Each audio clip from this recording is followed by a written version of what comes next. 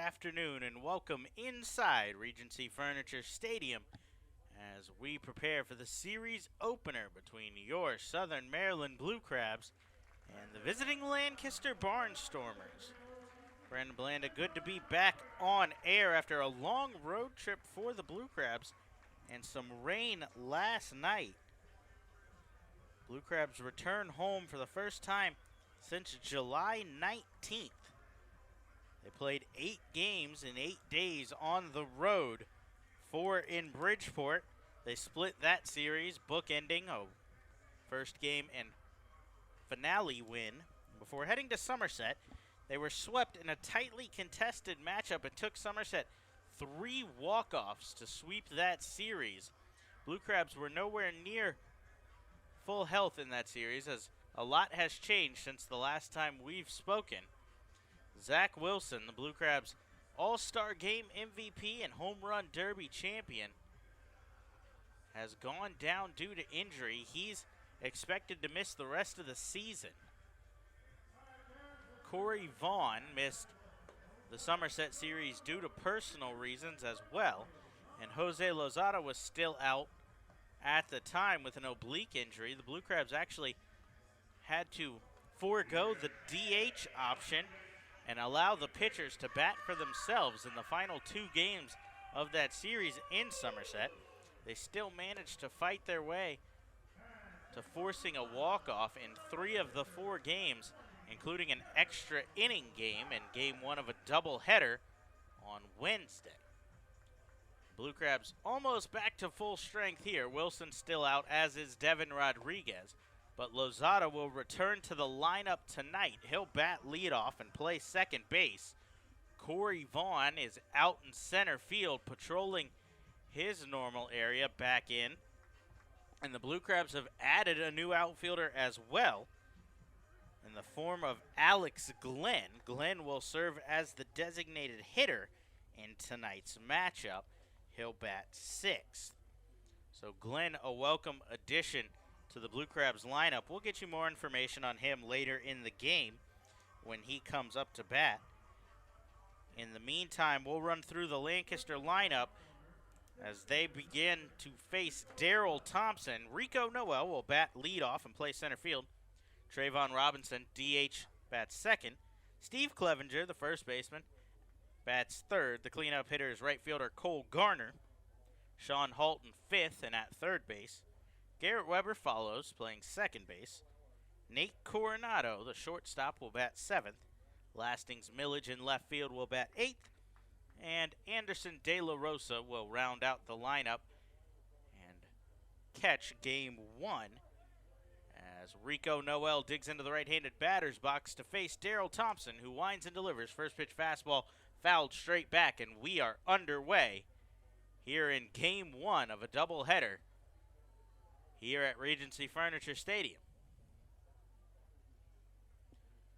Thompson with a long look in at Noel. He kicks and delivers another fastball. Noel behind this one, no balls and 2 strikes.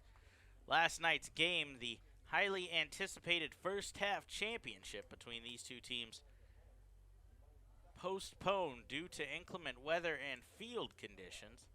As Thompson kicks and delivers 0-2. This one's rolled slowly towards third. Palmero picks it up, has to fire quickly across the diamond, safe as Noel beats it out. A slow roller for an infield single gets the speedster on base to lead off the ball game here. Quick reminder, doubleheaders in the Atlantic Leagues, 2 7-inning games, so we'll only play 7 here tonight. So every out more important, as each team has 6 less to work with at the plate. Noel is aboard with a leadoff single. A dangerous base runner is Rico Noel, 31 for 35 in stolen base attempts this season. So Thompson prepares to face Trayvon Robinson out of the stretch as he kicks and delivers. Changeup, called strike on the outside corner. So back to the championship game last night. It got rained out due to the weather conditions.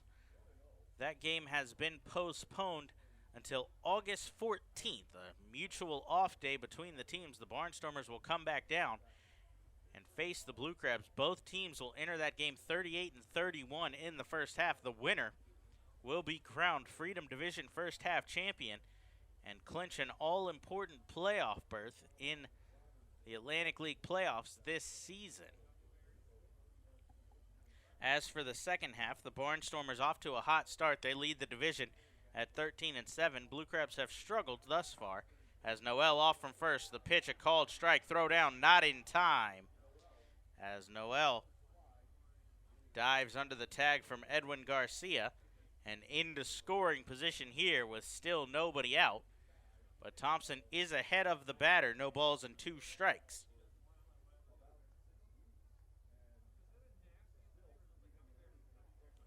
So that game on August 14th will now determine the winner, as the Barnstormers in a much better position than the Blue Crabs in the second half. We mentioned 13-7 leading the division. Blue Crabs back in fourth at 8-12.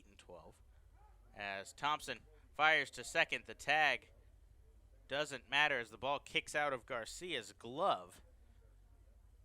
Garcia tried to quickly slap the tag on him, maybe catch Noel sleeping at second, but he's back in safely.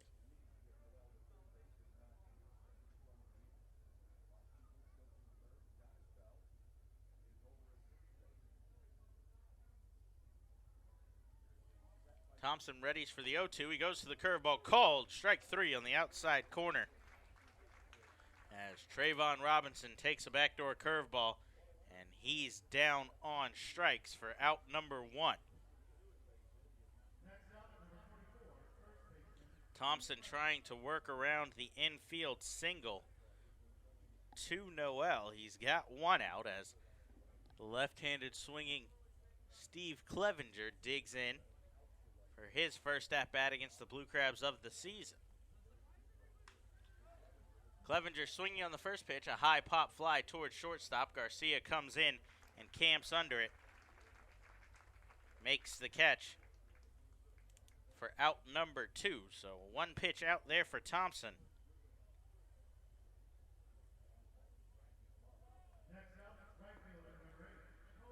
He's now just 1 out away as the right fielder Cole Garner will dig in for his first at-bat against Thompson. Garner, another Barnstormer who hasn't faced the Blue Crabs this season, as the 2 teams haven't met since way back in June.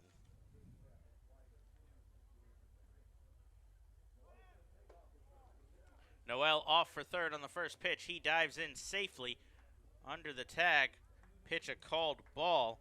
So Noel, 2 stolen bases. As I was saying, these 2 teams haven't met, not June, but rather May 22nd through the 24th. The 2 teams played what was slated to be a 4-game series. It turned out to be 3, as the 4th game, the one that's going to be made up on the championship, as Garner swinging on a 1-0 fastball chops it foul down the third baseline, 1-1.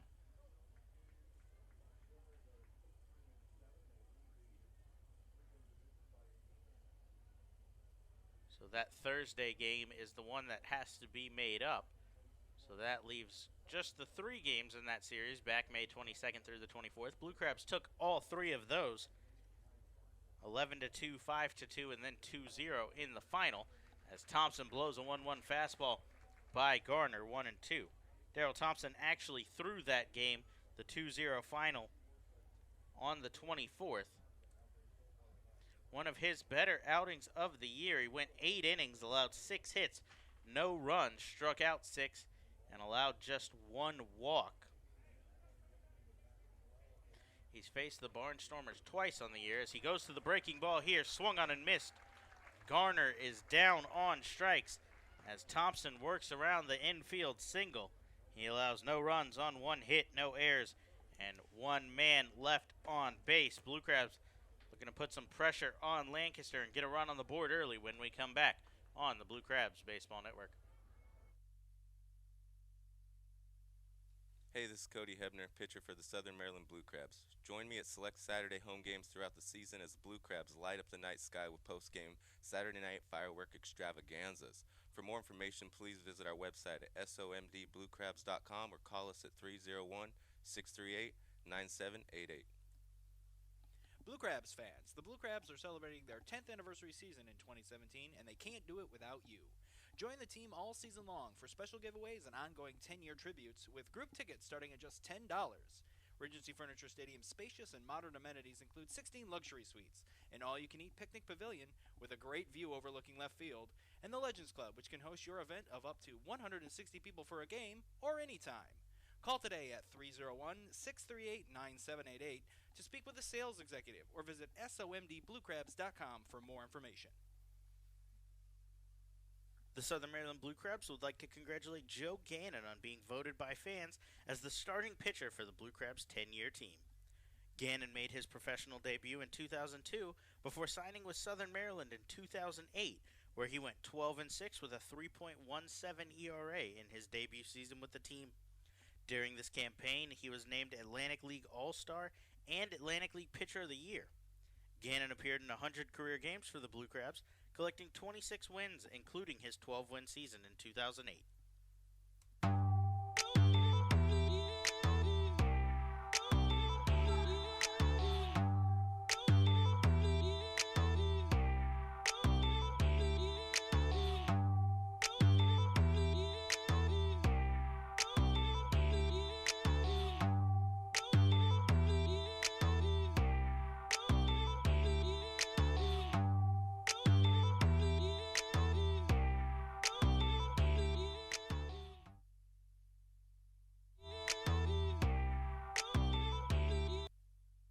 Hey, this is Mike Snyder, and you're listening to the Blue Crabs Baseball Network. Back inside Regency Furniture Stadium as Jose Lozada digs into the box to lead off here in the bottom of the first. He takes first pitch fastball on the outside corner from the Barnstormers starter, Brad Bergeson. Bergeson's second pitch, another fastball, is swung on and missed as Lozada falls behind, no balls and 2 strikes. Bergeson enters the game 6-6 with a 4.03 ERA on the season. The right-hander faces the switch-hitting Lozada, kicks and delivers. Lozada fouls this one back. The Blue Crabs' utility man back in the lineup for the first time since the All-Star break, as he injured his oblique in the finale right before the All-Star break against the Long Island Ducks, a Sunday matchup. He hasn't been in the lineup since then. He makes his return today as the 0-2 from Bergeson goes low, 1-2.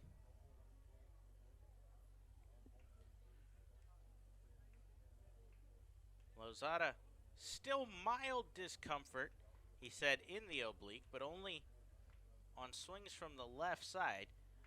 He said he's been working through it as he takes outside, 2 balls and 2 strikes.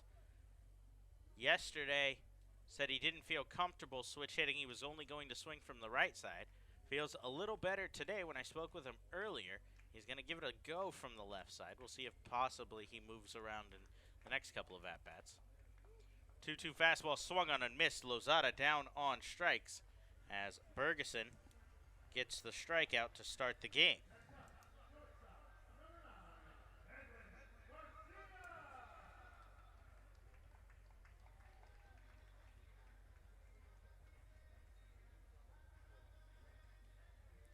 Brad Bergeson, 6'2", 190 pounds. In his second season in the Atlantic League, he pitched for the York Revolution back in 2015. This his first season with the Barnstormers as he gets a fastball across, called strike to Edwin Garcia. Bergeson kicks and delivers. Garcia shoots one. That's going to get over the leaping glove of Coronado at short and into left field. A single for Edwin Garcia as he stays hot and is aboard here.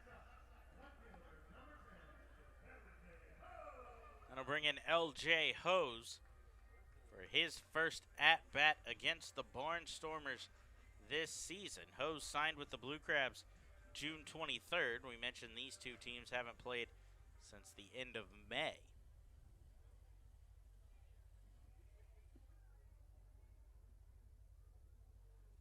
So Hose, with Wilson's absence, has moved up into the 3 spot as Ferguson to the stretch, kicks and delivers. First pitch fastball on the inside corner.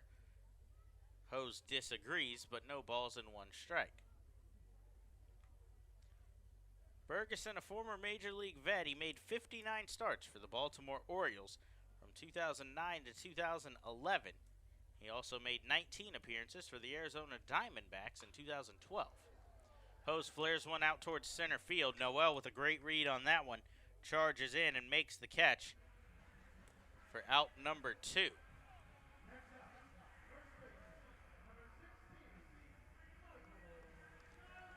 So that'll bring in the big first baseman, Michael Snyder. We've seen Snyder platoon with Wilson all season between first base and DH.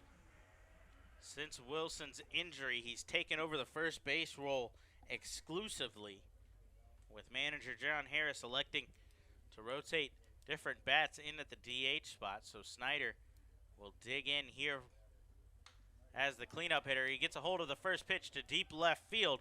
Millage will play it off the wall. Garcia around second, on his way to third. The throw will come in. Snyder will head towards second, put the brakes on, and retreat. A long single for Michael Snyder here, as he narrowly missed a home run to open the scoring, but does his job and keeps the line moving, as the Blue Crabs have runners on the corners and 2 outs for the center fielder Corey Vaughn, as Vaughn makes his return to the lineup. We haven't seen him in a couple of days. Missed the Somerset series, as we mentioned, due to personal reasons. So he's back in the lineup with an RBI opportunity here in the first. Ferguson goes to the breaking ball, gets Vaughn chasing here. No balls and 1 strike.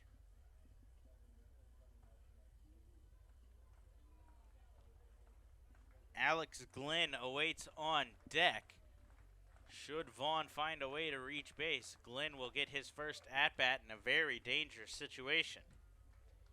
Vaughn takes a fastball inside here, 1 ball and 1 strike.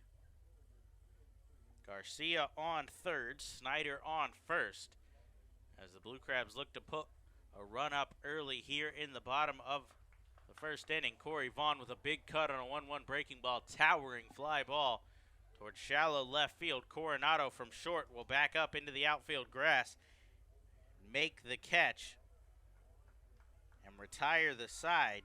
So the Blue Crabs unable to capitalize on an RBI opportunity. They put up no runs on 2 hits, no errors, and they leave 2 men on base. Thompson will head back to the mound to face Sean Halton, Garrett Weber, and Nate Coronado when we come back on the Blue Crabs Baseball Network.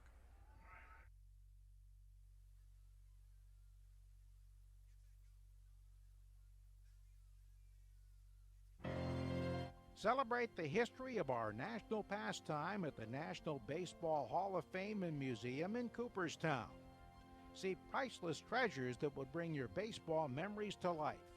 Cooperstown is where you, your family, and your friends can relive baseball's greatest moments and honor the all-time greats of the game. Plan your family visit today at baseballhall.org. Blue Crabs fans, join us at select Thursday home games for Foster's Grill Wings and Beer Night. For just $30, you can enjoy a ticket to the game and 2 hours of all-you-can-eat Foster's Wings and all-you-can-drink beer in the Legends Club from 6 p.m. till 8 p.m. For more information on this or any other exciting offers throughout the season, please visit our website at somdbluecrabs.com, or you can call us at 301-638-9788. For any sign, banner, or custom graphics needs, be sure to check out Fast Signs of Waldorf. Fast Signs works with you to create a targeted message that brings interest to your product, and their expert graphic design artists bring your ideas to life for you. For more information on their products and services, visit their website at fastsigns.com/2017 or stop by their Waldorf location located at 11750 Business Park Drive, Suite 105, open Monday through Friday. Fast Signs, the official sign partner of the Southern Maryland Blue Crabs.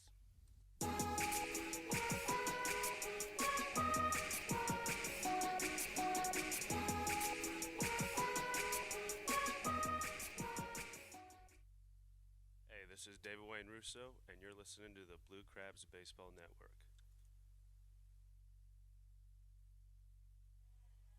Scoreless ball game heading to the top of the second as Daryl Thompson back on the mound to face Sean Halton. Halton first pitch swinging a high fly ball towards left center field. L.J. Hose and Corey Vaughn come together. Hose makes the catch for out number one, a one pitch out for Thompson.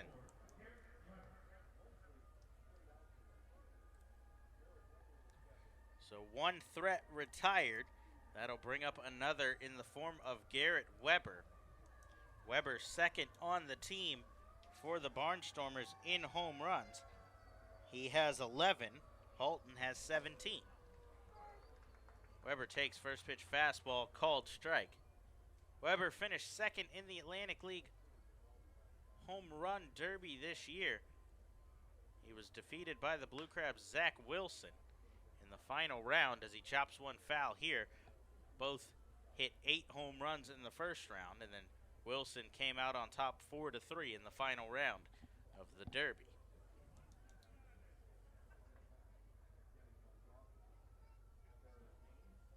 Thompson kicks and delivers 0-2 fastball. That one elevates out of the zone.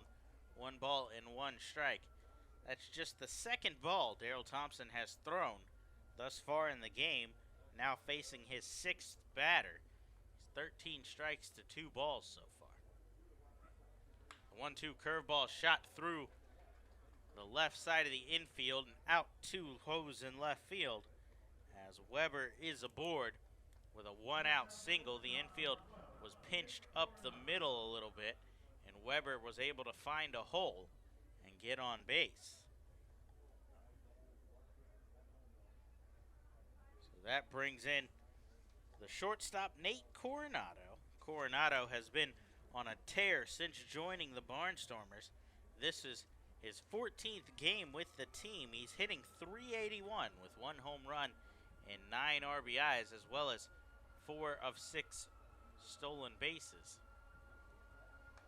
He's swinging on a first pitch as well. Fouls that one straight back. No balls and 1 strike.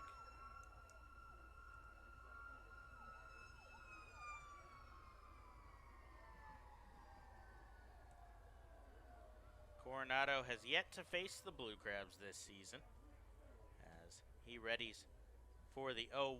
Thompson kicks and delivers. This one's rolled towards third under the glove of Palmero as he can't get it, moving to his left. That's through for another single.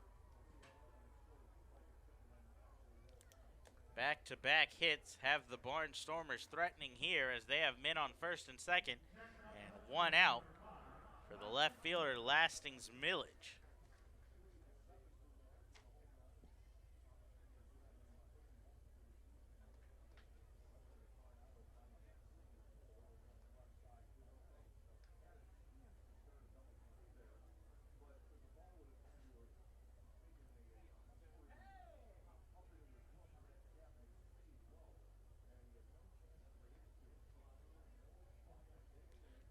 Thompson comes set at the chest with runners on first and second for the first pitch to Millage. He elevates a fastball out of the zone.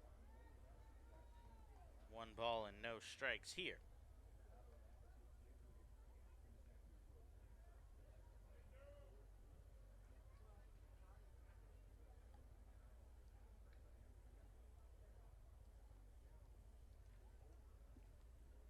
Thompson trying to get out of a jam as he readies for the 1-0 pitch.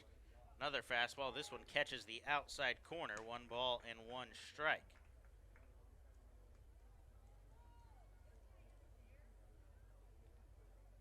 Lastings Millage has the most MLB experience between these two teams. Slightly ahead of L.J. Hose. He played in the bigs from 2006 to 2011 with a couple of different teams. As Thompson readies for the 1-1 pitch, kicks and delivers fastball, misses low, 2-1. He broke in with the New York Mets in 2006, played for them in 2007 as well before heading to the Washington Nationals in 2008 for his most successful season as a big leaguer. He hit .268 with 14 home runs and 24 stolen bases that year, driving in 61 runs. 2009, he played for the Nationals before moving on to Pittsburgh, where he spent 2009 finishing with the Pirates, and then 2010 as well. His last major league experience came in 2011 with the Chicago White Sox. He went 1 for 4 in 2 games with them. He's ahead in the count, 3 balls and 1 strike here. He took a changeup low and inside. As Thompson with a long look in at his catcher Allen here, trying to figure out the pitch to get Millage to roll into an inning-ending double play. The runners are off on the 3-1. This one's flown out towards shallow right field. A long run for Zach Cohn. He can't get there, but it lands in foul territory as the count will run full. A very dangerous shot off the end of the bat of Lasting's Millage. Cohn had a long way to go to get to that one. The wind helped the Blue Crabs out a little bit there and pushed it foul. Wind is blowing from left to right here. Out, hooking around the right field foul pole for any left-handed batters we'll see today. None in the Blue Crabs lineup. A couple for Lancaster. Steve Clevenger, Trayvon Robinson, a switch hitter, will bat from the left side as well. Thompson sets at the chest for the payoff pitch. Runners off again as Millage fouls this one off over the first base dugout, and the count will hold.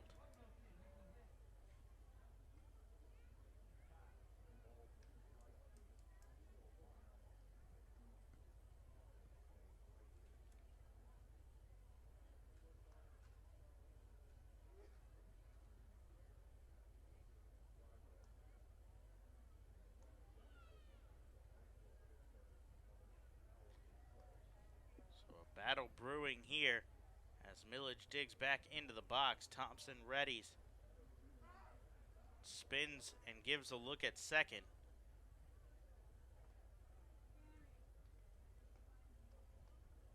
Thompson wanted a little more time to think about his 7th pitch, trying to catch the Lancaster runners heading off a little early. We've seen them running on back-to-back pitches. We'll see if we see it again here. As Thompson sets, the runners off from second, not from first. As Millage swings and pushes one towards right field again, this will tail out of play, and the count will hold full. So Millage making Thompson work. He used just 11 pitches to get through the first. He's already thrown 14 here in this inning, has just 1 out.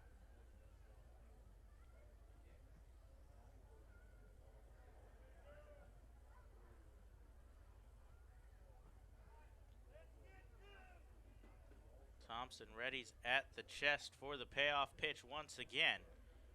Kicks and fires, runner hold this time. As the grounder to Palmero, he flips to Lozada, who turns and fires to first. Thompson wins the battle with a 5-4-3 double play to end the inning. It took him 8 pitches, but he got the job done. Works out of a jam, no runs on 2 hits, no errors, 1 man left on base.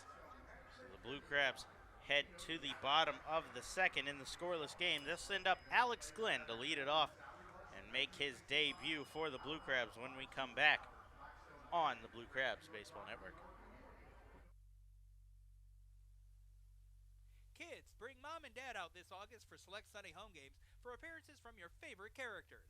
On Sunday, August 13th, the Blue Crabs will host characters from Paw Patrol. And on Sunday, August 20th, we will have a visit from your favorite Beauty and the Beast characters. Both games start at 2:05, and we'll also feature a pregame player autograph session and postgame Kids Run the Bases. Call 301-638-9788 for tickets or more information, or visit somdbluecrabs.com.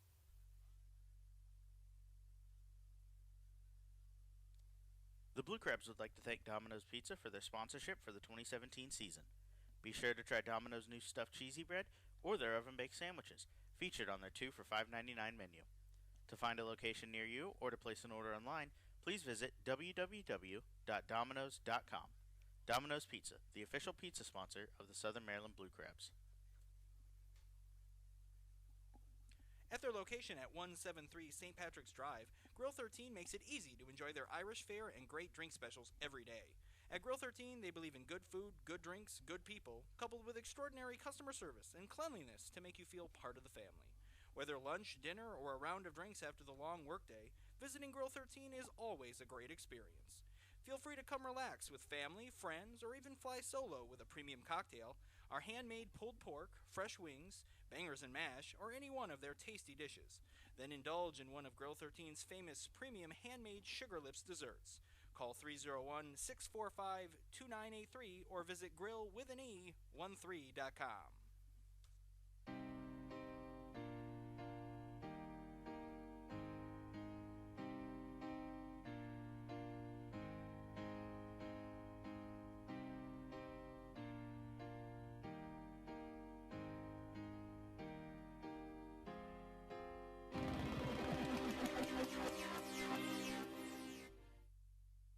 Hey, this is Cody Hebner, and you're listening to the Blue Crabs Baseball Network. Back inside Regency Furniture Stadium as Alex Glynn digs in to lead off the second inning here. He takes first pitch fastball from Brad Bergeson on the outside corner, a called strike. Glynn swinging on the second pitch, a deep fly ball to right center field. Long run for Cole Garner in right, but he'll get there and make the catch on the run to retire Glynn out number one. So a good cut there from Glynn in his first at-bat with the team.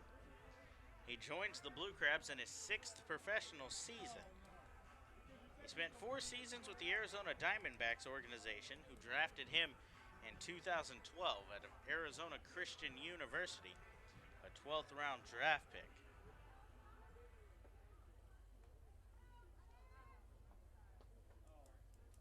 Glenn spent 4 seasons with Arizona, then moved on to the Oakland A's, but he appeared in just 3 games before heading to the Miami Marlins, where he spent the end of last season and the beginning of this one.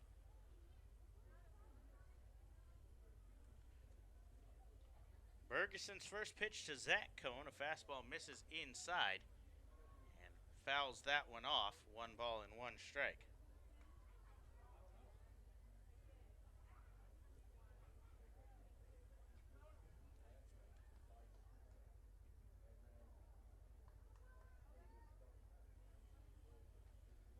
So Cohn has moved back down in the lineup. He spent some time at the top with Lozada out.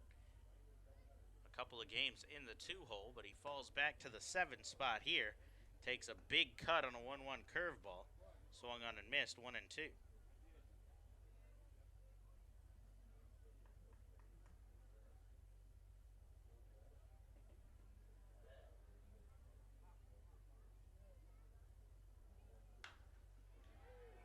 Cohn flares one out towards shallow center. Noel with a good jump on that one will make the catch on the run for out number 2. So 2 up, 2 down, as Luis Allen will dig in with the bases empty.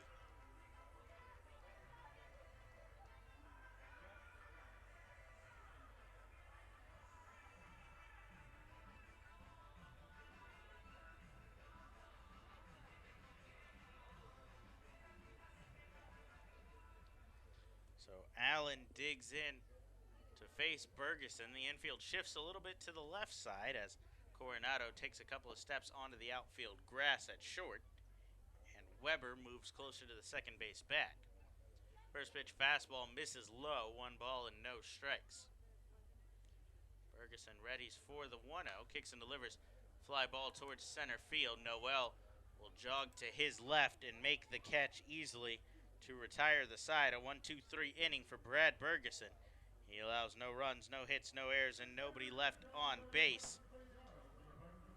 So a scoreless ball game heading to the 3rd. A pitcher's duel brewing. Exactly what we expected out of the 2 starters on the mound today. Thompson will head back to face the 9-1-2 in the Lancaster lineup when we come back on the Blue Crabs Baseball Network. Hey fans, be sure to join us at the ballpark every Tuesday home game for our new Tuesdays. During these games, concessions will be offering fans $2 pretzels, popcorn, and peanuts. For more information, please visit our website at somdbluecrabs.com or call us at 301-638-9788. At their location at 173 St. Patrick's Drive, Grill 13 makes it easy to enjoy their Irish fare and great drink specials every day. At Grill 13, they believe in good food, good drinks, good people, coupled with extraordinary customer service and cleanliness to make you feel part of the family. Whether lunch, dinner, or a round of drinks after the long workday, visiting Grill 13 is always a great experience. Feel free to come relax with family, friends, or even fly solo with a premium cocktail, our handmade pulled pork, fresh wings, bangers and mash, or any one of their tasty dishes. Then indulge in one of Grill 13's famous premium handmade Sugar Lips desserts. Call 301-645-2983 or visit grillwithane13.com. The Southern Maryland Blue Crabs would like to congratulate Christian Lopez on being voted by fans as the starting catcher on the Blue Crabs' 10-year team. Lopez was drafted in the 6th round of the 2003 MLB Amateur Draft by the Tampa Bay Rays. Lopez signed with Southern Maryland in 2010, where he hit .274 with 7 home runs and 7 stolen bases in his debut season. Lopez was also named an Atlantic League All-Star in what proved to be his final season with the team, 2012. In 285 career games for the Blue Crabs, Lopez collected 20 home runs, 106 RBIs, and 26 stolen bases.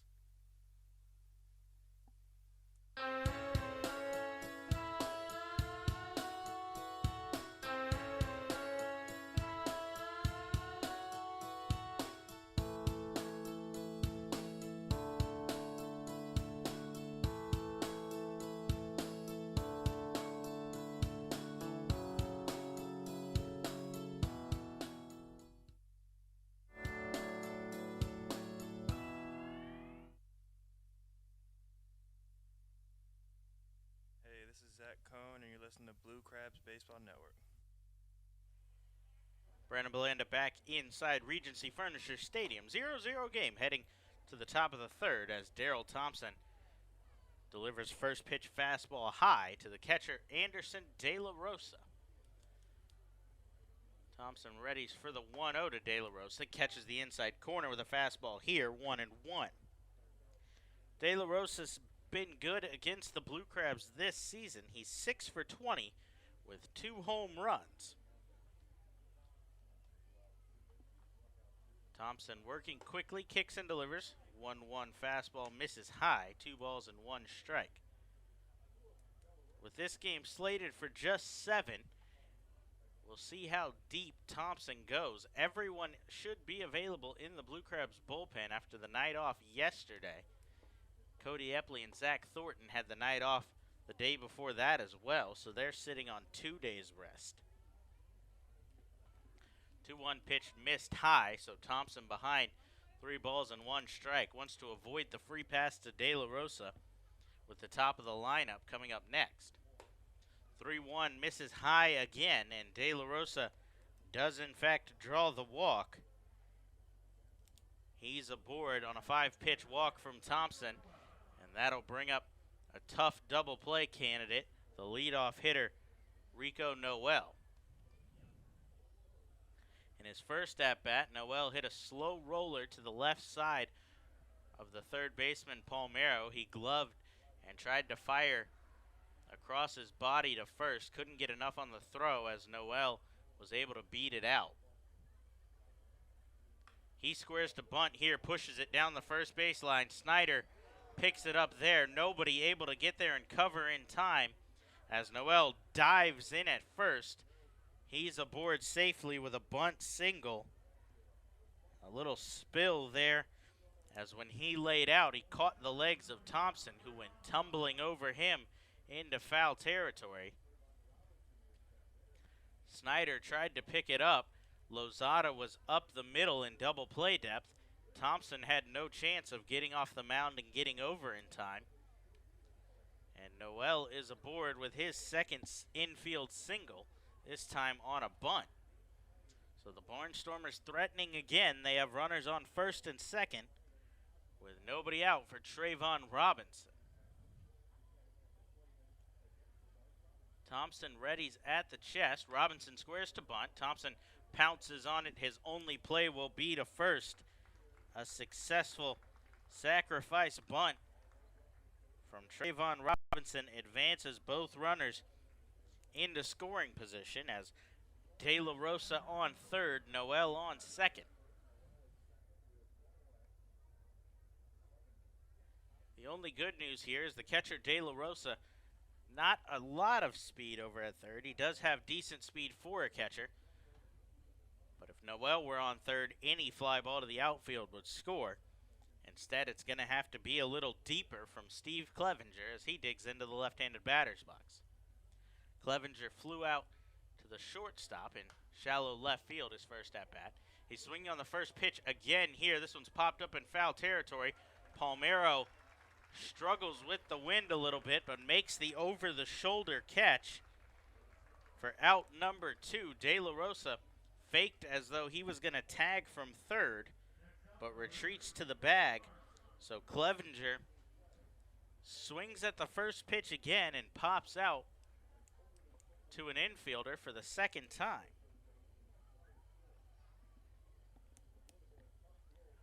So Thompson now just 1 out away from working out of another jam.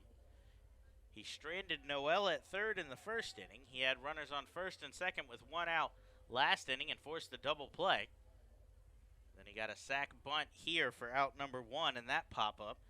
So he's got Cole Garner to get through to get out of the inning as his first pitch to Garner, a fastball fouled straight back.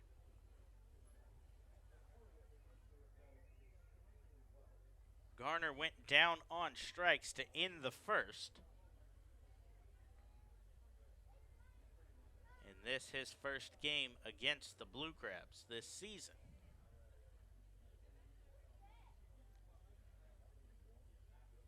Thompson readies at the chest, now kicks and delivers. Garner with a big cut, but a little bit behind as he fouls it off down the right field line, 0-2. Garner has struggled against right-handed pitching this year. He's 8 for 43 against righties. He's also struggled on the road, just 7 for 39, a 179 batting average. He's hitting .216 with 2 home runs, 8 RBIs. Thompson readies for the 0-2, kicks and delivers fastball high out of the zone, 1 ball and 2 strikes.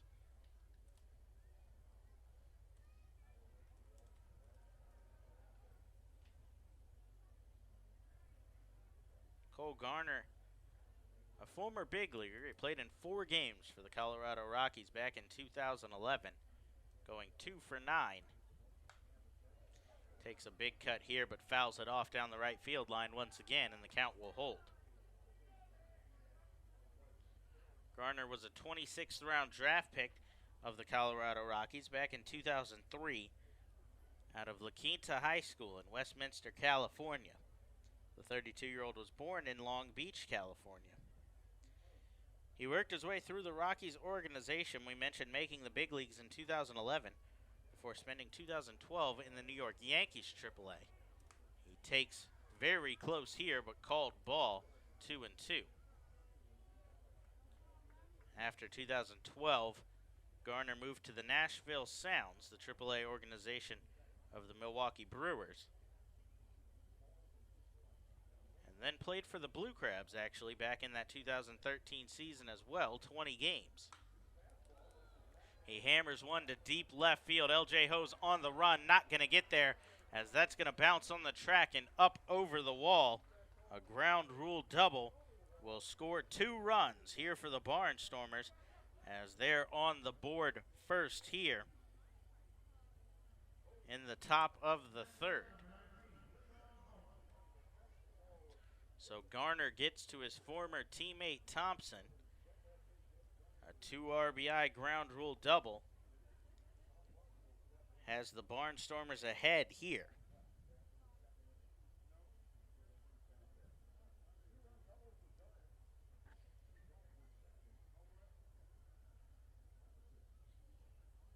So Garner's still in scoring position as the dangerous bat of Sean Halton digs in. He takes a changeup low, 1 ball, no strikes.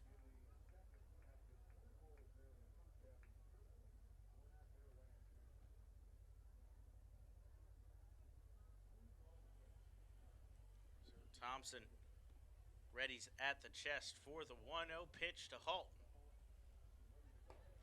Delivers high again, 2 balls and no strikes. Thompson's been up with his pitches the majority of the afternoon so far, as he's struggling with the command. You don't want to have to groove one to Holton. He's hitting .256, but 17 home runs and 58 RBIs. 2-0 fastball catches the outside corner. 2 balls and 1 strike.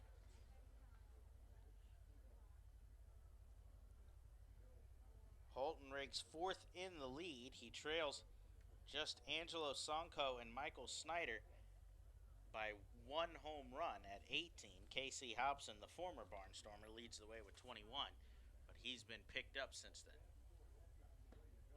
2-1 breaking ball swung on and missed as Thompson got Holton chasing in the dirt. He's now just 1 pitch away from getting out of this tough 3rd inning. He's already given up 2. Garner is in scoring position here as Thompson readies. Another curveball in the dirt. Holton able to hold back this time. 3 balls and 2 strikes.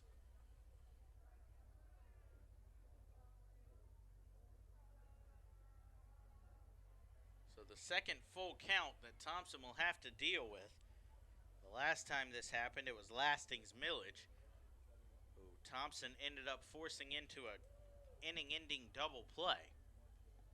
He'd like to end the inning here with another full count as he readies for the payoff pitch to Holton. Gives a look at Garner, now kicks and delivers. This one's fouled straight back and the count will hold full.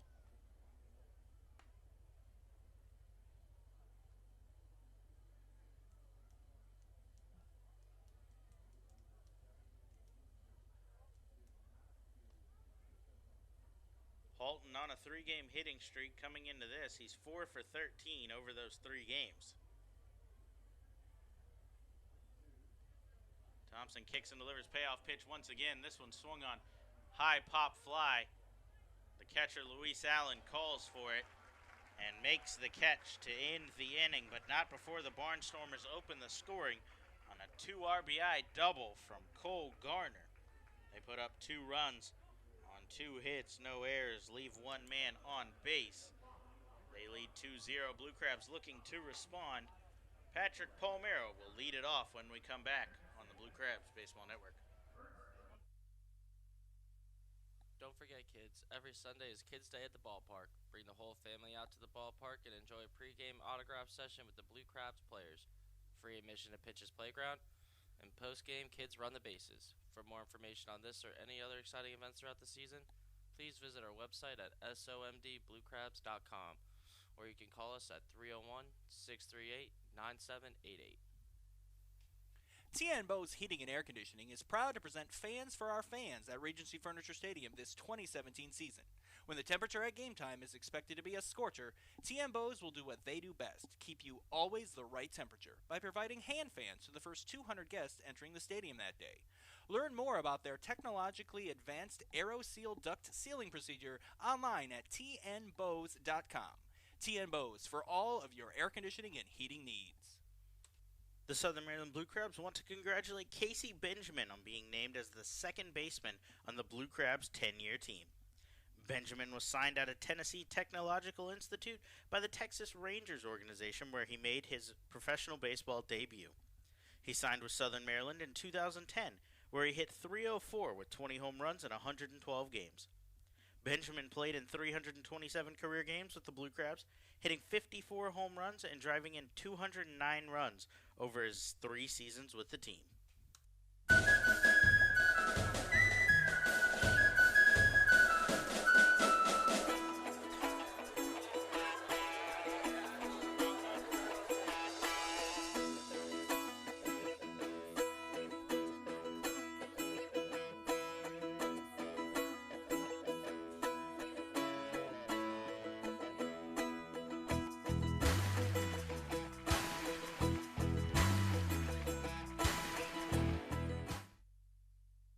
Hey, this is Kalaika Kaho'ahalahala, and you're listening to Blue Crabs Baseball Network.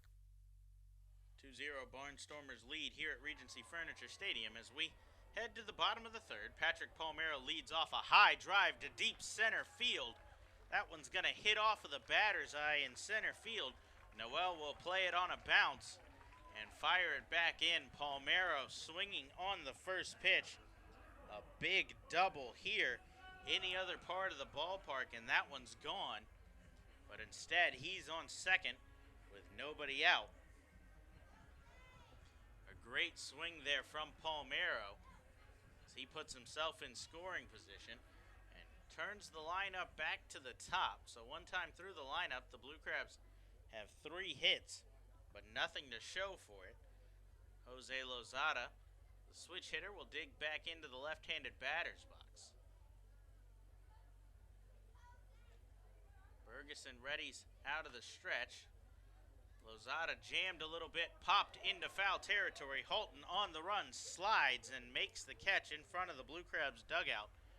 A great play there from Sean Holton as Lozada's down on 1 pitch for out number 1. So Ferguson's thrown just 2 pitches. Opposite results as Palmero nearly hits one out of the ballpark, but settles for a double. Lozada pops out in foul territory. So 2 pitches so far in the inning as Edwin Garcia digs in with a man in scoring position. Ferguson goes to the breaking ball here. First pitch taken over the inside corner for strike 1. Blue Crabs batter finally takes a pitch in the inning as Ferguson now readies for the 0-1. Kicks and delivers fastball off the plate away, 1 ball and 1 strike. Garcia singled in his first at-bat over the leaping glove of the shortstop Coronado into left field. He advanced to third on a single from Michael Snyder off of the left field wall, but was stranded there on a fly ball from Corey Vaughn.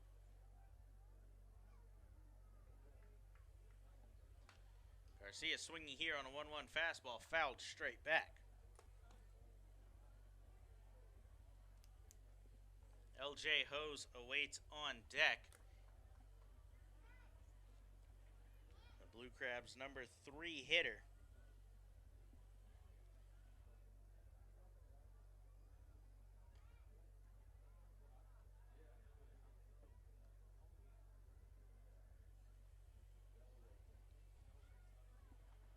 Ferguson sets at the chest for the 1-2 pitch.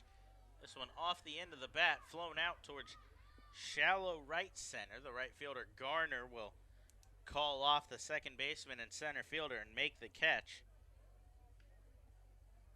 for out number 2. So it's up to LJ Hose to make something of the leadoff double. Palmero did his job to start the inning, but a pop out and a fly out have 2 outs in the inning as Hose digs into the right-handed batter's box, looking to pick up an RBI here. He has 10 on the season, 5 here at home and 5 on the road. He's been great at Regency Furniture Stadium thus far this season. .429 batting average, 12 for 28 at home. He's swinging on a first pitch here, a little bit out in front as that one's chopped foul down the third baseline.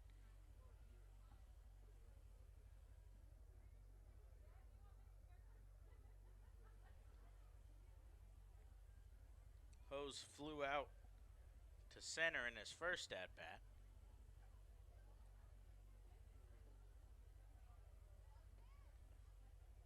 Former big leaguer digs into the right-handed batter's box. Ferguson steps off the back of the rubber to reset.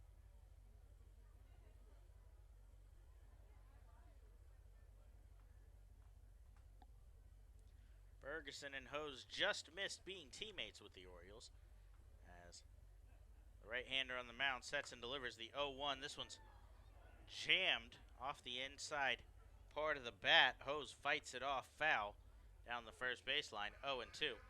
Ferguson left the Orioles in 2011. Hose made his MLB debut in 2012. He then spent 3 seasons with the Houston Astros, 2013, 14, and 15, before returning to the Orioles, but never appearing in a game with Baltimore after that 2012 season as he went to AAA that year. 0-2, a high chopper down the line. That one stays in fair territory, says the home plate umpire, Tim Detweiler.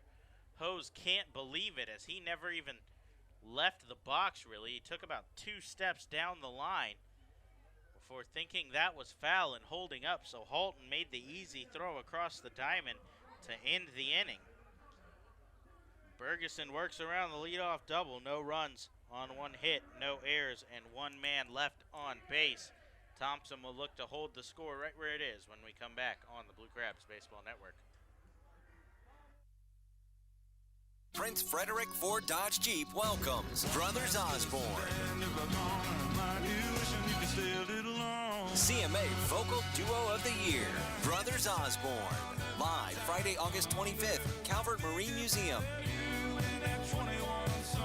Brothers Osborne. Tickets and information available at calvertmarinemuseum.com or by calling our 24-hour hotline at 1-800-787-9454. Hey Blue Crabs fans, this is Justin DeFreitas. For all my grocery and deli needs, I head over to Nick's of Clinton. Nick's of Clinton aims to offer a unique shopping alternative to the larger grocery stores while providing a family-oriented experience for all their customers. Nick's of Clinton, the official hot dog and sausage sponsor of Southern Maryland Blue Crabs. The Southern Maryland Blue Crabs would like to congratulate Eric Crozier on being voted by fans as the starting first baseman on the Blue Crabs 10-year team. Crozier was originally drafted in the 41st round of the 2000 MLB Amateur Draft by the Cleveland Indians and made his MLB debut in 2004 with the Toronto Blue Jays. While in the major leagues with the Blue Jays, he collected 2 home runs in 14 games in his 2004 debut season. He signed with Southern Maryland in 2008, hitting .265 with 13 home runs and 10 stolen bases that season. He appeared in 279 career games for the Blue Crabs, collecting 44 home runs and 149 RBIs in 3 seasons.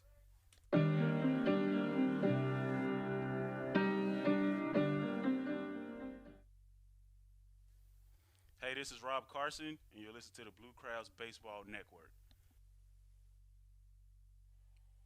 Brandon Belanda back inside Regency Furniture Stadium. The Blue Crabs trail 2-0, heading to the top of the 4th in this game 1 of 2 doubleheader games here. They'll both be 7 innings.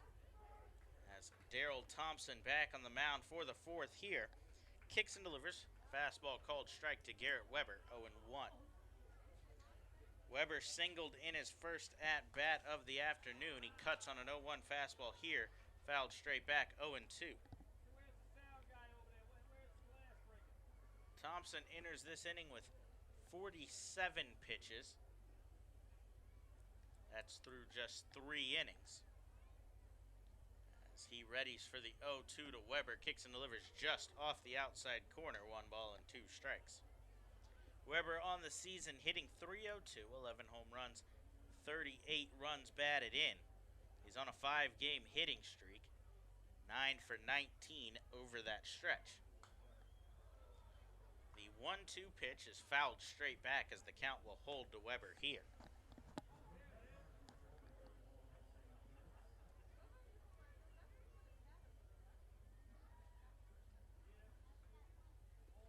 Thompson out of the windup. Long look in at his catcher, Allen. Now kicks and delivers. Breaking ball chopped slowly foul down the third baseline. As Thompson had Weber fooled there. He was well out in front of that. Did good just to fight it off and stay alive.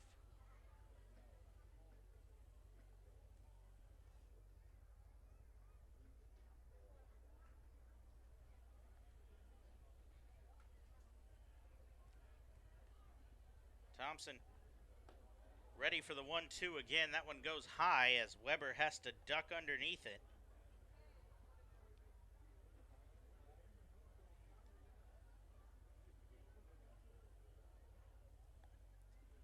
So the count now 2 balls and 2 strikes as Thompson, unfazed on the mound, kicks and delivers. Fastball just misses off the plate. He tried to go up and in and set up the outside corner, but missed it. 3 balls, 2 strikes.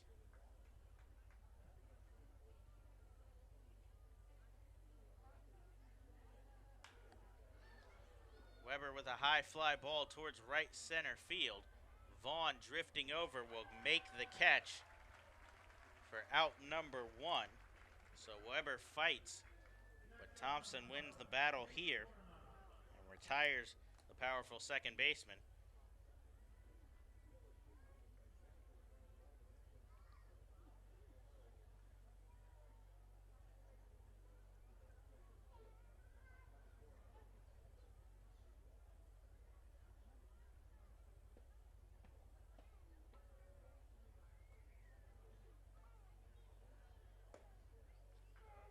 Thompson now faces Nate Coronado, gets a first pitch fastball across, no balls and 1 strike.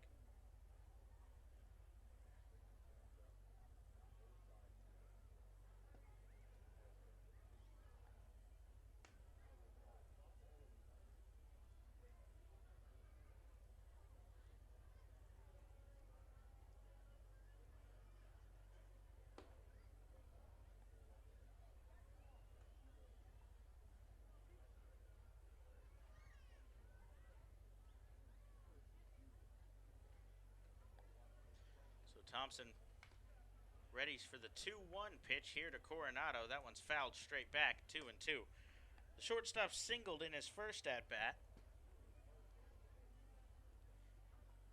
Following a single from Garrett Weber, he was forced out on a 5-4-3 double play that ended the inning. That came off the bat of the man on deck, Lasting's Millage.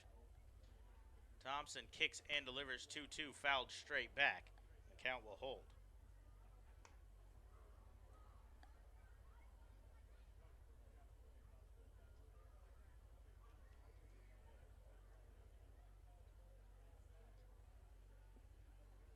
Time is called as Coronado steps out of the right-handed batter's box to readjust the foot guard there.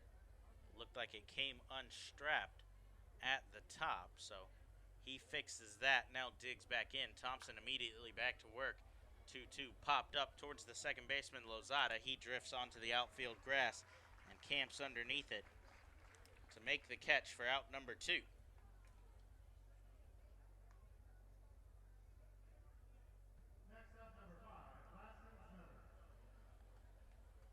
That brings in the left fielder, Lasting's Millage. He's 0 for 1 on the day, but he's had a good season against the Blue Crabs. 7 for 23 against Southern Maryland thus far. That's good for a 304 batting average, the highest among active players on this Barnstormers roster. He takes a cut on a first pitch fastball, fouled off down the right field line. No balls and 1 strike. Millage and the man on deck, Anderson De La Rosa, the only 2 players to be hitting over 300 on the season against the Blue Crabs in the Barnstormers lineup. Kevin Aarons, Darian Sanford, and Blake Galen were all hitting over 300 in their time with the Barnstormers, but have since moved on. Aarons via trade, Sanford and Galen both picked up. Check swing on an 0-1 pitch, but a called strike anyway, as the count goes to 0-2. Thompson looking for his first 1-2-3 inning as he kicks and delivers the 0-2, fouled off straight back, and the count will hold.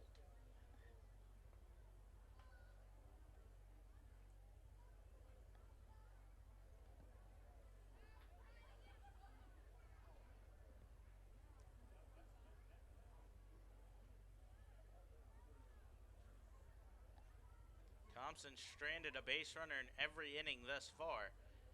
Given up 5 hits, but limited the damage to just 2 runs. As he kicks and delivers an 0-2 breaking ball, that one stays too far inside. 1 ball and 2 strikes. He's given up the 5 hits as well as a walk to Anderson De La Rosa. Both runs were scored last inning on a 2 RBI double from Cole Garner. Thompson looking for his first 1-2-3 inning of the afternoon. He winds and delivers the 1-2 pitch, just misses off the outside corner. 2 balls and 2 strikes.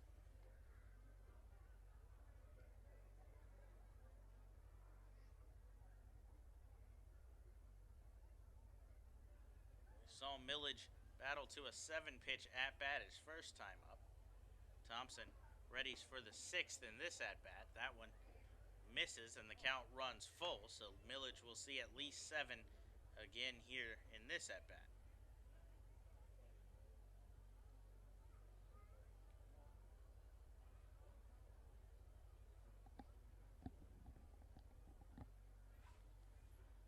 Third full count of the day for Thompson as he kicks and delivers the payoff pitch. This one's fouled straight back.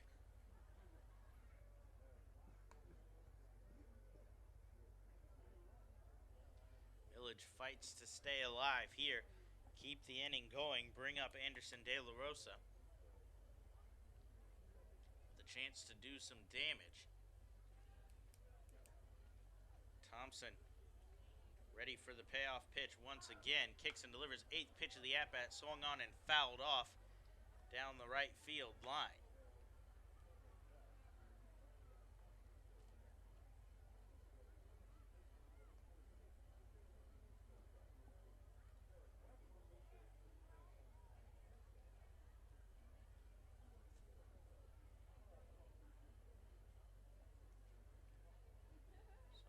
Back into the box here. 3-2 on its way once again. This one's fouled off one more time. So we'll see the payoff pitch again. As Millage has fought and made Thompson throw a lot of pitches here. The right-hander's already at 70 through just 3 2/3. He's thrown 18 of 71 as the 10th pitch is taken low. And Millage draws a walk. That was the 18th pitch of the afternoon to Lasting's Millage. And he's aboard now with a 2-out walk, bringing up Anderson De La Rosa. If nothing else, this clears the bottom of the lineup for the Barnstormers and will allow Rico Noel to lead off next inning. Best case scenario, obviously, for Lancaster is De La Rosa gets a hit, keeps the line moving, and Noel gets a chance this inning.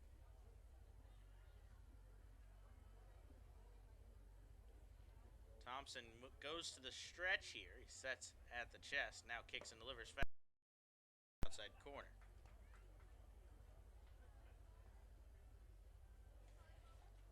Thompson has thrown at least 5 innings in every one but one of his 17 starts this season. He kicks and delivers. This one's hammered down the left field line. That's hooking towards the line. That's going to go foul, says the home plate umpire Tim Detweiler, as it just missed the chalk. Thompson's bailed out here as that one, a loud, long foul ball. No balls and 2 strikes. Millage had a good read on it at first. He was halfway to third. Likely would have scored, but instead has to retreat all the way to the first base bag. Thompson has given up 3 earned runs or less in 13 of his 17 starts this season. He has 12 quality starts on the year.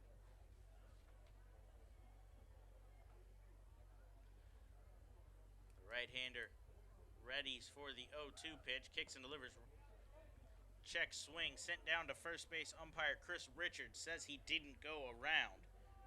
So the count will go to 1-2. Luis Allen emphatically pointed down to first and headed towards the dugout. He thought that De La Rosa had gone. Richards disagreed.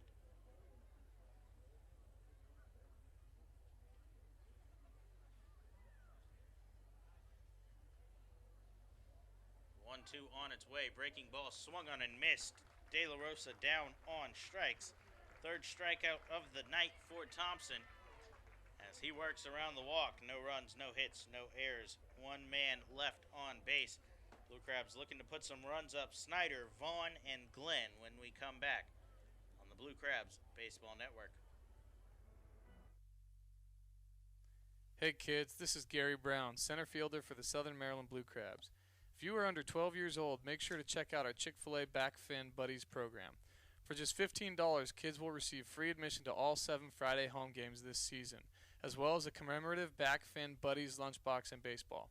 For more information, please visit our website at somdbluecrabs.com or call us at 301-638-9788. Did you know that the storm drains in Charles County lead to the Potomac River, Patuxent River, and the Chesapeake Bay? Those storm drains are not trash cans, and the water inside does not get filtered. The litter you throw on the street can end up in the same water you drink, fish, and play in. Start now and help keep Charles County beautiful by placing your trash in its proper place. To find out how you can help, visit www.charlescountymd.gov/litterbug. The Southern Maryland Blue Crabs want to congratulate Pat Osborne on being named the starting third baseman on the Blue Crabs' 10-year team. Osborne was originally drafted in the second round of the 2002 MLB Amateur Draft by the Cleveland Indians. He signed with Southern Maryland in 2008, where he hit .326 with 17 home runs and 106 RBIs in his debut season.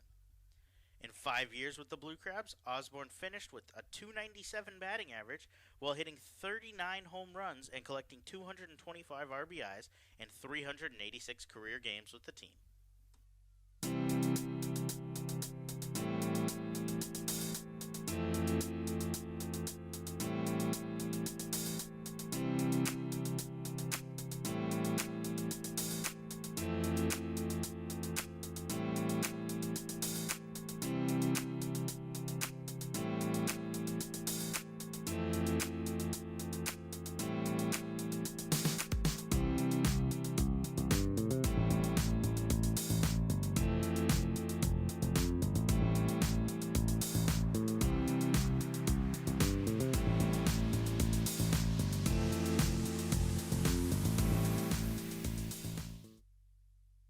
This is Edwin Garcia, and you listen to the Blue Crab Baseball Network.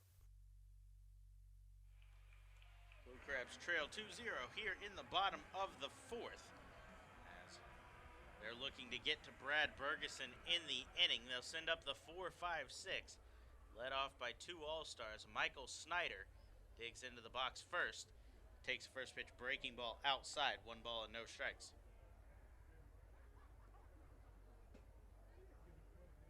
Snyder narrowly missed a home run in his first at-bat. He got a hold of one to deep left field, hitting off the top of the mini monster. He laces one towards left again. That one dives in front of Lasting's Millage. Snyder's aboard. Another multi-hit game for him, as he's 2 for 2, his 25th multi-hit game of the season. That leads the way for the Blue Crabs, most on the team. That'll bring in the center fielder, Corey Vaughn. Vaughn popped out to the shortstop, a towering pop fly to end the first inning, stranding runners on the corners. He'll look to keep the line moving here as Bergeson comes set. This one's chopped foul down the third baseline. Halton was hugging the line, couldn't quite reach it, but he was also in on the grass. The home plate umpire, Tim Detweiler, right on top of that one. So, no balls and 1 strike here. Vaughn, an all-star game starter in the outfield for the Freedom Division. He's hitting .266 on the season, 8 home runs, 42 RBIs. Much better here at home, .302. as opposed to a .239 average on the road. He takes one that just catches the outside corner, 0-2. Has a question for the home plate umpire, Tim Detweiler, as he steps out there. A generous outside corner, but Vaughn now has to protect. Chokes up a little on the bat as Bergeson readies for the 0-2 pitch. This one's chopped towards short.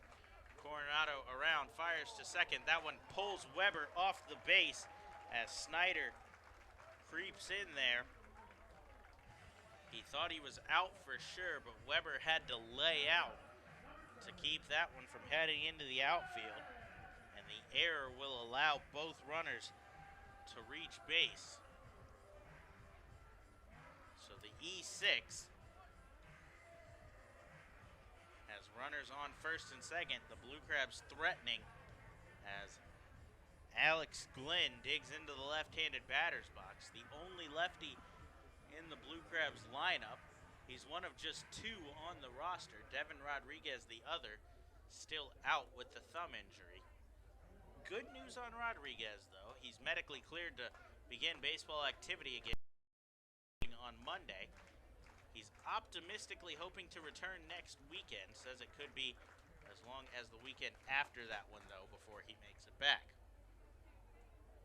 Glenn swinging on a first pitch curveball, a little bit out in front, fights it off, foul. No balls and 1 strike.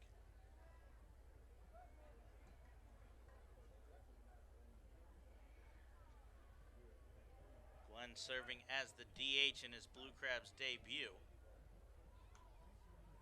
He readies for the 0-1 here in an RBI opportunity.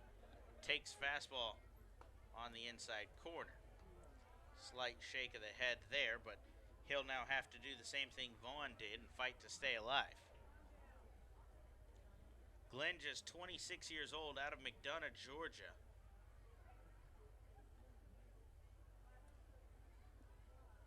The 0-2 on its way, misses the outside corner. No balls and 2 strikes. We mentioned his affiliated ball passed. He's shown some power throughout his career. He has 67 home runs in 6 minor league seasons. His high came back in 2014. He hit 24 home runs, drove in 89 runs in the High A affiliate of the Arizona Diamondbacks organization, as he fouls one off here, 1-2. He hit 285 that year. That earned him the move up the next season to the Double A affiliate of Arizona. Struggled a little bit there, 238 with just 3 home runs.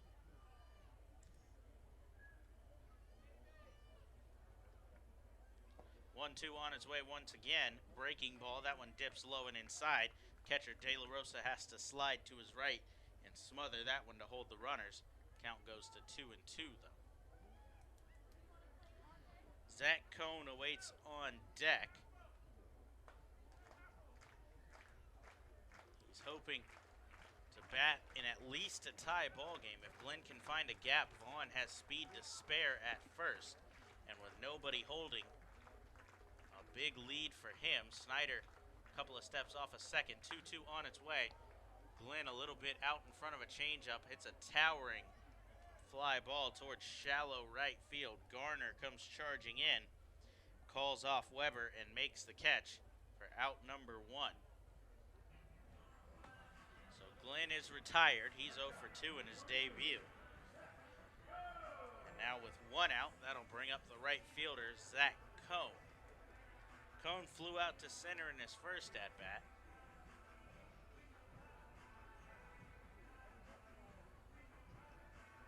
He's hoping to do the same thing I mentioned about Glenn, find a gap and tie this game.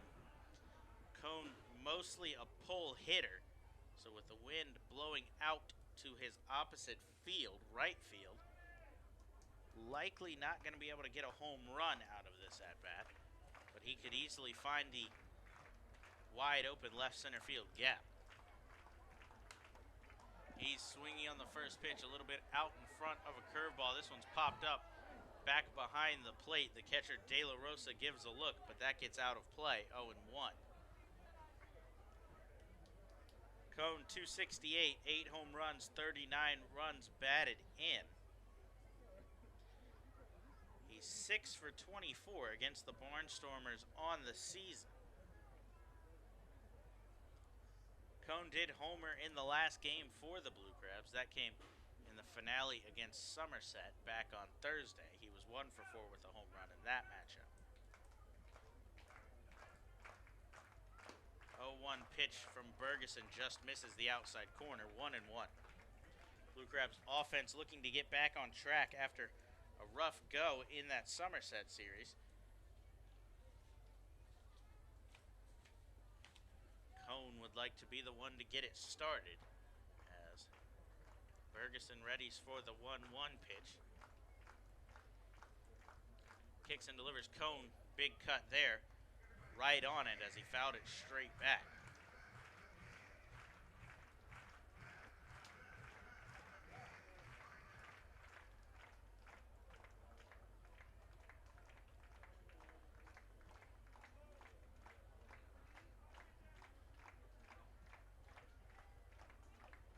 Crabs able to only put up 7 runs in the 4 games against Somerset. So a little less than 2 a game, including a 1-0 shutout in game 1 of a doubleheader on Wednesday.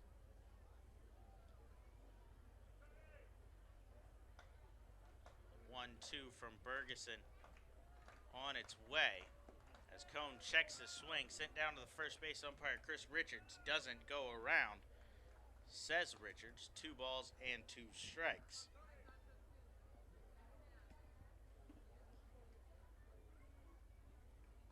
So Cone able to hold up there and stay alive in the at-bat. Luis Allen awaits on deck. Anything but a double play will bring him up. He's been good against the Barnstormers this year. He's batting .400 currently against them.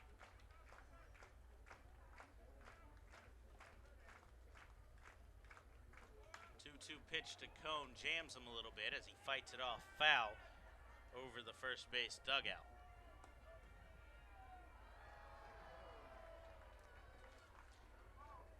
Cone's 39 RBIs rank him third on the team among active players, 4th overall. Snyder has 57 leading the way. Wilson's 52 follow, Vaughn with 42. 2-2 breaking ball tails off the plate away, 3 balls and 2 strikes. So the count is full here. We'll see if the Blue Crabs will put the runners in motion, trying to avoid a double play.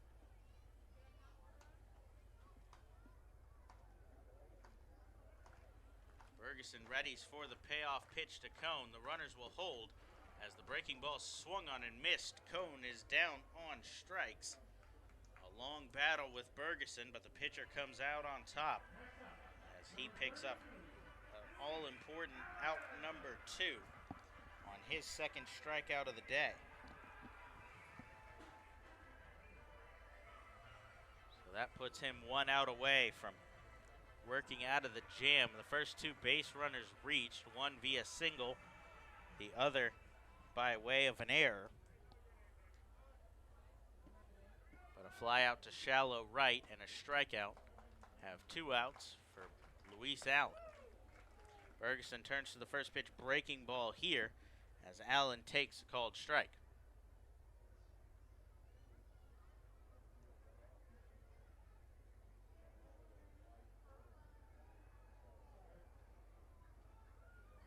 Right-hander set, ready for the 0-1, kicks and delivers.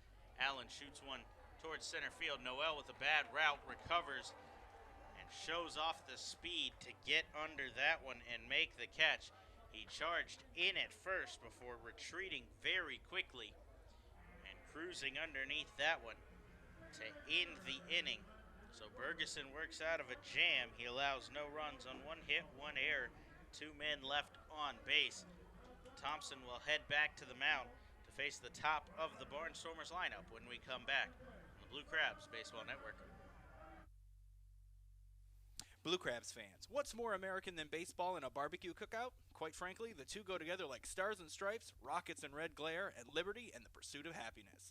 So when you come to Regency Furniture Stadium's all-you-can-eat picnic pavilion, you get both at a great price. The best part is that groups from 20 to 400 plus can enjoy the picnic pavilion, and when you include this home run of a deal with the kids park, paddle boats, and on-field fun, you have a grand slam of an opportunity. Call today at 301-638-9788 to speak with a sales executive or visit somdbluecrabs.com for more information. This is Rick Meehan, Mayor of Ocean City, Maryland. For everyone who's put off planning a vacation this summer, I've got good news for you. Ocean City, Maryland is a procrastinator's paradise. We've got 10 miles of free beach, an amazing 3-mile boardwalk, golf, fishing, shopping, dining, and free events 7 nights a week, including fireworks, boardwalk light shows, dance parties, and movies right on the beach. It's not too late. Book a visit today at ococean.com. That's ococean.com. The Southern Maryland Blue Crabs would like to congratulate Travis Garcia on being named the starting shortstop on the Blue Crabs' 10-year team. Garcia was originally drafted by the New York Mets in the 21st round of the 2003 MLB Amateur Draft. He signed with Southern Maryland in 2008, their debut season, and in 2009 he hit .353 with 16 home runs and 63 RBIs. In 5 seasons with the Blue Crabs, Garcia finished with 59 home runs and 229 RBIs in 330 games.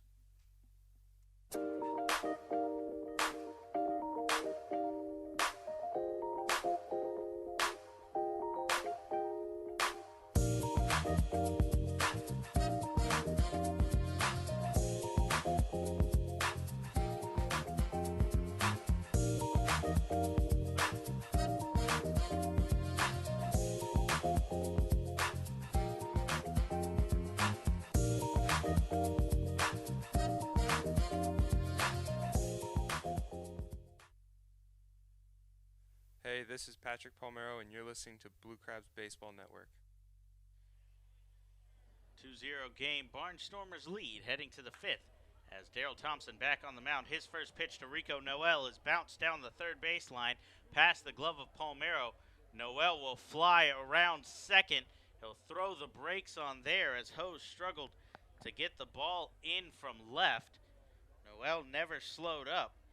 Had to slap on the brakes halfway to third and retreat. A lead-off double for the speedy Rico Noel. He's 3 for 3 here in the ballgame.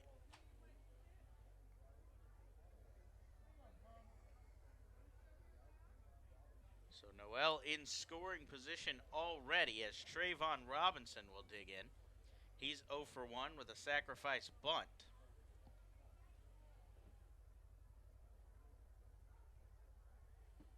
So Thompson has to work around the leadoff runner again. He kicks and delivers. This one shot towards the gap. That's going to get down. Noel will score easily as that will head to the wall. Robinson around first will jog into second. Back-to-back doubles here for the Barnstormers. And they extend their lead to 3-0 here in the top of the 5th.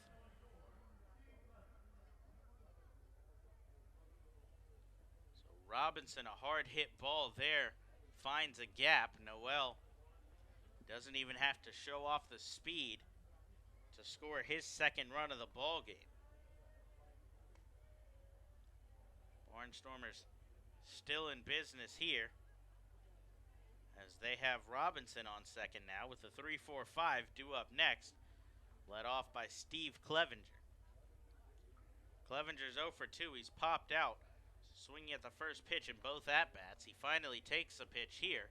Fastball called strike on the outside corner. Action begins in the Blue Crabs bullpen as the backup catcher Ryan Wiggins is up out of the dugout and heading down. A number of pitchers stretching. We'll see who it's going to be throwing. Clevenger hammers an 0-1 pitch to right field. That one's drifting towards the line. Cone is there, but unable to make the catch as that one hits the wall before Cone can get it. No balls and 2 strikes.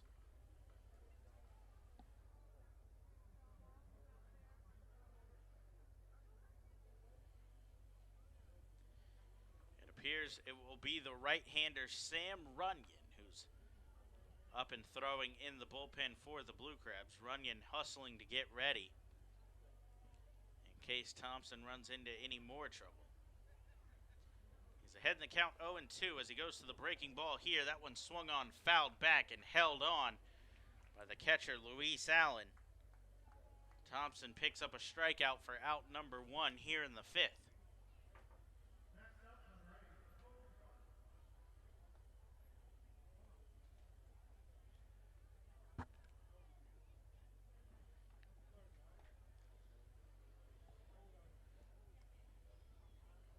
Thompson has 1 out here. That's his 4th strikeout of the game so far. He's got the cleanup hitter Cole Garner in here. Garner, a 2 RBI double in his last at-bat. Swinging on the first pitch, fouled straight back, 0-1. Garner, we mentioned a former Blue Crab. That came way back in 2013. He appeared in 20 games for Southern Maryland, hitting just 147 with 2 home runs and 6 RBIs. He then joined the Lancaster Barnstormers in 2014 as he hammers one to deep left field, a flip of the bat as that one is long gone. Cole Garner with a deep 2-run home run here in the top of the 5th. As the Barnstormers extend their lead to 5-0 here in the inning. That one up over the picnic deck and onto the clubhouse roof as Garner picks up his 3rd home run of the season. I was getting ready to say he was the Barnstormers' MVP back in that 2014 season when he hit .313 with 26 home runs. He flashed that power a little bit there as Lancaster now leads 5-0 here in the fifth. Thompson delivers first pitch fastball to Sean Halton. It misses outside. He now readies for the second pitch. A 1-0 changeup misses in the dirt. 2 balls and no strikes.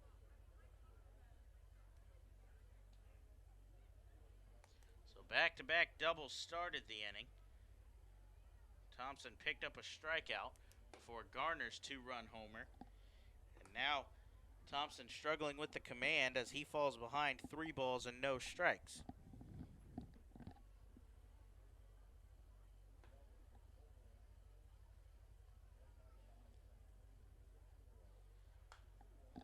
.30 green light as Halton fouls that one off. 3-1.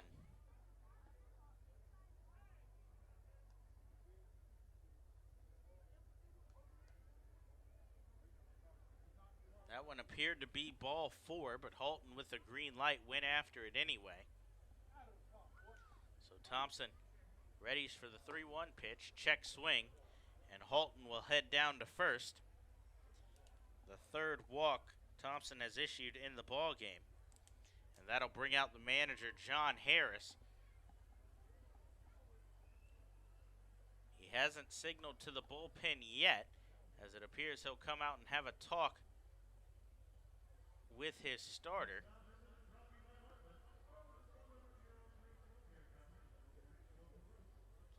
A quick conversation as Harris will head back to the dugout. Thompson will remain in the game as a little bit of buzz down the third baseline. Good to see as Zach Wilson has come out of the Blue Crabs locker room and into the dugout.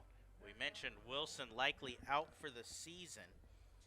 He had some issues with blood clots, so it's good to see him here. He spent a couple of days in the hospital getting everything worked out with that, so nice to see him back in the dugout. Although his bat won't be in the lineup, Wilson, a veteran of the Blue Crabs locker room, can still provide plenty for this team in a leadership role.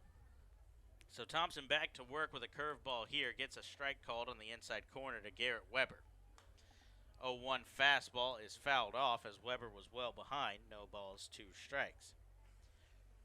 The second baseman for Lancaster's 1 for 2. He singled in his first at-bat back in the second. Flew out to center in the fourth.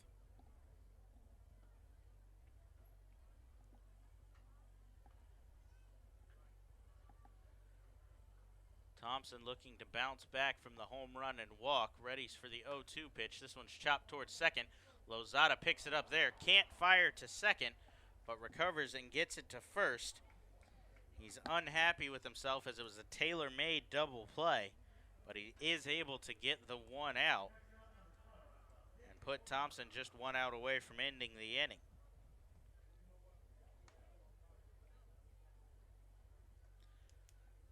Lozada tried to turn and fire. It kicked out of his glove, trying to flip to Garcia and onto the infield dirt. So he bent down and picked it up. Didn't have a play on Sean Halton heading to second, so went to first to get Garrett Weber. So 2 outs now for Nate Coronado, who's 1 for 2 on the game. Thompson goes to the first pitch, breaking ball, called strike. I imagine this will be the last inning for Thompson as he's up at 92 pitches already.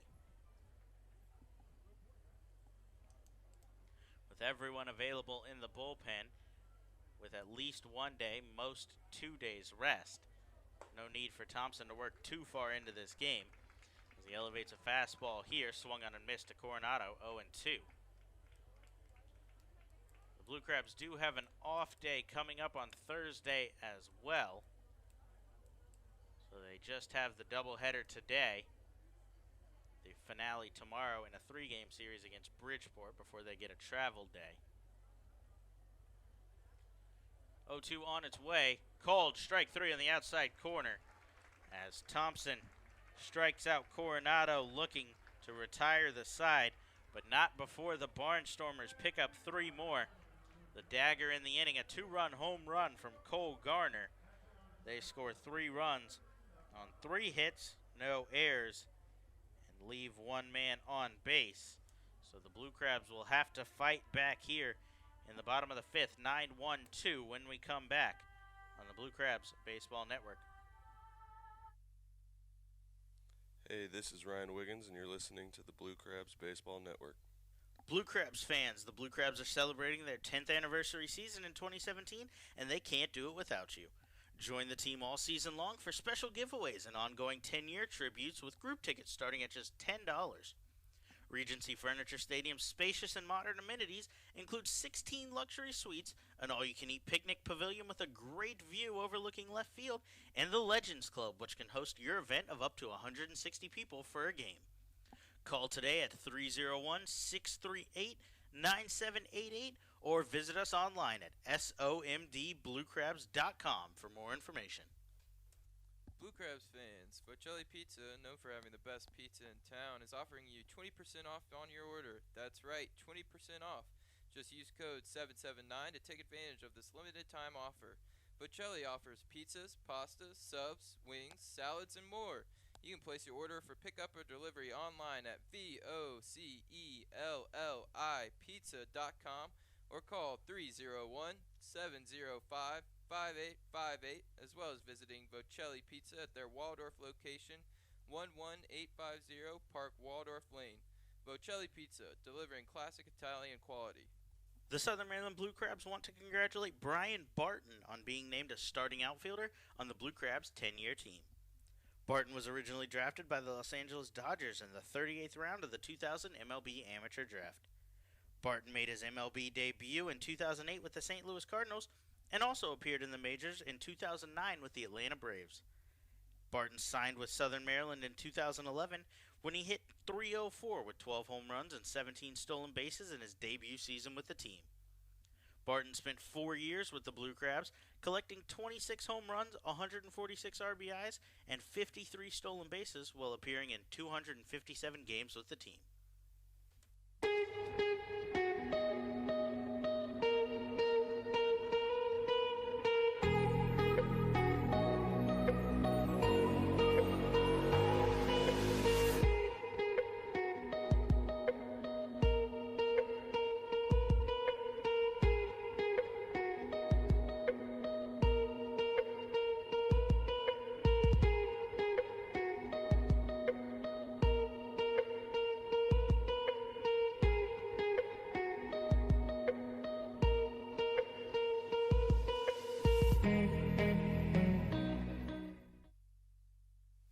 Hey, this is Zach Wilson, and you're listening to the Blue Crabs Baseball Network. Blue Crabs trail 5-0 heading to the bottom of the 5th as Patrick Palmero digs in to lead off in his second at-bat against Brad Bergeson. First pitch changeup from Bergeson, called strike as he's ahead, no balls and 1 strike on Palmero here. The 0-1 shot back up the middle, that kicks off of the glove. It'll have to be a bare hand play from Weber as he redirects, charges, and fires on the run in time to get Palmero. A good play from Garrett Weber as he was moving up the middle. It redirected off of the glove of Bergeson. Weber had to throw on the brakes and come charging in. Barehanded it and made the play to get Palmero by a step. So 1 out. And the lineup turns over as Jose Lozada will dig in for his third at-bat. Lozada's 0 for 2. He struck out and popped out thus far, but he laces one towards right here. That's going to get down in front of Garner, and Lozada is aboard with a 1-out single. Runyon still up and throwing in the Blue Crabs bullpen. We mentioned Thompson in the mid-90s for pitch count. Likely going to be the last we've seen of him. Bergeson on the other side, however, sitting at just 54 pitches. This one's slated to go just 7. So plenty of room for him to go the distance here for the Barnstormers with a comfortable 5-run lead. Garcia digs in now. He's 1 for 2. As Bergeson kicks and delivers first pitch breaking ball off the plate away, 1 ball and no strikes. Garcia singled in his first at-bat, was stranded at third, and then flew out to right field in his second at-bat of the game. Takes a big cut here on a 1-0 fastball, fouled straight back, 1-1. The shortstop's hitting .255 on the season, 2 home runs, 21 RBIs. Both of his home runs have come on the road, but his batting average is higher here at home, .279 as opposed to just .234. The 1-1 fastball misses off the plate away, 2 balls and 1 strike. Garcia is working on back-to-back multi-hit games. He was 2 for 4 in the finale against Somerset as he had to move to the top of the lineup with some of the injuries the Blue Crabs were facing. He picked up a couple of 2 for 4 games in that series. He takes a 2-1 changeup, just misses low, and the count goes to 3-1. So Garcia hitter's count here, looking to make it 3 straight multi-hit outings as Bergeson kicks and delivers. Garcia, high fly ball towards center field. Noel on the run back towards the track will make the catch to retire Garcia for out number 2.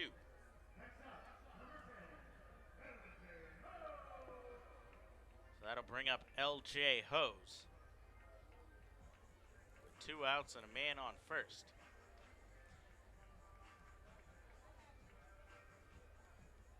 Crabs trail 5-0 here in the bottom of the 5th. Game 1 of a doubleheader today. Second game slated for 30 minutes from the end of this one. The Barnstormers will send southpaw Tommy Shirley to the mound to face off with Gabby Hernandez. Hose shoots one towards right field. That's going to head towards the track. That'll bounce off the wall. Lozada around third. The throw comes into the cutoff man. Weber will eat it. Lozada will score easily. An RBI double from L.J. Hose puts the Blue Crabs on the board here in the 5th.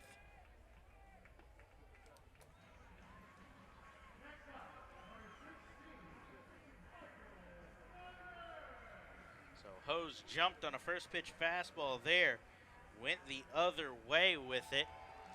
Lozada, who was off on contact with 2 outs, came around to score easily. So the lead now 5-1 Lancaster as Michael Snyder will dig into the box. Snyder narrowly missed a home run in his first at-bat. He is 2 for 2 though with a couple of singles. He hasn't homered since back on July 8th against the Long Island Ducks. He takes a big cut on a first pitch curveball, swung on and missed, 0-1. If Snyder could get a hold of one here, the Blue Crabs would be right back in this ball game. If he can just find the outfield grass for his third hit, Hose could come around and score easily. Snyder checks his swing here, throw down to second. Hose is hung out to dry there as he got too far on the secondary lead. De La Rosa, a heads-up toss, gets him easily, so Hose is picked off of second to end the inning, but he does pick up the RBI double. The Blue Crabs put up 1 run on 2 hits, no errors, nobody left on base. They trail 5-1 and will turn to the bullpen. Sam Runyon on his way in to face the 8-9-1 in the Barnstormers lineup when we come back on the Blue Crabs Baseball Network. Be sure to join us at select Saturday home games throughout the season as the Blue Crabs light up the Southern Maryland night sky with post-game Saturday night firework extravaganzas. For more information on this event or any other exciting events throughout the season, please visit our website at somdbluecrabs.com or call us at 301-638-9788. Attention all Jedis. Please report to Regency Furniture Stadium on July 29th for Star Wars Night as the Blue Crabs take on Lancaster. This night will feature an appearance by Jedi Saber Combat and a post-game firework extravaganza brought to you by PNC Bank. For more information on this or any other exciting events throughout the season, please visit our website at somdbluecrabs.com or you can call us at 301-638-9788. The Southern Maryland Blue Crabs would like to congratulate John Ramastello on being named a starting outfielder on the Blue Crabs' 10-year team. Ramastello was originally drafted by the New York Yankees in the 35th round of the 2000 MLB Amateur Draft. He signed with Southern Maryland in their debut 2008 season, where he hit .276 with 15 home runs, 67 RBIs, and 14 stolen bases. In 2 seasons with the Blue Crabs, Ramastello hit 37 career home runs, 125 RBIs, and stole 29 bases in 222 career games with the team.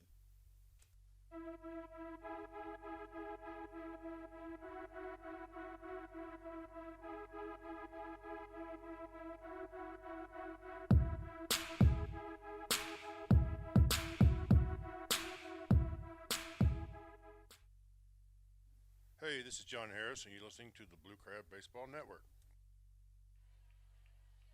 Back inside Regency Furniture Stadium, Blue Crabs trail 5-1 here in the top of the 6th as Sam Runyon will come on in relief of Daryl Thompson. So the day is done for Thompson. He goes 5 innings, gives up 8 hits, 5 runs, walks 3, and strikes out 5.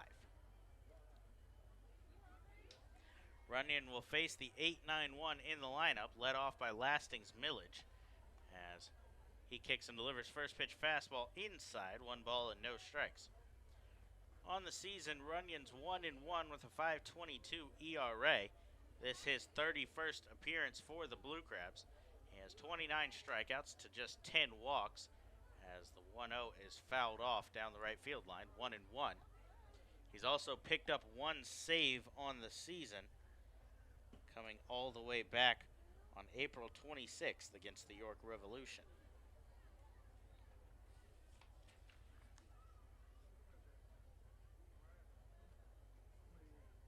This is Runyon's 4th appearance against the Barnstormers. He struggled against them with an 18 ERA as the 1-1's fouled straight back towards the press box. That's going to get foul right in front of me, actually. 1 ball and 2 strikes. That one sits right in front of the camera. You'll likely see someone head over and get that, and there they do. 1 ball and 2 strikes, though. As I was saying, Runyon has allowed 4 earned runs in just 2 innings of work.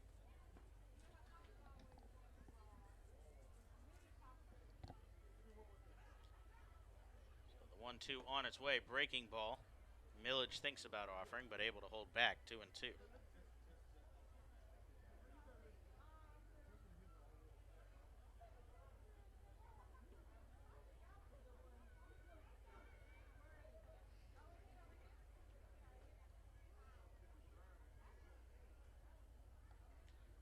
Runyon readies at the shoulders for the 2-2 pitch. Goes to the breaking ball here. Hammered foul down the third baseline.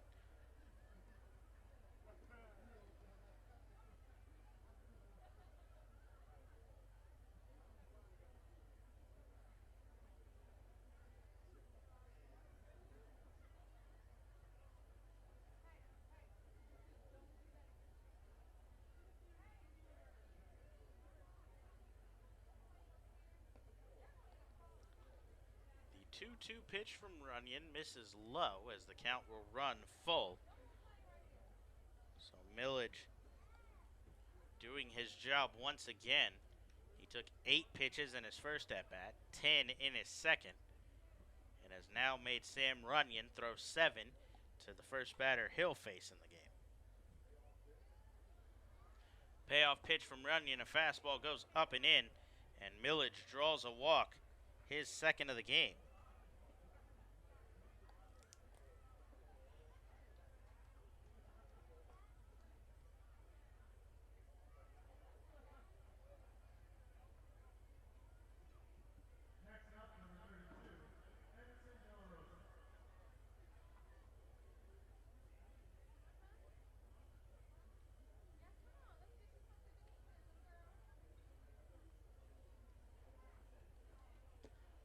Anderson De La Rosa will dig in with Millage on first and nobody out. De La Rosa 0 for 1 with a walk and a run scored in the game.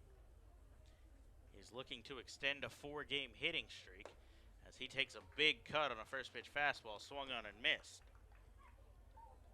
De La Rosa's hitting .274, 3 home runs, 31 RBIs. 2 of those 3 home runs have come against the Blue Crabs.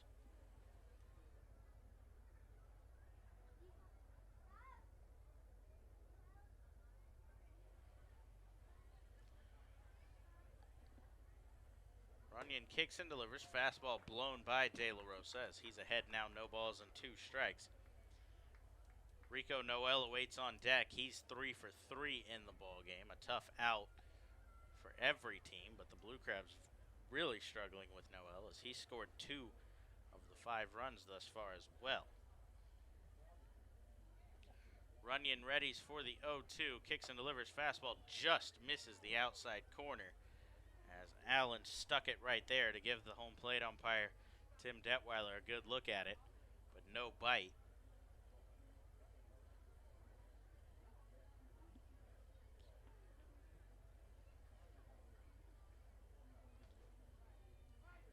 The 1-2 curveballs popped up towards the second baseman Lozada. He'll drift back and make the play. Millage will head back to first. 1 out here in the 6th.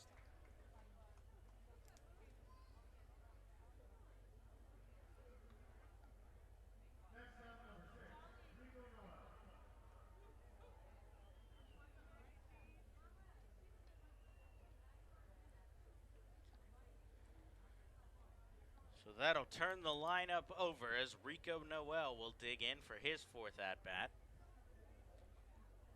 The speedster at the top of the lineup is 3 for 3, 2 singles, a double, 2 stolen bases, and 2 runs scored. He's been a nuisance all day as he takes first pitch curveball in the dirt, 1 ball and no strikes.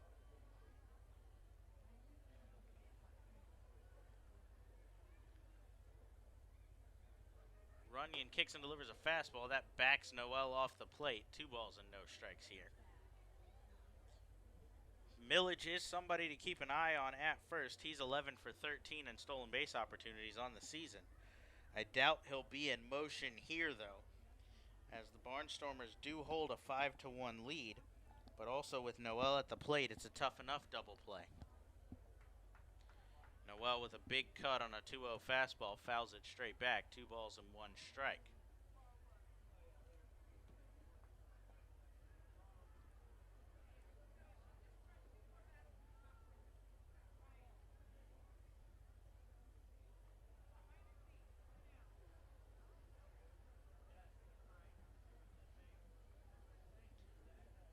Runyon kicks and delivers 2-1. This one's flown out towards the right field line. Cone giving chase as that one will get out of play. 2 balls and 2 strikes here.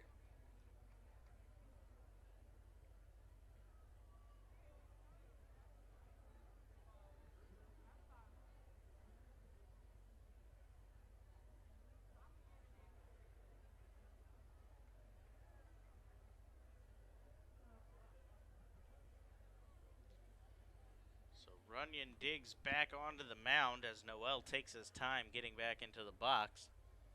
Right-hander now readies for the 2-2. Millage off from first. This one's rolled towards short. Garcia will pick it up, fire quickly to first, and Noel is finally retired. For the first time, Millage will advance to second, though, as he's now in scoring position on the ground out. Runyon gets the job done and keeps Noel off the base pass. He's now 3 for 4, though. That'll bring in the designated hitter, Trayvon Robinson. He's 1 for 2, a sacrifice bunt and an RBI double that scored Noel from second back last inning. Robinson himself came around to score on a Cole Garner home run. As he's swinging on the first pitch here, rolled towards second. Lozada picks it up, double clutches, and fires to first in time to retire the side. So Runyon works around the leadoff walk. He allows no runs on no hits, no errors, and 1 man left on base. Snyder, Vaughn, and Alex Glenn will come up in the bottom of the 6th. Blue Crabs need to put up a little fight here. They trail 5-1 when we come back on the Blue Crabs Baseball Network. Every Tuesday night is Silver Sluggers Night with the Blue Crabs, sponsored by the Cancer and Blood Disorders Treatment Center. Membership to the Silver Sluggers starts at just $25, and all members will receive tickets to every Tuesday home game, including our 4th of July Red, White, and Blue Crabs celebration, as well as a special Silver Sluggers t-shirt. For more information, please visit our website at somdbluecrabs.com, or you can call us at 301-638-9788. Washington sports fans, get ready because August 18th is Washington Sports Night with the Blue Crabs. Friday, August 18th, the Blue Crabs will welcome Screech from the Washington Nationals and Gee Whiz from the Washington Wizards to Regency Furniture Stadium for a night of mascot fun with our very own Pinch. For more information on this or any other exciting events throughout the season, visit somdbluecrabs.com or call 301-638-9788. The Southern Maryland Blue Crabs would like to congratulate Jeremy Owens on being named a starting outfielder on the Blue Crabs' 10-year team. Owens was originally drafted by the San Diego Padres in the 8th round of the 1998 MLB Amateur Draft. He signed with Southern Maryland for their debut season in 2008, and in 2009 he collected 28 home runs and 80 RBIs while stealing 15 bases. Owens spent 7 seasons playing for the Blue Crabs, compiling 105 home runs, 340 RBIs, and 98 stolen bases, while appearing in a Blue Crabs record 737 career games.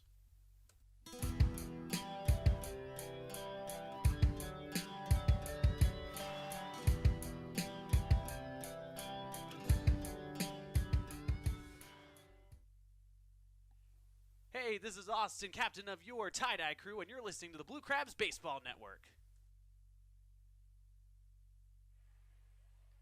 Back inside Regency Furniture Stadium, the Blue Crabs looking to battle back here in the bottom of the 6th. They trail 5-1.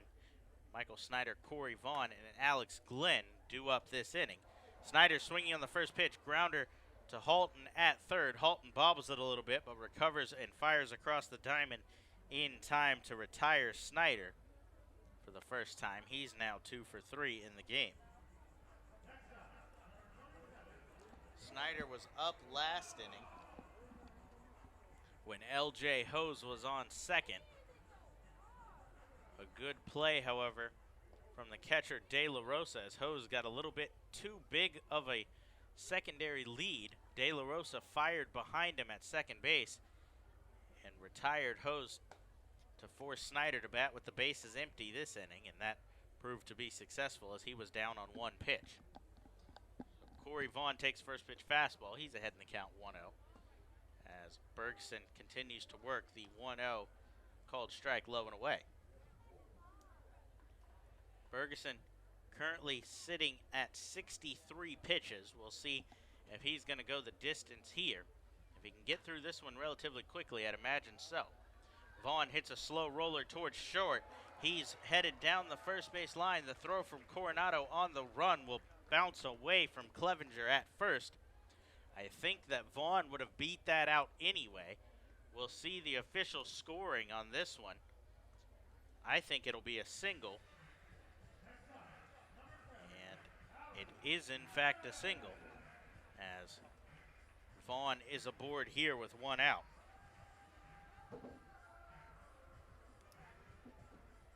Coronado had a long way to go as he was deep in the hole. Had to circle all the way around it, coming in to his right. Tried to fire across. Not in time, though. The ball did get away from the first baseman, Clevenger. So Alex Glenn digs in. He's 0 for 2. Takes breaking ball away. 1 ball and no strikes.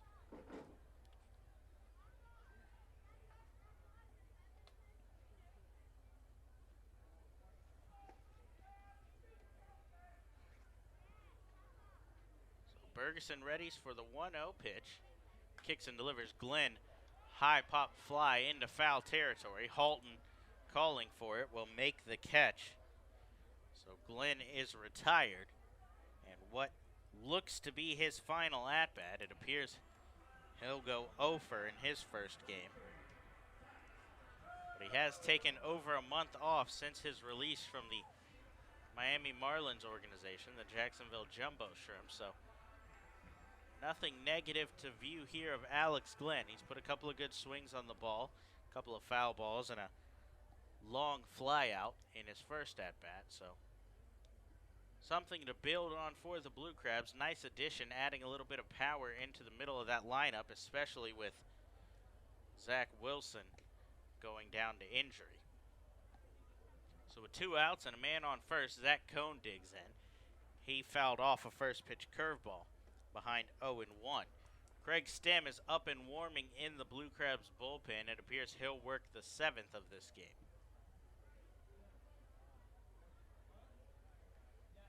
Ferguson readies for the 0-1. Cohn shoots that one down the line. Vaughn will round second, but put the brakes on there. Not willing to run into an out as Millage got over quickly and cut that one off before it headed to the wall. So a couple of singles here have 2 men on and 2 outs for the catcher, Luis Allen. With the Blue Crabs down 4, no reason for Vaughn to test the arm of Millage there, as his run nowhere near the tying run. They'll have to string together a couple of more hits to get to that.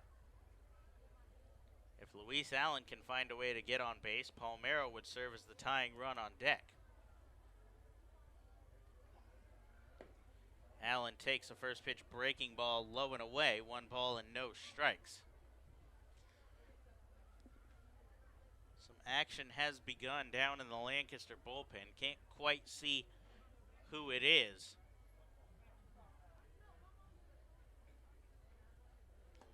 Allen checks his swing on the 1-0, but goes well around, 1 ball and 1 strike. Barnstormers bullpen tucked nicely down the right field line behind the wall there on the inlet. So unable to see quite who's throwing, but I can see the catcher as well as a couple of guys standing guard.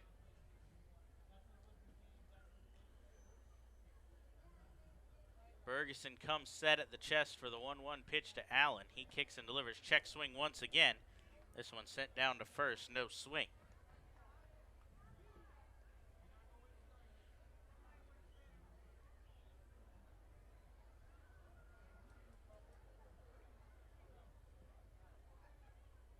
Ferguson has crept north of 70 pitches as he comes set for the 2-1. Kicks and delivers. Allen with a big cut on a 2-1 fastball. Fouls it straight back, 2-2. It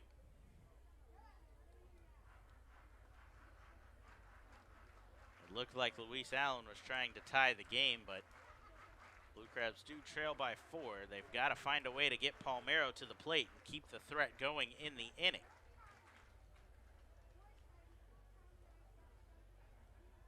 Ferguson with a long look in at his catcher, De La Rosa, now comes set for his 75th pitch of the game. Breaking ball, this one's blooped out towards shallow right field. The right fielder, Garner, will head over towards the line and camp underneath that one to make the catch and retire the side. So Ferguson works around a couple of hits. He gives up no runs on 2 hits, no errors, 2 men left on base.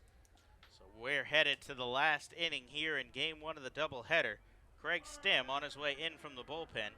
We'll get you the details on Stem. He'll face the 3-4-5 when we come back on the Blue Crabs Baseball Network. The resort community of Chesapeake Beach, Maryland is home to the Chesapeake Beach Water Park. Come join them for an afternoon of splash and fun in the sun with their 8 water slides, fountains, waterfalls, lazy river, kids activity pool, and more. Beat the heat with daily cabana rentals, swim lessons, birthday parties, Friday night slides under the stars, character days on certain Mondays, or even rent the whole park for a private party. The on-site Beachcomber Grill offers a full-service menu as well. For more information, details, special events calendar, park dates and hours, to purchase your tickets, season passes, or make reservations, visit their website at www.chesapeakebeachwaterpark.com. Saturday, August 26th is National Dog Day, which means Bark at the Park is back at Regency Furniture Stadium. Be sure to pack up the pups and bring them out for a day of dog-friendly fun at the ballpark as the Blue Crabs take on the Sugarland Skeeters. For more information, please visit our website at somdbluecrabs.com or you can call us at 301-638-9788. The Southern Maryland Blue Crabs would like to congratulate Jim Ed Warden on being named the closer on the Blue Crabs 10-year team. Warden was originally drafted by the Cleveland Indians in the 6th round of the 2001 MLB Amateur Draft. He signed with Southern Maryland in 2009, where he picked up 13 saves with a 1.12 ERA in 17 appearances. Over 6 seasons with the team, Warden appeared in 284 games and collected a Blue Crabs record 134 saves.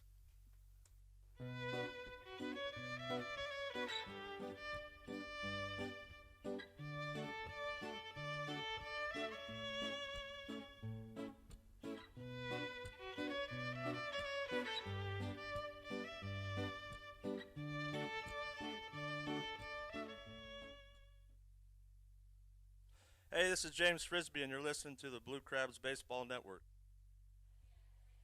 Back inside Regency Furniture Stadium, the Blue Crabs trail 5-1, heading to the last inning.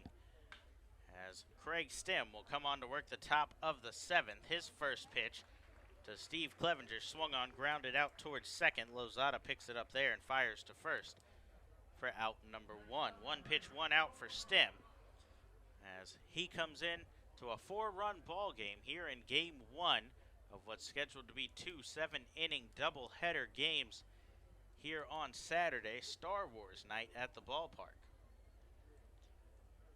Stem on in relief of Sam Runyon.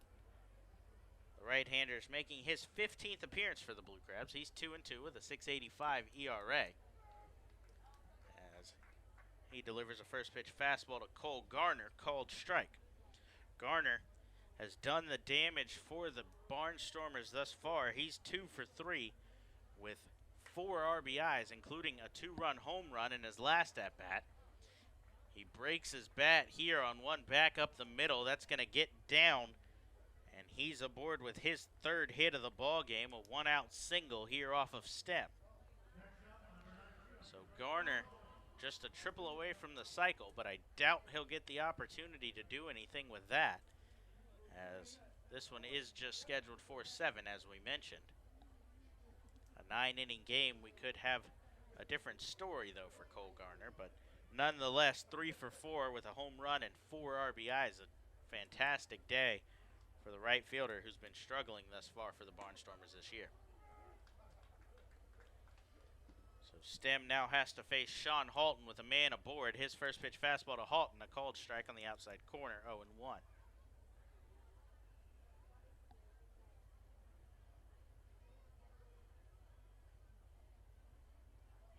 Stem readies at the belt for the 0-1.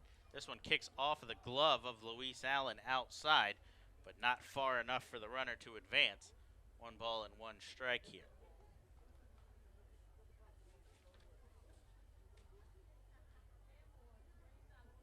Stem has yet to face the Barnstormers this season, a relatively late addition to the Blue Crabs roster.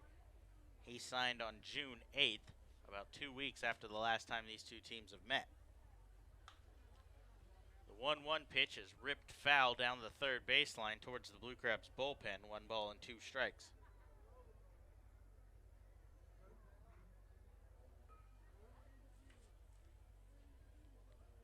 Halton's 3-game hitting streak in danger as he's 0 for 2 with a walk thus far. He's behind 1-2 in the count as Stem gives a look at first, now readies at the belt. Kicks and delivers, breaking ball misses low, 2 balls and 2 strikes.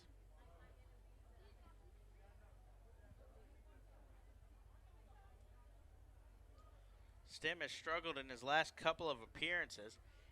He's allowed a run in back-to-back outings. Both of those came in the doubleheader against the Somerset Patriots. He pitched in both games on Wednesday, allowing 1 run on 2 hits in an inning of work in Game 1. Or in Game 2, excuse me, and then allowed the walk-off run to score in the bottom of the 8th in Game 1 of that series.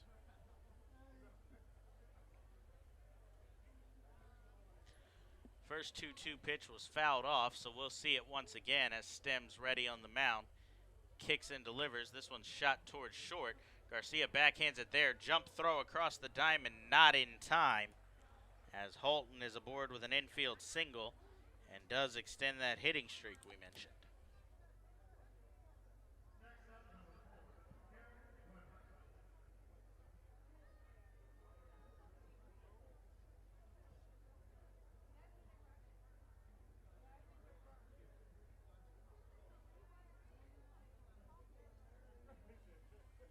So runners on first and second with one out for Garrett Weber. He's 1 for 3. A single, a fly out, and a ground out. Stem's first pitch fastball to him misses outside. 1 ball and no strikes.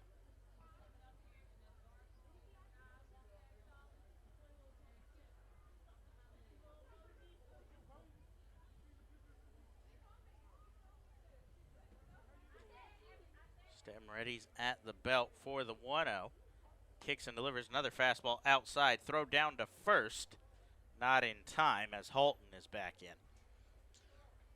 Snyder not holding Halton at first, so he's getting a little bit of a bigger lead as that pitch missed off the plate away. Snyder crashed towards the base, trying to catch Halton napping. But the throw a little off target. Halton had it beat anyway. 2-0 from Stem. Check swing on a pitch that misses outside. No swing.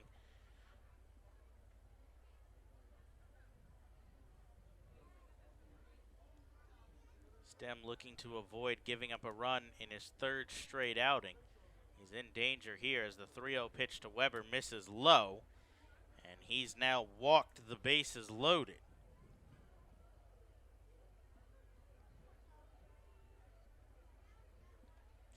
So back-to-back singles followed by a walk will bring out the pitching coach James Frisbee for a conference with the righty.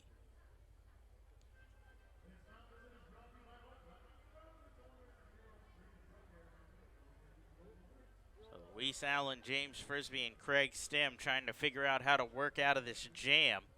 The bases are loaded, just 1 out. So a ground ball would end the inning if Coronado could roll into a double play. But Stem's got to find the strike zone as he walked Weber on 4 straight pitches. So the shortstop, Nate Coronado, digs in here. He's 1 for 3. A single, a pop out, and a strikeout looking. That ended the 5th inning.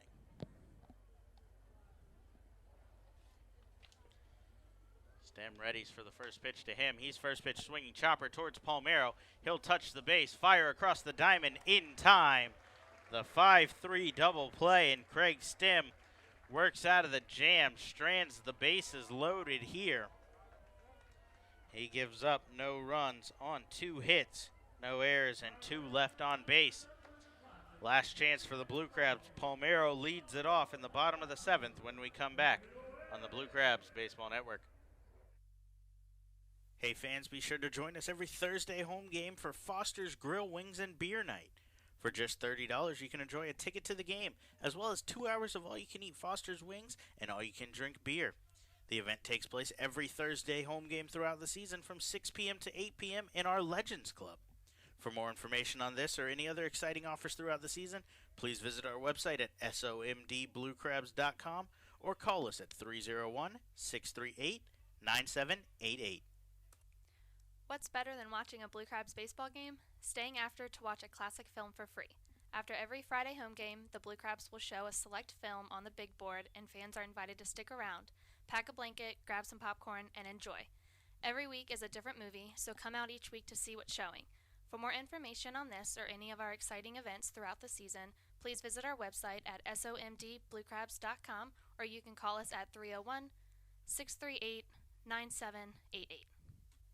Dr. Milu and the courteous and professional staff at Cancer and Blood Disorders Treatment Center in Waldorf want you to know that for cases of cancer and blood disorders such as anemia, leukemia, and lymphoma, you don't have to travel all the way to D.C. or Baltimore to get high-quality, compassionate care close to home.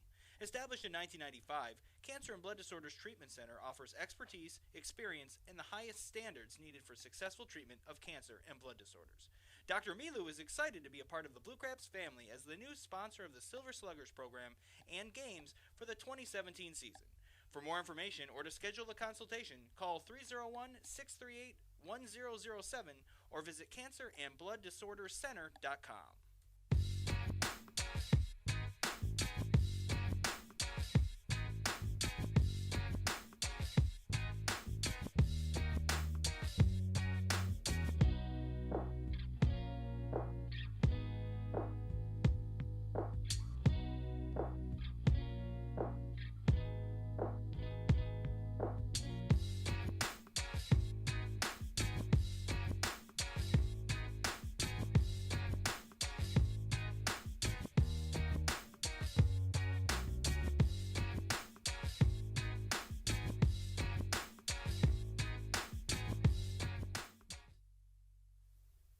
Hey, this is Sam Runyon, and you're listening to the Blue Crabs Baseball Network.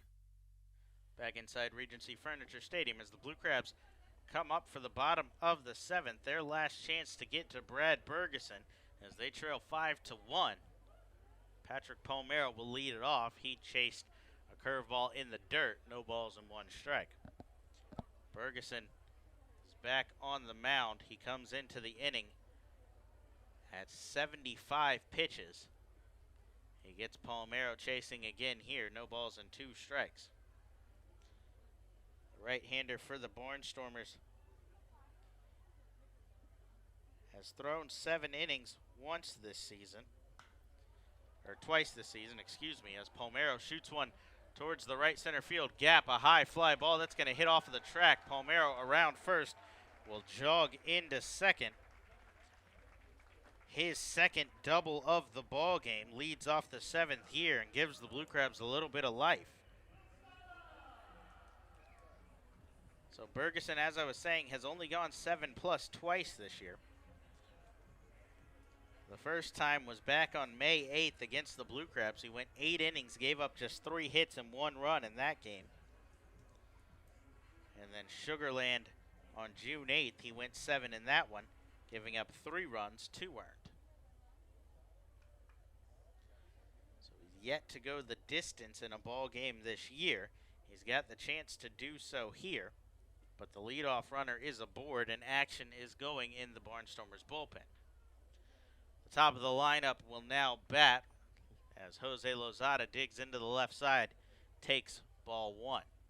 Lozada's 1 for 3. He singled in the 5th. Came around to score on a double from L.J. Hose.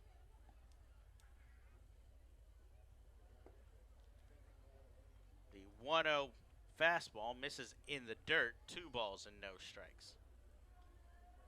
Time is called here as De La Rosa will head out for a conference with his pitcher, as Bergeson and De La Rosa seem to be on the wrong page.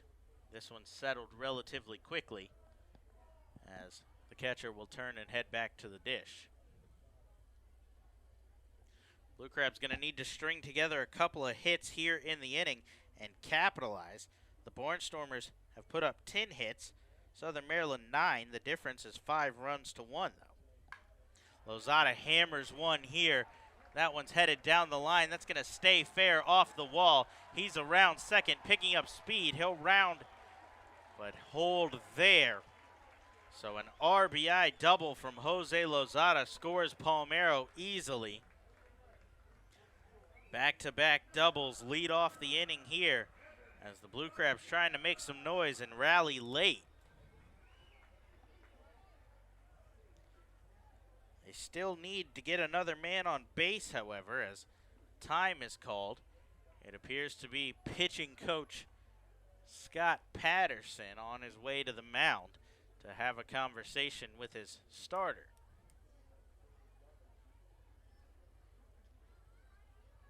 Bergeson, De La Rosa, and the first baseman, Steve Clevenger, all come together here.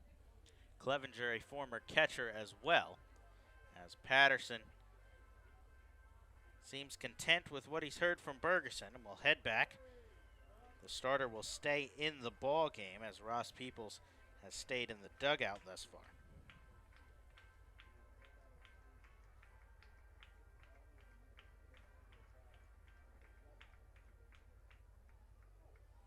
Blue Crabs still got some work to do as the tying run is still in the on-deck circle. Edwin Garcia at the plate with a man on second. Takes first pitch changeup on the outside corner, 0-1. Back-to-back doubles started the inning. Garcia would like to follow with one of his own. He's a little bit out in front of a breaking ball here. No balls and 2 strikes. Garcia has extended his 6-game hitting streak already to a team-high 7. He's looking to extend a multi-hit streak, though, as he's got back-to-back games with 2 or more hits. He's 1 for 3 thus far as he shoots the 0-2 back up the middle. That's going to get through the diving stop from Weber as they've stranded Lozada here. That kicks off of the glove of the catcher on the throw, though, and Lozada will retreat. An infield single for Garcia. Weber with an incredible play behind the bag held it in. Lozada was being held at third, but the third base coach, James Frisbee, didn't tell him to hold on the base, that Weber had grabbed it, so Lozada rounded in case of a bobble of sorts in center from what he thought. Weber alertly fired to third, and they had him in a pickle. Holton tossed to De La Rosa at the plate. It kicked off of the glove of the catcher, De La Rosa, and into foul territory. Lozada retreated. Garcia took the opportunity to advance into scoring position. So Garcia does extend the multi-hit streak as Ross Peoples will come out and take the ball from his starter. The day is done for Bergeson. We'll get you the details on the reliever as he'll have to come into a tough situation. The tying run at the plate when we come back on the Blue Crabs Baseball Network.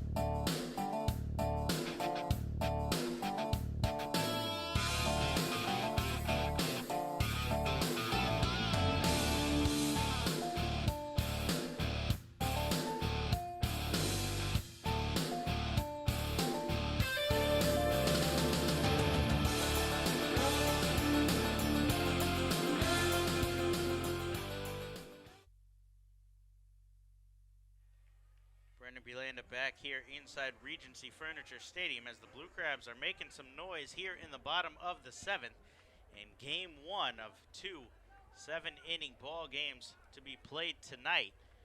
They have 1 run across in the inning, 2 men on base. The tying run in the form of LJ Hose digs in with nobody out to face Anthony Carter. Hose is swinging on the first pitch, a fly ball towards deep right field. Both runners will tag. The throw will come into third late as Lozada crosses the plate and cuts the advantage to just 2 runs for the Barnstormers. not quite what LJ Hose was looking for, but he has a productive out number 1 as he gets another run across. So the lead now just 5-3 for Lancaster, as in what appeared to be a comfortable 4-run lead has turned into now the tying run at the plate in the form of the ever dangerous Michael Snyder. Garcia on third with 1 out as Carter kicks and delivers. Snyder swinging on the first pitch, but a little bit behind, 0-1. Anthony Carter on the mound, 6'4", 215 pounds, out of Georgia. He's 3-2 with a 3.96 ERA on the season, 19 saves, and this his 38th appearance of the year for the Barnstormers. Snyder pops one up in foul territory. The first baseman, Clevenger, is giving a look, but that one will get out of play. 0-2 now on Snyder. Carter has a great strikeout to walk ratio, 6-1, 36 strikeouts to 6 walks. He has, however, been hit as he's allowed 37 hits in 36.1 innings. He struggled against the Blue Crabs this year. He's 0-1, giving up 3 runs in 4 innings for a 6.75 ERA.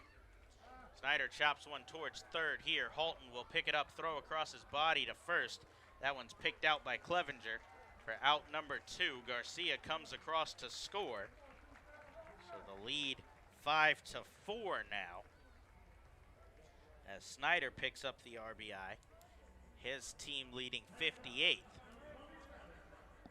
So Corey Vaughn will dig in as the last hope for the Blue Crabs here in this game. They trail 5-4. Vaughn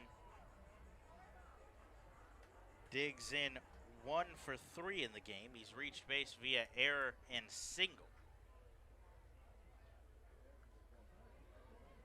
Carter works out of the stretch here, comes set, now kicks and delivers. Vaughn swinging off the first pitch. That one off the end of his bat, foul down the first baseline, as that was hugging the line. Clevenger tried to give it time to get back, across the base.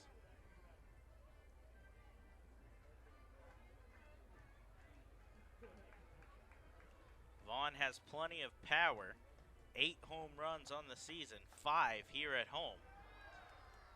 If he could get one here, it would tie the game.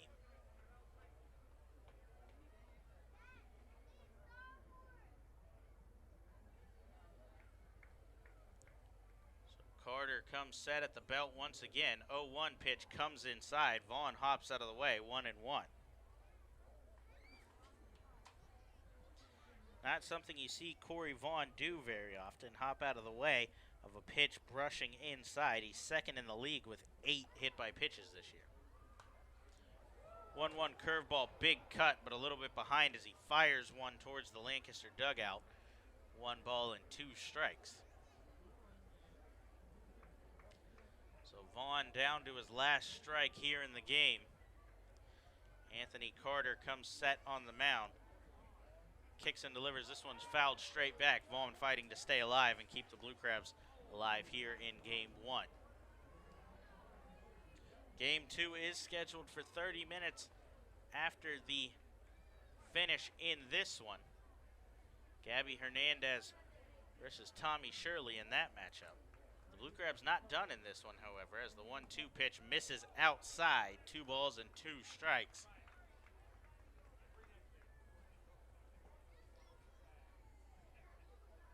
Balls, 2 strikes, 2 outs here in the bottom of the 7th. Carter comes set at the belt. Kicks and delivers. Vaughn breaks his bat on a grounder towards short. Coronado picks it up, throw in the dirt. Clevenger digs it out. And that will do it here in Game 1. Carter comes on and gives up the inherited runners, but will pick up the save. As in the inning, the Blue Crabs put up 3 runs on 3 hits, but not quite enough, as they drop Game 1 of the doubleheader 5-4. The win will go to Brad Bergeson. He threw 6 1/3 here. The Blue Crabs on the other side, Daryl Thompson will get hit with the loss. He goes to 5 and 6. Bergeson goes to 7 and 6. And Carter picks up his 20th save. So we'll reset it and do it again here in about 35 minutes. It appears that 8:05, so 30 minutes, will be the first pitch in that ball game. So we'll be back on in 30 minutes. Blue Crabs once again drop game 1 5-4, but the day is not done. Game 2 of the doubleheader coming up, 8:05 first pitch here on the Blue Crabs Baseball Network.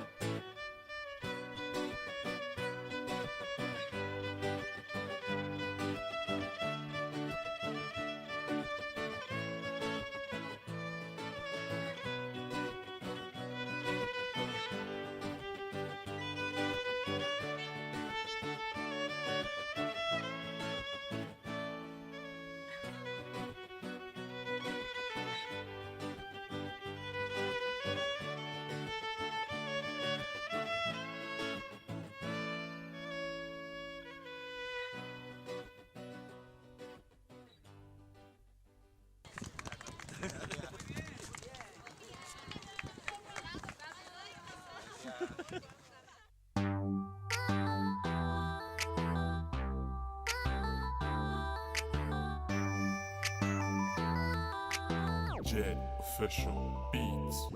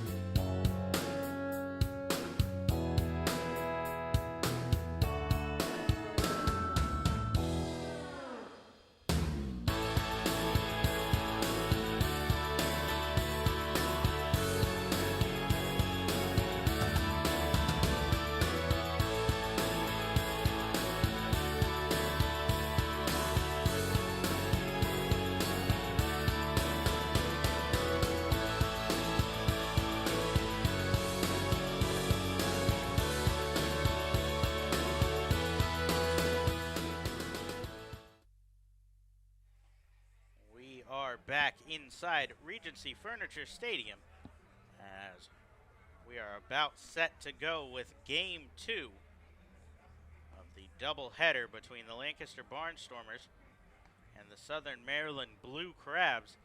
Barnstormers took Game 1. Final score of that one 5-4. Blue Crabs attempted to rally late, putting up 3 runs in the bottom of the 7th, but coming up a little bit short. So they'll look to respond with a victory in Game 2 here behind what's been the ace of their staff this year. Right-hander Gabby Hernandez heads to the mound. Hernandez enters 7-1 on the season with a 2.69 ERA. That leads the Blue Crabs staff. It also puts him third in the league, trailing just Michael Nix and Jake Hale of the Sugarland Skeeters. Couple of lineup changes for Lancaster, starting with the leadoff hitter, Bo Amaral, who's swinging on the first pitch of the ball game. A pop-up in foul territory. Jose Lozada camps underneath it and makes the catch, and we are underway with a 1-pitch out. So we'll start with the Barnstormers. Amaral leads off playing center field. Rico Noel bats second, playing second base.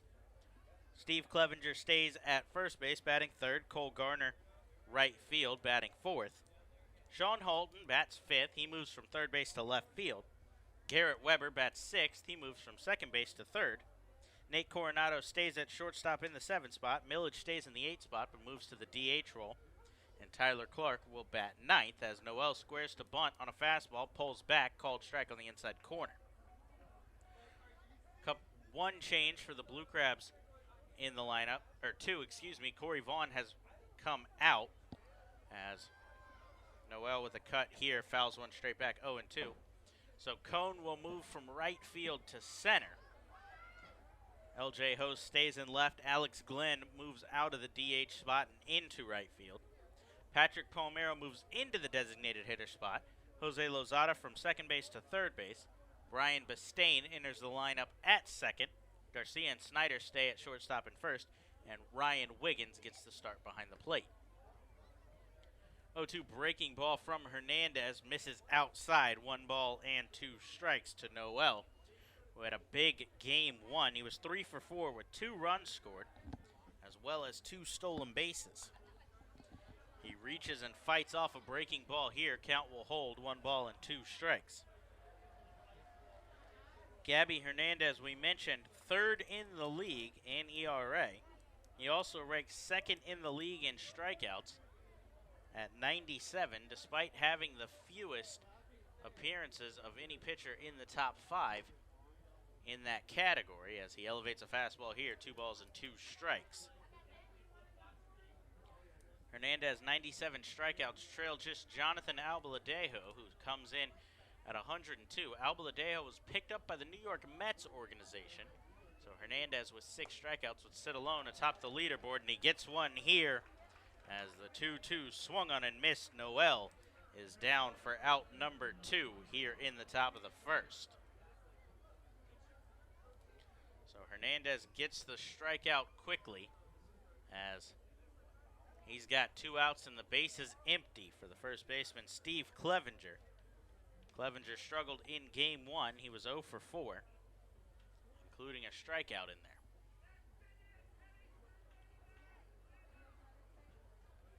Hernandez out of the windup, kicks and delivers. First pitch fastball right there, called strike 1.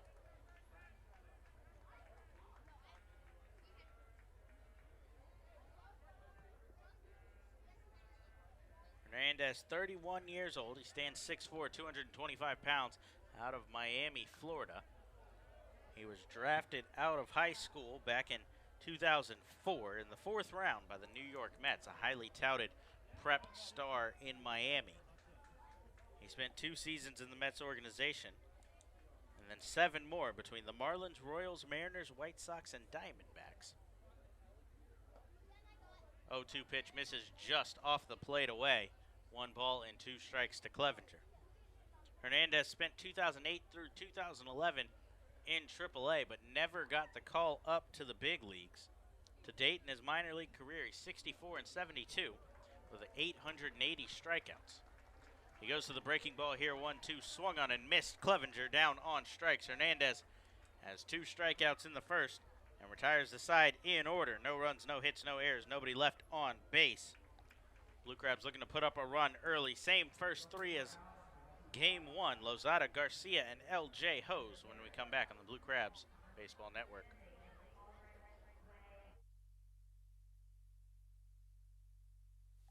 Be sure to join us at select Saturday home games throughout the season as the Blue Crabs light up the Southern Maryland night sky with post-game Saturday night firework extravaganzas.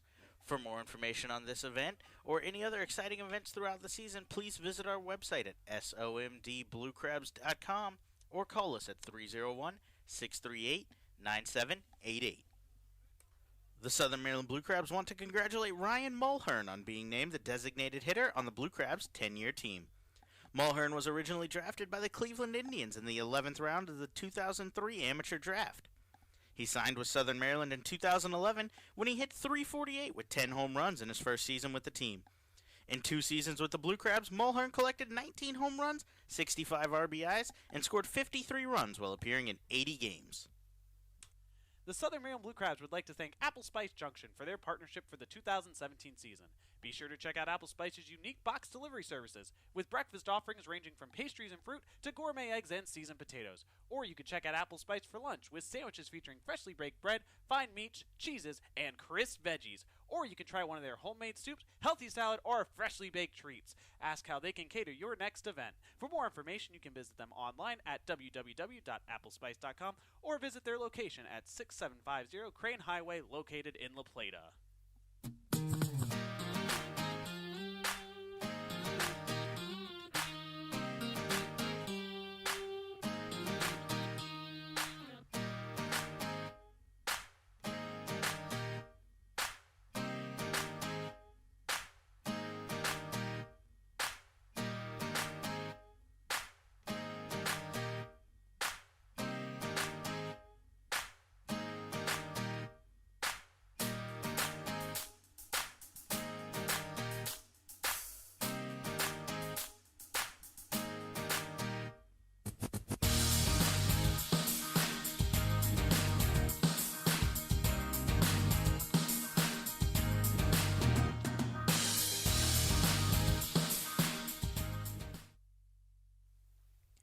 Hey, this is Jesse Beal, and you're listening to the Blue Crabs Baseball Network.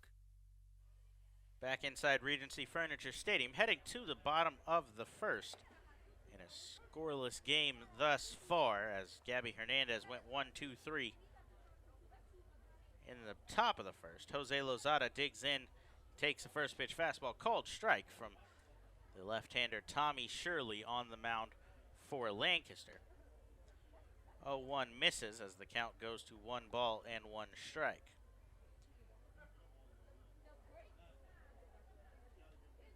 Shirley works out of the windup, kicks and delivers. Lozada pushes this one down the right field line. That's going to get out of play. 1 ball and 2 strikes.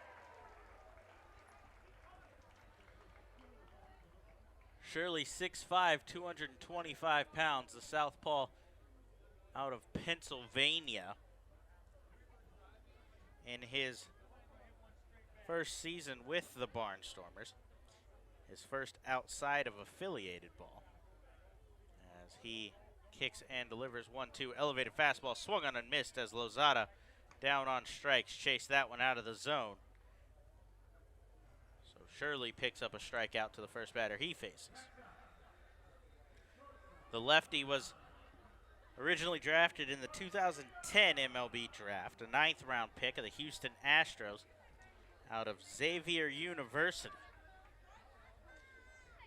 He played for the Astros all the way up until 2016. He started the year with the Houston organization as a member of the AAA Fresno Grizzlies before moving to the Detroit Tigers organization, a member of the Erie Seawolves, the Tigers' AA affiliate. Garcia shoots one towards the hole here. Coronado backhands, throws across his body.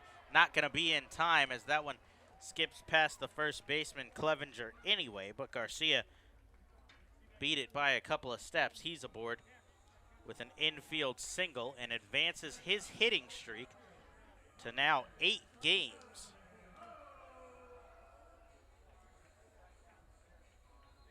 Shirley to date in his minor league career, 22 and 21 with a 3.45 ERA, but he struggled since joining the Barnstormers.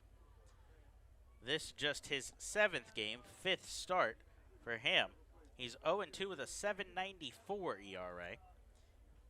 His last outing, however, appeared to settle down. He threw 5 innings, gave up 3 hits in a scoreless outing for him, a 2-1 Barnstormer victory. He did not factor in the final decision, however. He's ahead of LJ Ho's 0-1 as he goes to the fastball here, just misses off the plate away, 1 ball and 1 strike. Shirley has struggled mightily in his 2 losses, though. 4 innings against Somerset. He gave up 7 runs, 6 earned, and just 2.2 innings on July 18th against Sugarland, 5 runs. Ho's ground ball to short, Coronado to second, Noel to first, a 6-4-3 double play to end the inning here. So Shirley works around the infield single. He allows no runs on 1 hit, no errors, nobody left on base.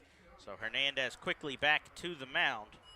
He'll face the 4-5-6 led off by Cole Garner when we come back on the Blue Crabs Baseball Network. Shopping for groceries in a clean, friendly store? That's smart. Shopping for groceries in a clean, friendly store and saving some money while you're doing it? That's wise. At Wise Markets, you'll find all your favorite brands, prices you'll appreciate. That means more meat for less money, more dinner for less dinero, and more milk for less moolah. Stop by a Wise Market today. Eat better, spend less, that's wise. Washington sports fans, get ready because August 18th is Washington Sports Night with the Blue Crabs. Friday, August 18th, the Blue Crabs will welcome Screech from the Washington Nationals and Gee Whiz from the Washington Wizards to Regency Furniture Stadium for a night of mascot fun with our very own Pinch. For more information on this or any other exciting events throughout the season, visit somdbluecrabs.com or call 301-638-9788. At their location at 173 St. Patrick's Drive, Grill 13 makes it easy to enjoy their Irish fare and great drink specials every day. At Grill 13, they believe in good food, good drinks, good people, coupled with extraordinary customer service and cleanliness to make you feel part of the family. Whether lunch, dinner, or a round of drinks after the long workday, visiting Grill 13 is always a great experience.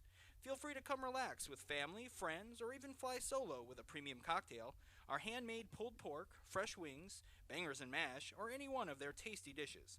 Then indulge in one of Grill 13's famous premium handmade Sugar Lips desserts. Call 301-645-2983 or visit grillwithane13.com.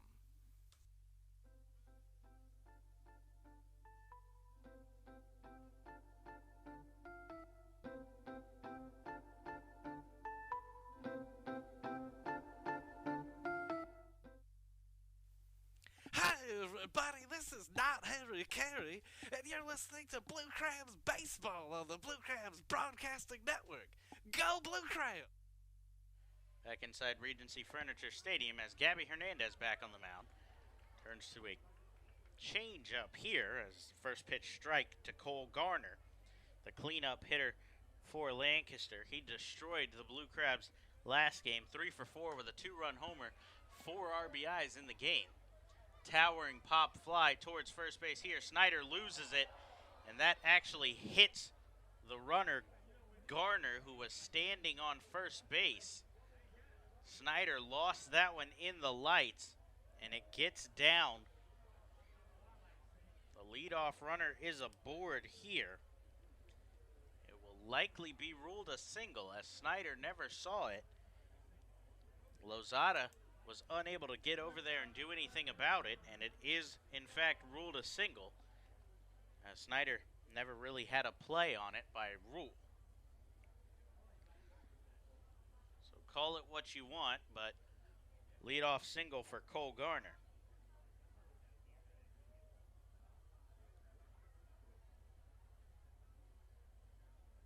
Hernandez first pitch to Sean Holton, a big cut, but well behind a fastball.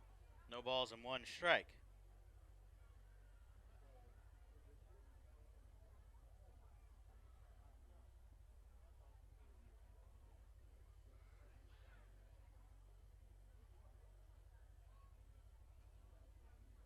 Hernandez sets at the chest. He gives a look at first. Now turns to the breaking ball here. That one comes back across the plate nicely. 0-2.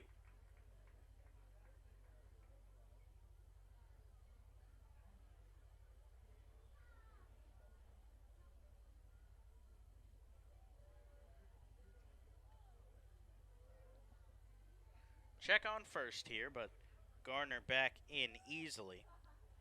So the count holds 0-2 on the batter. Garner, not much of a stolen base threat this far. He's 3 for 4 on the season, but he has just appeared in 14 games.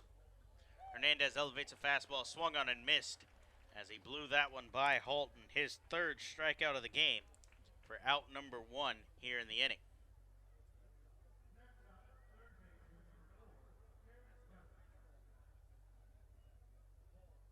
Gabby Hernandez quickly closing in on the strikeout lead. I expected him to tie at least, if not take the lead from Jonathan Albaladejo at some point tonight. He needed 5 to tie, 6 to take the lead. He's got 3 through his first 4 outs. First pitch to Garrett Weber here, swung on and missed. No balls and 1 strike. Weber 1 for 3 in the game earlier. He also walked 1 time.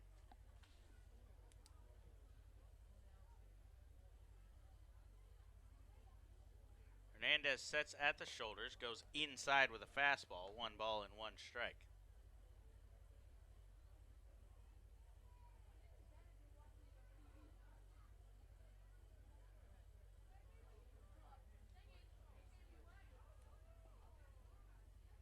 Readies for the 1-1 pitch. Gives a look at Garner, now kicks and delivers. Fastball catches the inside corner, 1-2. Shake of the head at the plate from Weber. He thought that one came a little too far inside. But nonetheless, he's behind in the count here.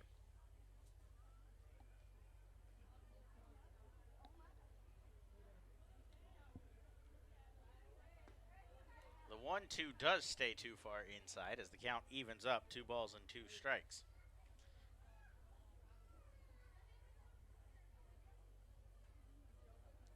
Gabby Hernandez, if he picks up this win, will tie the Blue Crabs' all-time record for most wins by a starting pitcher as he blows another fastball by Weber here. 2 more strikeouts in the inning for Gabby Hernandez, has 2 down with the man on first. Hernandez came into this season 29 wins in his career.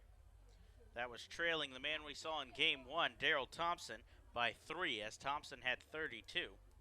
Hernandez 7-1 on the season, Thompson 5-5, so Hernandez had closed the gap a little bit to just 1. He could tie Thompson with a victory here. Kicks and delivers a fastball that's going to get by Wiggins and to the backstop. A wild pitch will advance Garner to second. In scoring position now for the shortstop, Nate Coronado. Hernandez holds the Blue Crabs record all-time for strikeouts at 453. He had 150 in his season last year. He's on pace to far surpass that this year. He's second all-time in innings pitched and wins, as we mentioned, both to Darrell Thompson. 1-1 swung on, or the 1-0 fouled back, 1 ball and 1 strike now to Coronado. Coronado was 1 for 4. He singled back in the second.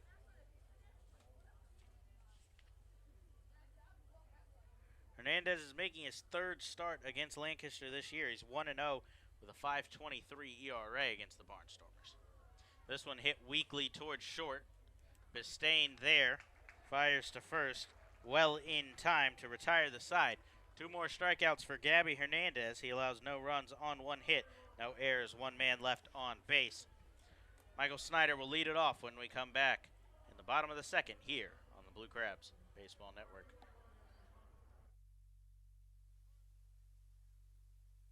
Are you looking for the latest and best in Blue Crabs gear?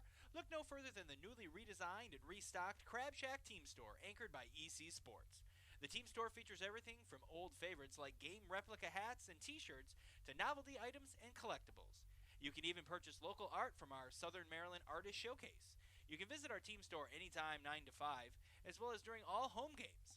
The Team Store is also available online by visiting somdbluecrabs.com and clicking the Store tab. This season, the Blue Crabs are celebrating their 10th anniversary season with a 10th anniversary lapel pin giveaway series. Be sure to come out Friday, August 18th as the Blue Crabs take on the Somerset Patriots for the fourth leg of the giveaway series. That night, the first 1,000 fans will receive a pin commemorating the Blue Crabs' 2015 Freedom Division Championship. For more information regarding this or any of our other exciting events throughout the season, visit somdbluecrabs.com or call us at 301-638-9788.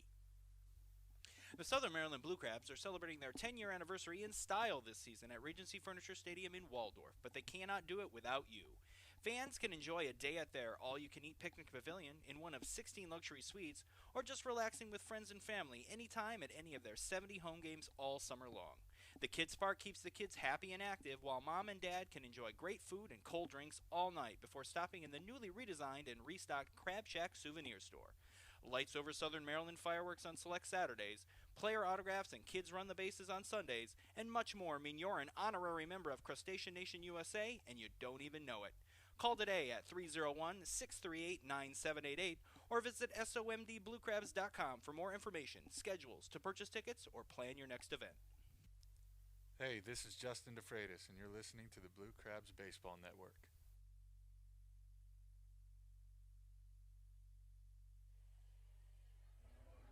Scoreless ball game here as we head to the bottom of the second in this game 2 of the doubleheader. 2 7-inning games to be played between the Southern Maryland Blue Crabs and the Lancaster Barnstormers. As Michael Snyder hammers the first pitch in the inning from Tommy Shirley deep to left field. That's going to get up over the mini monster and out of here. A solo home run for Michael Snyder opens the scoring here in the ball game. Blue Crabs now lead 1-0. That's Snyder's first home run since July 8th. He'd been in a bit of a power slump, but he had continued hitting for a high average. So he flashes the power here and opens the scoring in the bottom of the second. That'll bring up Alex Glenn. He's making his Blue Crabs debut today. He was 0 for 3 in game 1. He's moved out of the DH spot and in to right field with Corey Vaughn heading out of the lineup in this game. 1-0 from Shirley in the lefty-lefty matchup. Misses low. 2 balls and no strikes.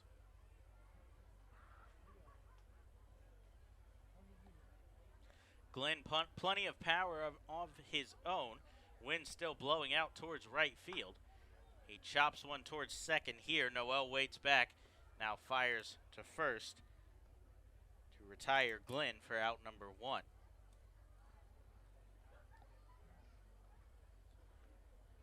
So that'll bring in the center fielder in this game, Zach Cohn. He's moved over from his normal position in right field to center with Vaughn's absence, and Glenn has slid in to right, as we mentioned. Cohn was 1 for 3 in the game earlier.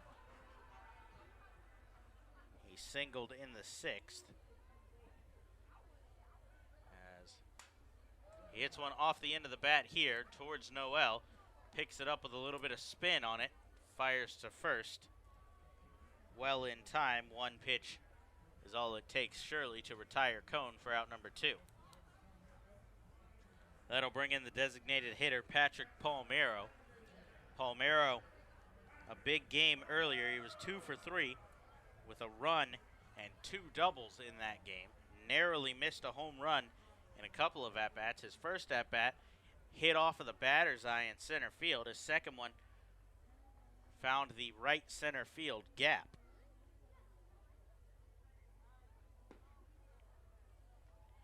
Palmero takes first pitch here from Shirley, ball 1.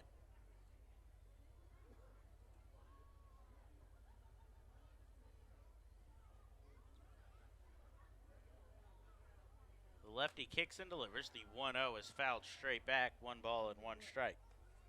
Palmero's been struggling on the season. He's hitting just .218, 9 home runs, 36 RBIs.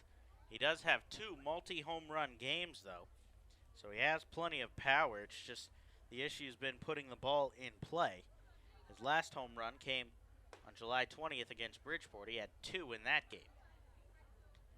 Home run swing here on a 1-1 fastball, but a little bit behind, 1 ball and 2 strikes. Palmero was just 6 for 33 coming into the day, a 182 batting average against the Barnstormers. That went up with his performance earlier. The 1-2 just misses as the catcher Tyler Clark starts to head towards the dugout, but that one stayed well up and in. Palmero laughs and shakes his head at the plate, 2 balls and 2 strikes.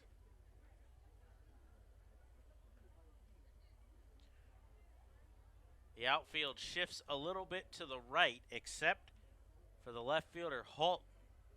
So Garner has taken a couple of steps towards the line. Amaral in center towards the opposite field gap as the 2-2 pitch fouled straight back.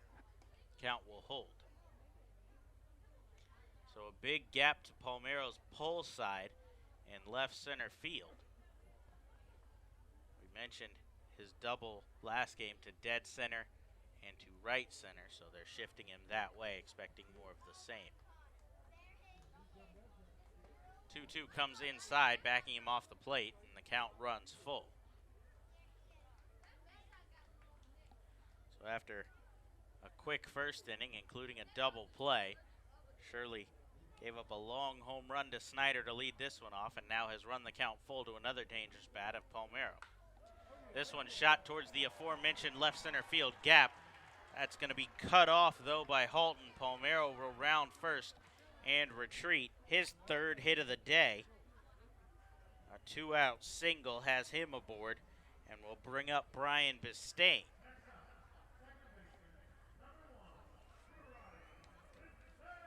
Bistain didn't play in game 1 of the doubleheader, but he played in every game of the Somerset series.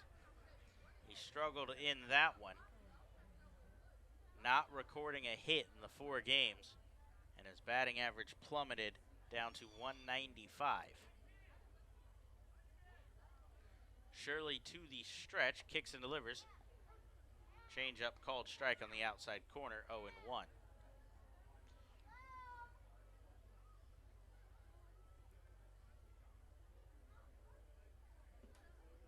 Palmero not much speed on first. It would take an extraordinary shot from Bistain as well as a little bit of luck with the fences to score him should Brian find a gap. Counts evened up at 1-1 as Shirley sets at the chest for the pitch fastball high. 2 balls and 1 strike.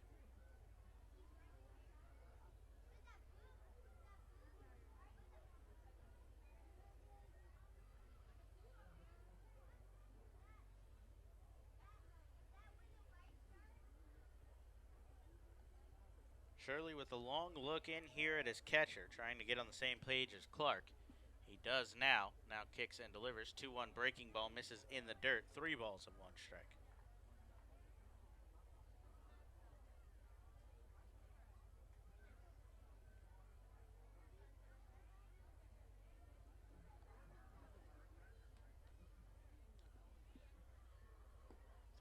Misses low as well as Shirley lost the command there to Bistain.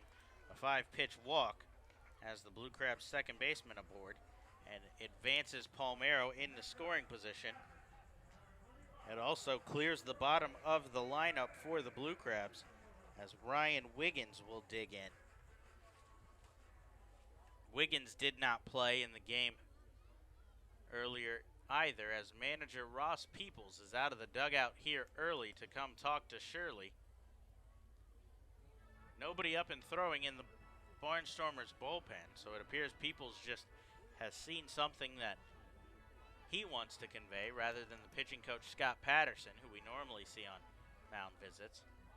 Peoples discusses with Shirley and the catcher Clark, now turns to head back to the dugout.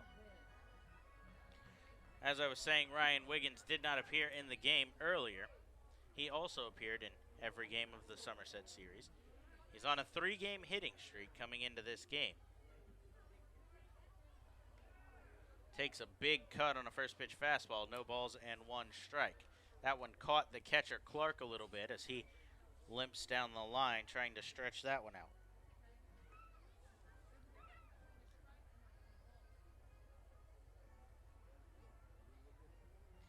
Wiggins hitting just 168 on the year. He has 3 home runs and 7 RBIs. He's got an RBI chance here, though, as Palmero's on second. Bistain with lots of speed on first should Wiggins find the gap.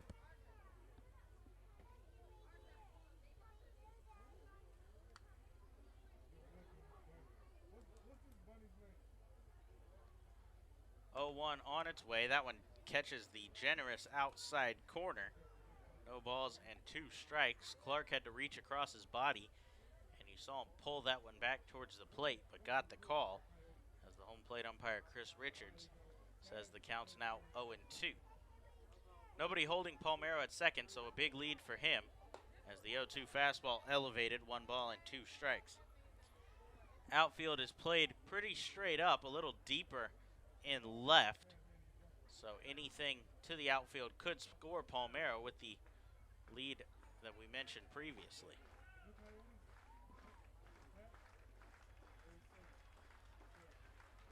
Shirley sets at the chest for the 1-2 pitch. Kicks and delivers, swung on and missed. Wiggins down on strikes, ends the inning. But the Blue Crabs are able to put up a run on the Snyder solo home run. They score 1 run on 2 hits, no errors, leave 2 men on base. Hernandez back to the mound to face the 8-9-1 in the Barnstormers lineup when we come back on the Blue Crabs Baseball Network. Hey everyone, this is Sam Runyon from the Southern Maryland Blue Crabs. Join us at the park every Wednesday home game to enjoy Wednesday Pub Grub Night. Every Wednesday will feature $3 Coors Light cans, $5 draft beer, and $5 Pub Grub specials. For more information on this or any other exciting events throughout the season, please visit our website at somdbluecrabs.com or call us at 301-638-9788. Cancer and Blood Disorders Treatment Center in Waldorf is your new sponsor of the Silver Sluggers program on Tuesday nights all season long. Silver Sluggers members receive tickets to every Tuesday night game, including the 4th of July, a commemorative t-shirt, they get to play baseball bingo during the games, and much more. Guests can even learn more about how CBDTC can help you at their table located on the concourse every Tuesday night.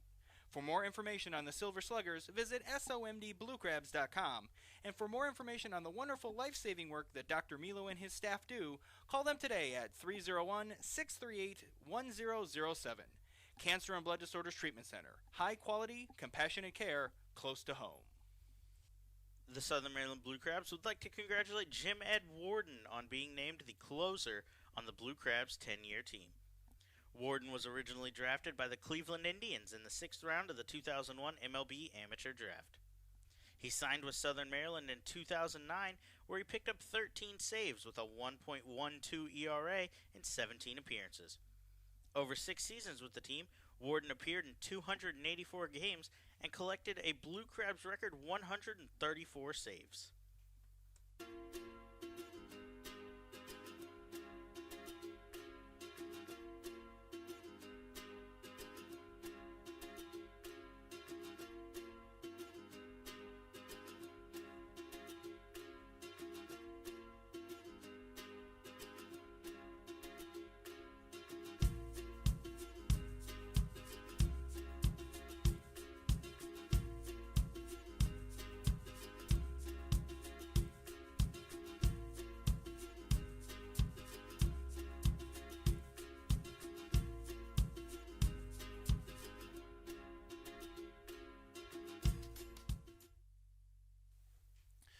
Hey, this is Cody Epley, and you're listening to Blue Crabs Baseball Network. Brendan Belanda back inside Regency Furniture Stadium. Blue Crabs with a 1-0 lead heading to the top of the third as the 8-9-1 due up for the Barnstormers, led off by Lasting's Millage. First pitch fastball from Gabby Hernandez goes up and into Millage, 1 ball and no strikes. Millage was 0 for 1 last game. He drew 2 walks in the game, however, as he has a close eye again here, takes low and away, 2 balls and no strikes. Millage had some of the better at-bats in that game earlier. He ran the count full in all 3 of them, took 8 pitches in his first at-bat and 10 in his second. Hernandez delivers a fastball well outside the zone here into the left-handed batter's box, 3 balls and no strikes, as Wiggins had to lunge after that one. So I imagine Millage will be taking all the way here as he digs back into the box for the 3-0. Hernandez slows it down a little bit and gets it across. Millage was taking all the way. 3 balls and 1 strike here.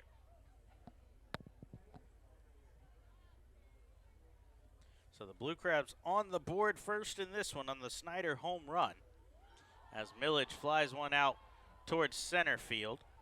Cone drifting over will make the catch for out number 1. Good news for the Blue Crabs. When they score first, they're 28-15 on the season.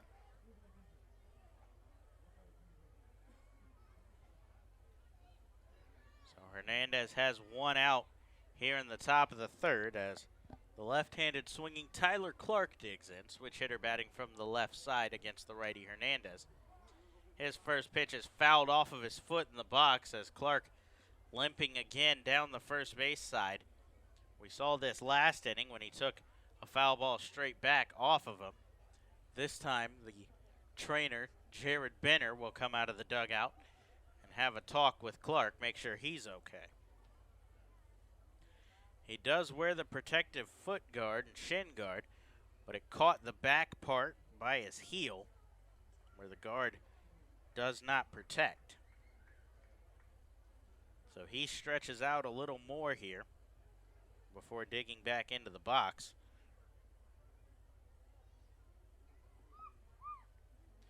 So he's ready at the plate. Hernandez likes to work quick. Very ready on the mound. Fires a curveball, called strike on the outside corner. Hernandez loves to work in a rhythm, get the game going quickly. He's done that so far today.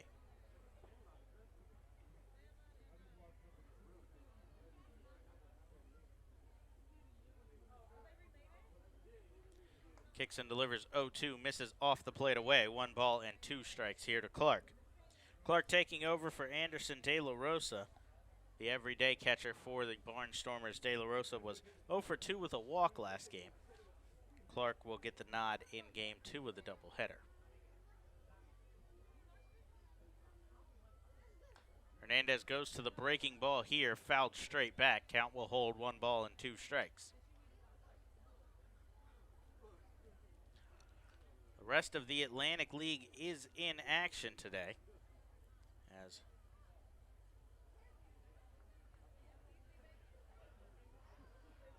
the Somerset Patriots trail the Sugarland Skeeters 4-0. They're on a road trip in Sugarland, the Patriots are. So 4-0 at Constellation Field in the bottom of the 5th, as Clark rolls one to the second baseman, Bastain. He's over, picks it up, and flips to first for out number 2.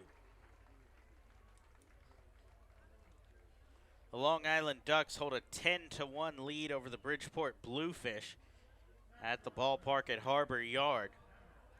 Bridgeport's home for that series. And the York Revolution trail the New Britain Bees 6-3 in the top of the 8th inning at New Britain Stadium.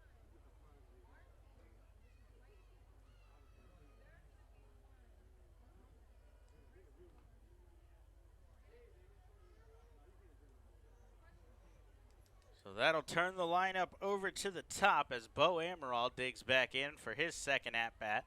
He takes low, ball 1. Amaral sat in game 1. Didn't even really have time to tell you he was in the lineup before he swung on a first pitch and popped up in foul territory to get the game underway here for game 2. Takes a changeup outside, 2 balls and no strikes. Amaral is making his first start of the season against the Blue Crabs, as he takes a big cut here on a 2-0, fouled back towards the Lancaster dugout. He's hitting .350, no home runs, 2 RBIs for the Barnstormers thus far. He's only appeared in 6 games, however.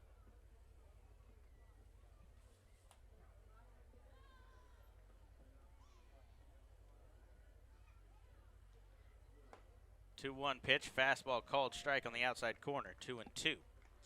Amaral, product of UCLA, he spent 5.5 seasons in the Cincinnati Reds organization, including a 40 stolen base year back in 2013. He's the son of former Major League utility man Rich Amaral. Spent 10 years in the bigs, 8 with the Mariners and 2 with Baltimore. As Bo here fouls one off down the left field line, and the count will hold 2-2.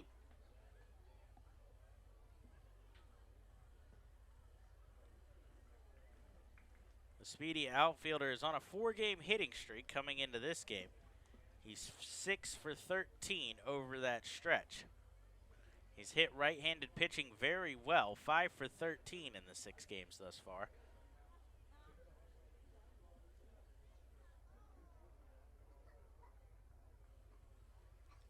So Hernandez readies for the 2-2. Delivers a curveball. This one's shot towards the gap. That's going to get down. L.J. Hose will cut it off there as Amaral with a big turn around first. But will slap on the brakes with a 2-out single. So Hernandez gives up the 2-out hit. We mentioned he trails Jonathan Albaladejo by just 2 strikeouts. Albaladejo had 103. Hernandez currently sits at 101. He came into the game 6 behind the right-hander from Bridgeport, who was signed by the New York Mets organization. He's picked up 2 in each of the first innings, but none yet this inning as he goes to the changeup here. Swung on and missed by Rico Noel.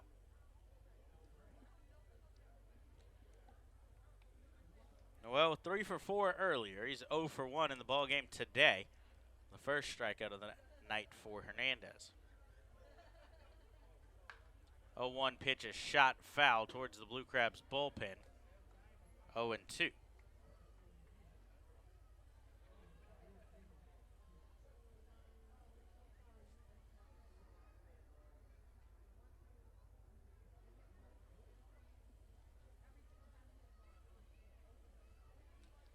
Hernandez with a long look in, now sets at the shoulders.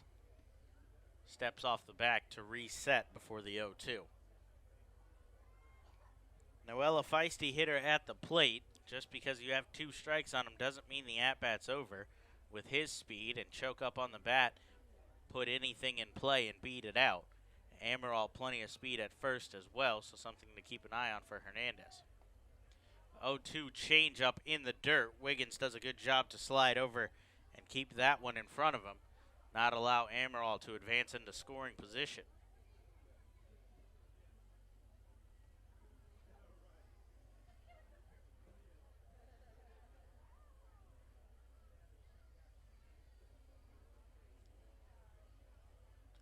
Hernandez sets for the 1-2. Kicks and delivers. That one gets past Wiggins and to the backstop. Amaral will jog over to second. Another wild pitch, the second we've seen from Hernandez. Now puts a runner in scoring position with plenty of speed should Noel find the outfield grass.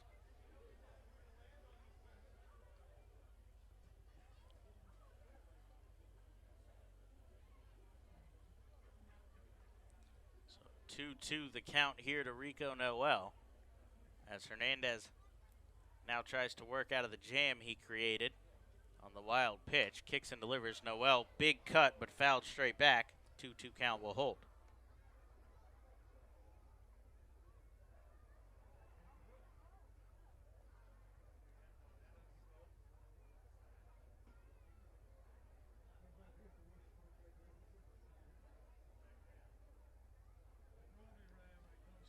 well, doing exactly what you'd expect, fighting to stay alive at the plate, trying to look for a mistake pitch from Hernandez.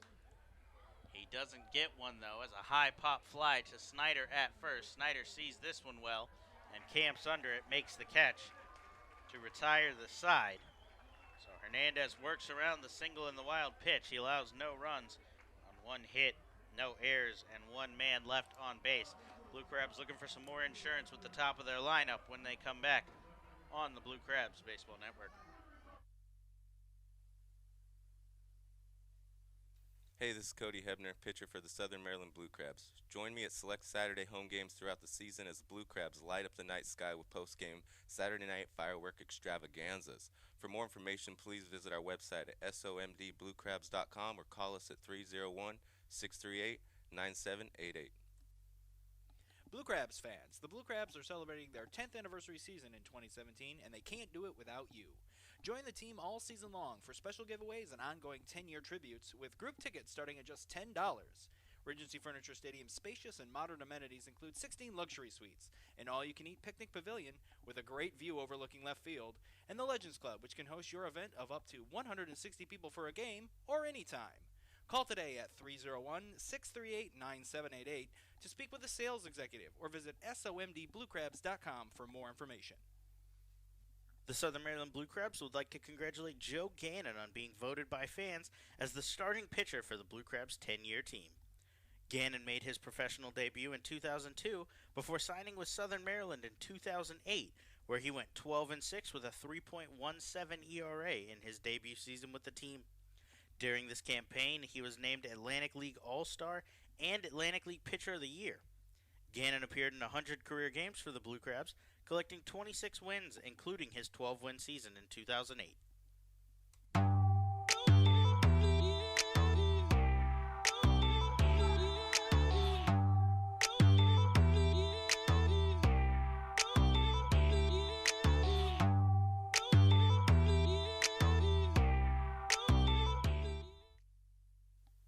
Hey, this is Mike Snyder, and you're listening to the Blue Crabs Baseball Network. Blue Crabs lead 1-0 here in the bottom of the third as the top of the lineup due up for Southern Maryland. Jose Lozada leads off, takes the first pitch fastball from Tommy Shirley, called strike one.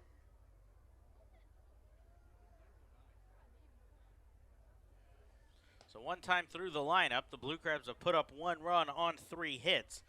The run came on a Michael Snyder solo shot last inning as Lozada squares to bunt, pulls back 0-2.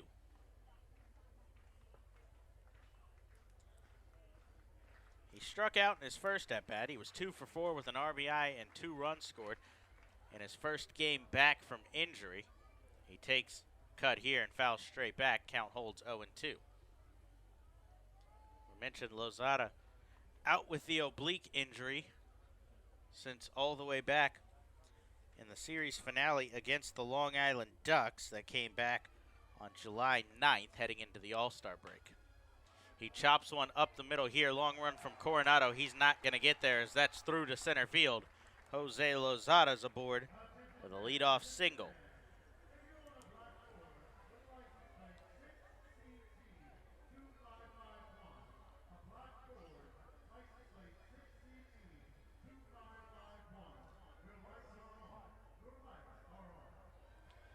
So that brings in Edwin Garcia with the leadoff man aboard.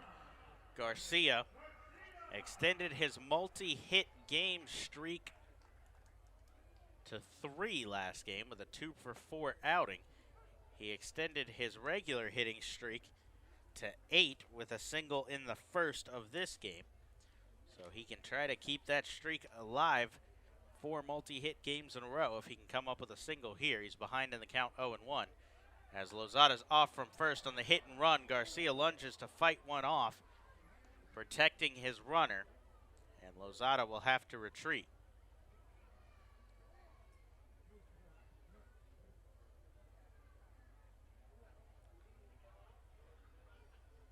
So the hit and run was on. Garcia had a pitch well out of the zone away, but had to do his job and protect his runner.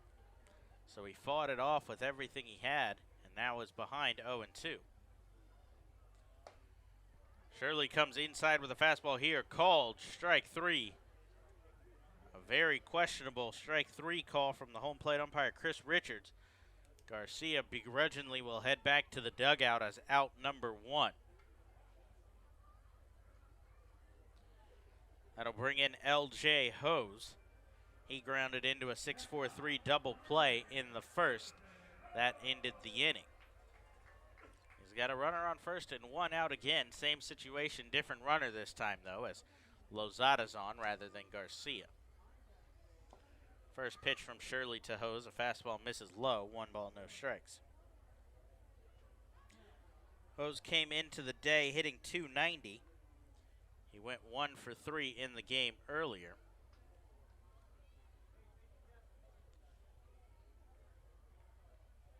As this one shot back up the middle. The second baseman, Noel, gets there. Flip to Coronado, turn to first in time. A 4-6-3 double play this time. The second double play Hose has rolled into ends the inning. A great play from Rico Noel as Shirley works around the leadoff single. No runs, 1 hit, no errors, nobody left on base. Cruising right along here, heading to the top of the 4th. Gabby Hernandez will face the 3-4-5 in the Lancaster lineup when we come back on the Blue Crabs Baseball Network.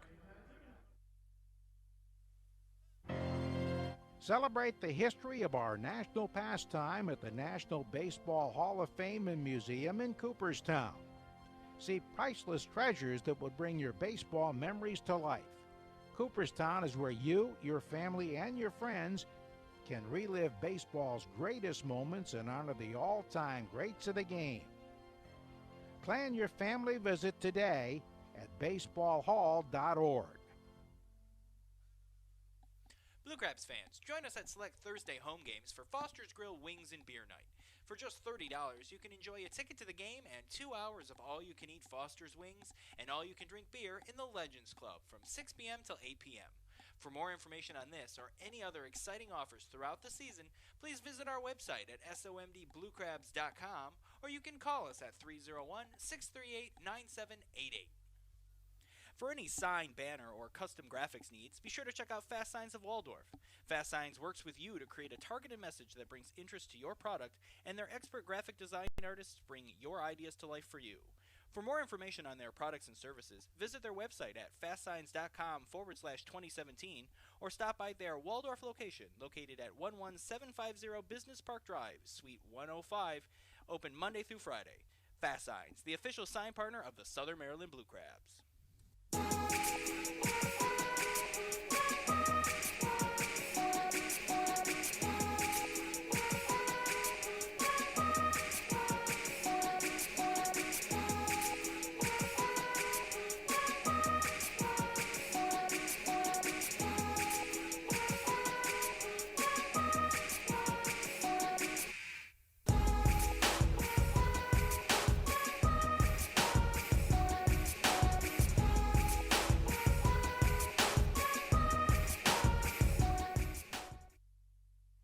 Back inside Regency Furniture Stadium, Blue Crabs lead 1-0.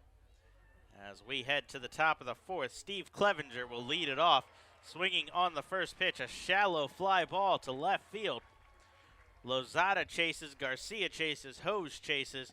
Lozada slips and falls. Garcia will make the catch on the run. A good defensive play there for out number 1.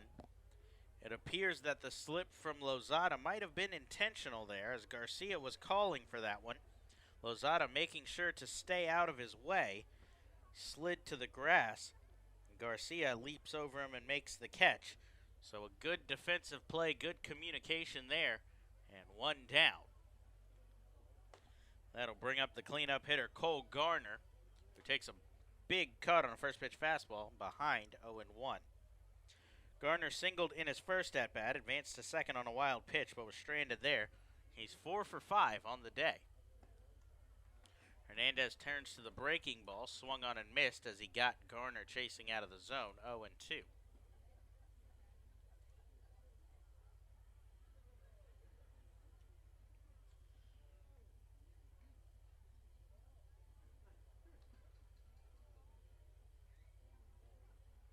Garner was struggling coming into the game, or into the day, I should say. He was hitting just .216. The performance earlier raised that all the way to .255 as he takes a big cut on an 0-2 fastball, swung on and missed. Garner down on strikes, the 5th strikeout of the night for Gabby Hernandez. Puts him one away from tying Jonathan Albaladejo for the Atlantic League lead.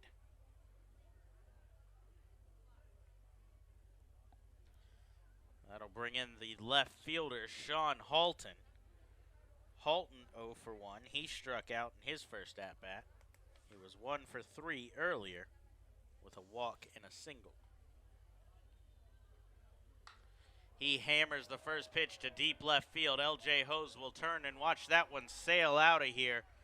Hernandez leaves the fastball above the belt, and Halton makes him pay. A solo home run ties the game here in the top of the 4th. Off the dangerous bat of Sean Halton, his 18th home run of the season. That'll tie him with Michael Snyder and Angelo Sonko for the lead amongst active players in the Atlantic League. Casey Hobson, former teammate of Halton, currently leads the league with 21.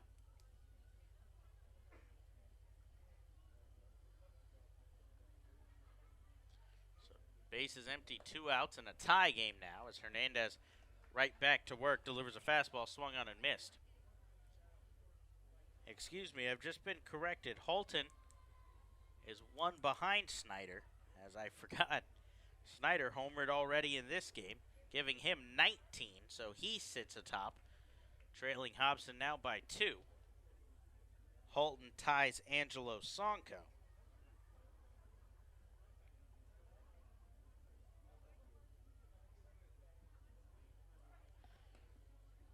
Hernandez goes outside with the 0-2 pitch, 1 ball and 2 strikes.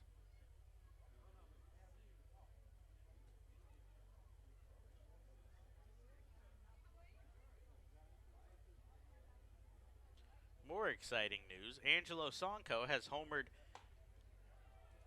for Long Island and as they lead 10-1 in the 7th inning of a game over at the ballpark at Harbor Yard. So Sonko is tied with Snyder at 19. So Halton stays where he is on the leaderboard despite the home run. Hernandez's 2-2 pitch misses low in the dirt, and the count runs full here to Weber. He responded quickly from the home run, getting 2 strikes on Weber, but has since missed 3 times, so he's now got to fight here on the payoff pitch. Kicks and delivers, swung on and missed. Weber chases out of the zone. Wiggins picks that one out of the dirt and tags Weber. Gabby Hernandez picks up the strikeout and ends the inning, but not before the solo home run from Sean Halton ties the game. 1 run on 1 hit, no errors, and nobody left on base. Blue Crabs looking to respond. Snyder will come up to bat when we come back in the bottom of the 4th on the Blue Crabs Baseball Network. Kids, bring mom and dad out this August for select Sunday home games for appearances from your favorite characters. On Sunday, August 13th, the Blue Crabs will host characters from Paw Patrol. And on Sunday, August 20th, we will have a visit from your favorite Beauty and the Beast characters. Both games start at 2:05 and will also feature a pregame player autograph session and postgame Kids Run the Bases. Call 301-638-9788 for tickets or more information, or visit somdbluecrabs.com. The Blue Crabs would like to thank Domino's Pizza for their sponsorship for the 2017 season. Be sure to try Domino's new stuffed cheesy bread or their oven-baked sandwiches, featured on their 2 for $5.99 menu.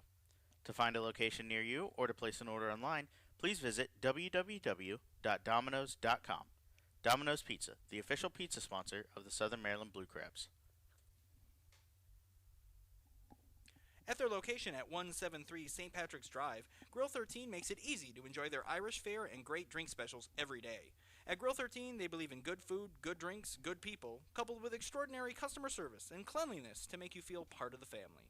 Whether lunch, dinner, or a round of drinks after the long workday, visiting Grill 13 is always a great experience. Feel free to come relax with family, friends, or even fly solo with a premium cocktail, our handmade pulled pork, fresh wings, bangers and mash, or any one of their tasty dishes. Then indulge in one of Grill 13's famous premium handmade Sugar Lips desserts. Call 301-645-2983 or visit grillwithane13.com.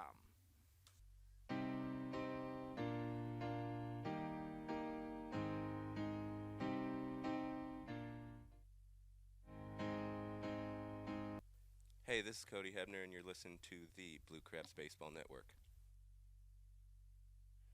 Brandon Belanda back inside Regency Furniture Stadium. Tie ball game here in the bottom of the fourth as the 4-5-6 due up for the Blue Crabs. A change has been made for the Barnstormers behind the plate. It appears Anderson De La Rosa is back in place of Tyler Clark as Snyder cuts on first pitch fastball, fouled back.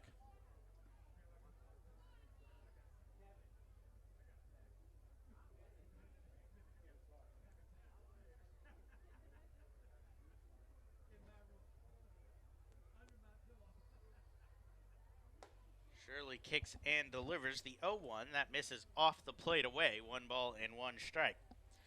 Snyder homered in his first at-bat, a team-high 19. He's tied with Angelo Sonko, as we mentioned last inning, for most among active players in the Atlantic League. Shirley bounces the 1-1 pitch up to the plate as the count will go to 2-1.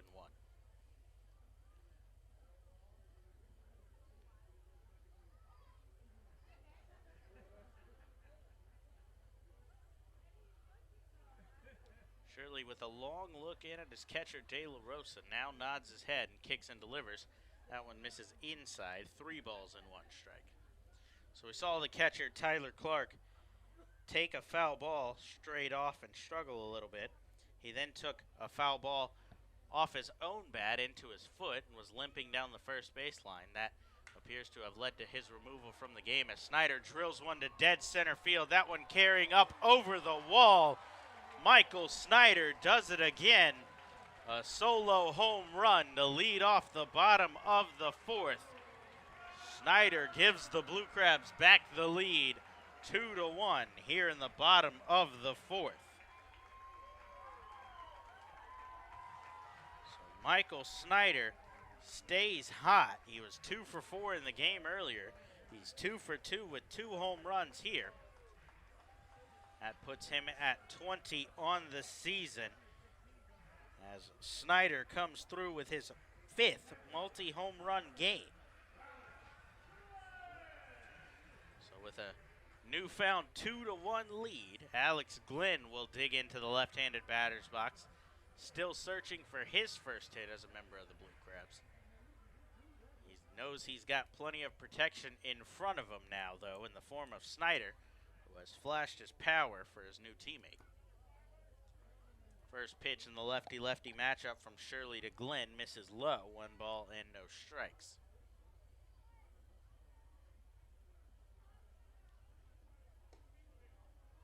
Misses high, 2 balls and no strikes.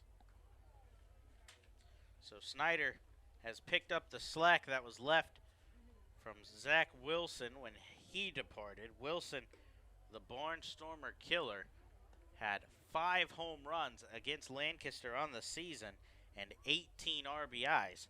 Snyder has filled the void. He now has 3 home runs against the Barnstormers.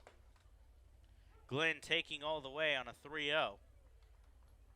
Called strike on the outside corner, 3-1.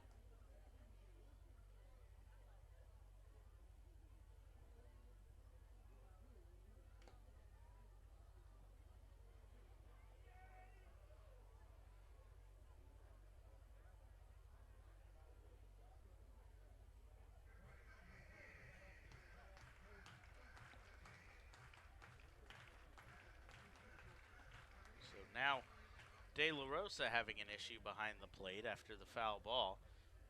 Full count here. The Barnstormers are out of catchers. I'm not really sure who would come in to catch if De La Rosa had enough trouble that he had to be taken out.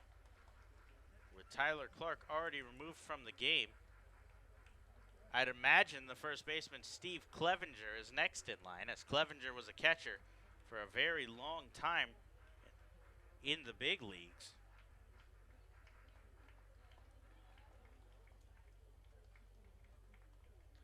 It appears that De La Rosa will fight through, though.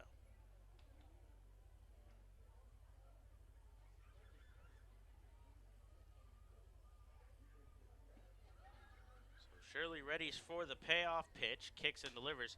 That one's fouled off of the foot of Glenn, as it appears that he broke his bat. He'll ask for a new piece of lumber at the plate. Gets it. He's got the protective guard on, so no worries from him at the plate as he heads back towards the left-handed batter's box here. De La Rosa still struggling a little bit with full movement, but appears he'll be okay.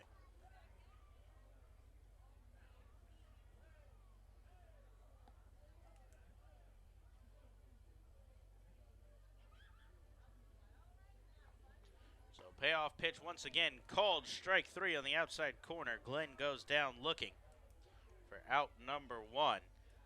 So he's left still searching for that first hit. It'll have to come later in the ball game as he's retired for out number 1 here in the bottom of the 4th. That'll bring up Zach Cone. Cone's 0 for 1. He grounded out to second in his first at-bat.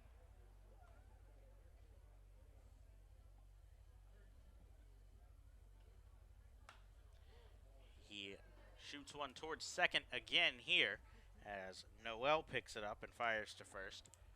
So Cone grounds out to second once again as he's retired for out number 2.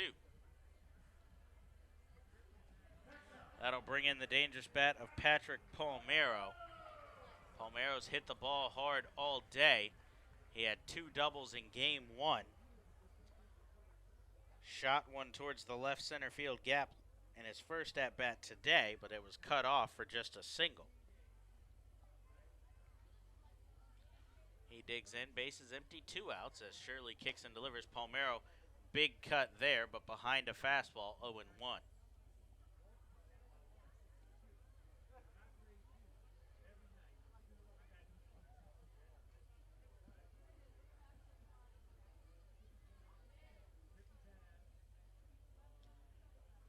Shirley on the mound has given up 2 solo home runs to Snyder. That's the only thing the Blue Crabs have to show for their 5 hits thus far, as Palmero behind another fastball here, 0-2.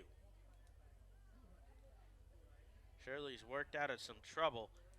A couple of hits given up, but 2 double plays from L.J. Hose have ended the first and the third, bringing up Snyder to lead off the second and the fourth. Both of those have ended the ball on the other side of the fence. Shirley looks to recover, though, as he's got 2 outs already. Palmero calls time before the 0-2 pitch here, steps out and resets. Now Shirley winds and delivers the 0-2. Palmero fights that one off the end of his bat. Count will hold.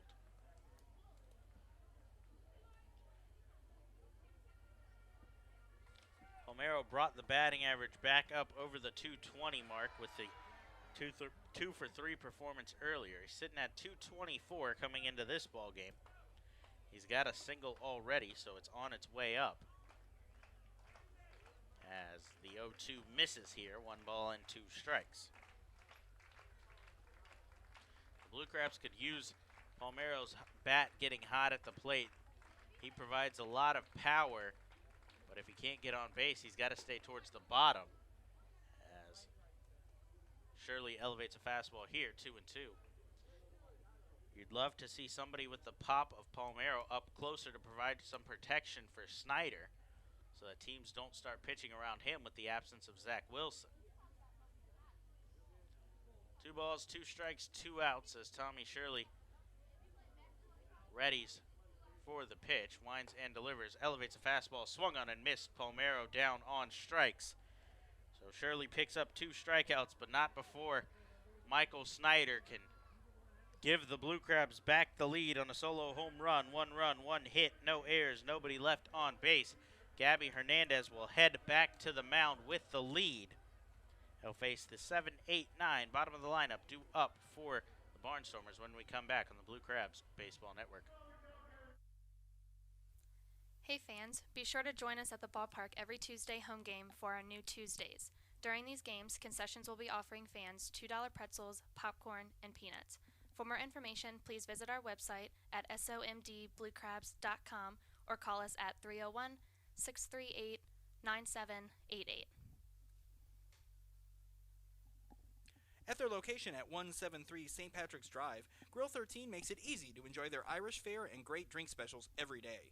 At Grill 13, they believe in good food, good drinks, good people, coupled with extraordinary customer service and cleanliness to make you feel part of the family. Whether lunch, dinner, or a round of drinks after the long workday, visiting Grill 13 is always a great experience. Feel free to come relax with family, friends, or even fly solo with a premium cocktail, our handmade pulled pork, fresh wings, bangers and mash, or any one of their tasty dishes. Then indulge in one of Grill 13's famous premium handmade Sugar Lips desserts. Call 301-645-2983 or visit grillwithane13.com. The Southern Maryland Blue Crabs would like to congratulate Christian Lopez on being voted by fans as the starting catcher on the Blue Crabs' 10-year team.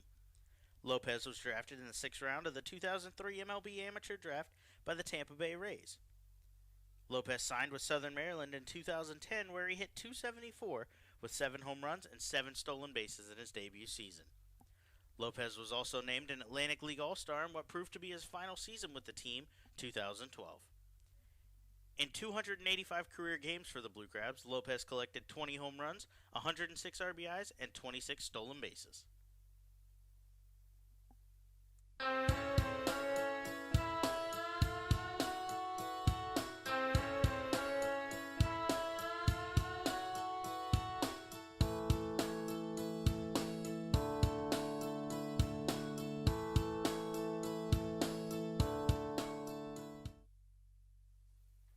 This is Zach Cohn, and you're listening to Blue Crabs Baseball Network. Back inside Regency Furniture Stadium, Blue Crabs with a 2-1 lead heading to the 5th as Gabby Hernandez back to work. His first pitch to Nate Coronado swung on, driven towards center field. Zach Cohn drifts to his right, though, and makes the catch easily for out number 1. So 1 pitch, 1 out for Hernandez here in the top of the 5th.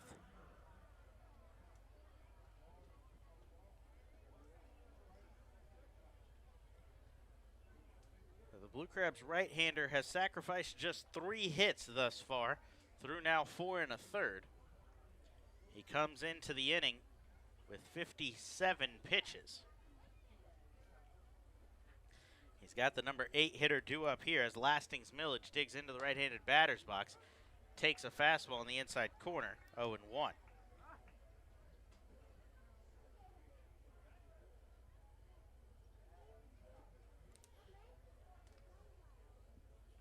Seen Millage go deep into at-bats all day. Hernandez will have to keep it around the zone and does so here once again, 0-2, as Millage has fallen behind, trying to keep a close eye.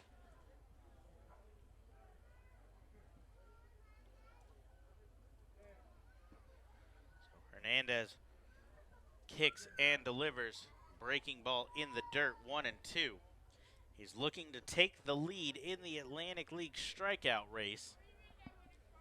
He trailed Jonathan Albaladejo by 6 coming into the game. He picked up 2 strikeouts in the first, 2 strikeouts in the second, and 2 strikeouts in the fourth to tie Albaladejo. A high chopper towards third here. Lozada picks it up. Strong throw across the diamond in time to retire Millage. So Hernandez will have to wait at least one more batter to take the crown from Albaladejo. He does get the job done, though, retiring Millage. So 2 up, 2 down here in the 5th as Anderson De La Rosa will head to the plate.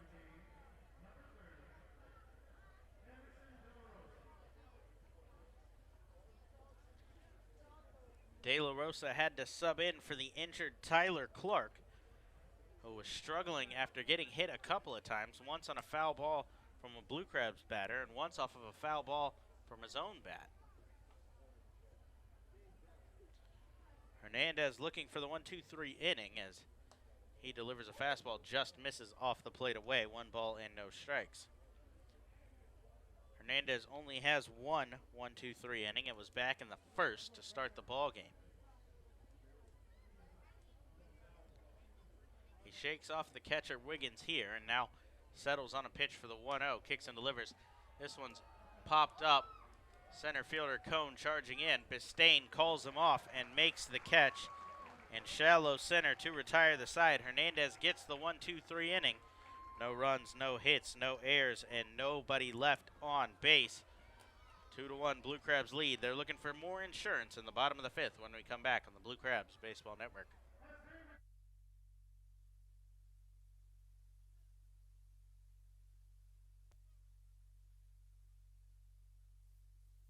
Don't forget, kids, every Sunday is Kids Day at the ballpark. Bring the whole family out to the ballpark and enjoy a pregame autograph session with the Blue Crabs players.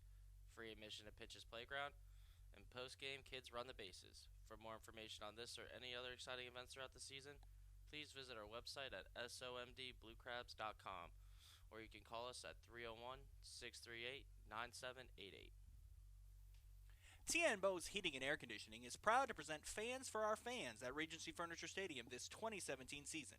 When the temperature at game time is expected to be a scorcher, TN Bose will do what they do best, keep you always the right temperature, by providing hand fans to the first 200 guests entering the stadium that day. Learn more about their technologically advanced AeroSeal duct sealing procedure online at tnbose.com. TN Bose for all of your air conditioning and heating needs. The Southern Maryland Blue Crabs want to congratulate Casey Benjamin on being named as the second baseman on the Blue Crabs 10-year team. Benjamin was signed out of Tennessee Technological Institute by the Texas Rangers organization, where he made his professional baseball debut. He signed with Southern Maryland in 2010, where he hit .304 with 20 home runs in 112 games. Benjamin played in 327 career games with the Blue Crabs, hitting 54 home runs and driving in 209 runs over his 3 seasons with the team.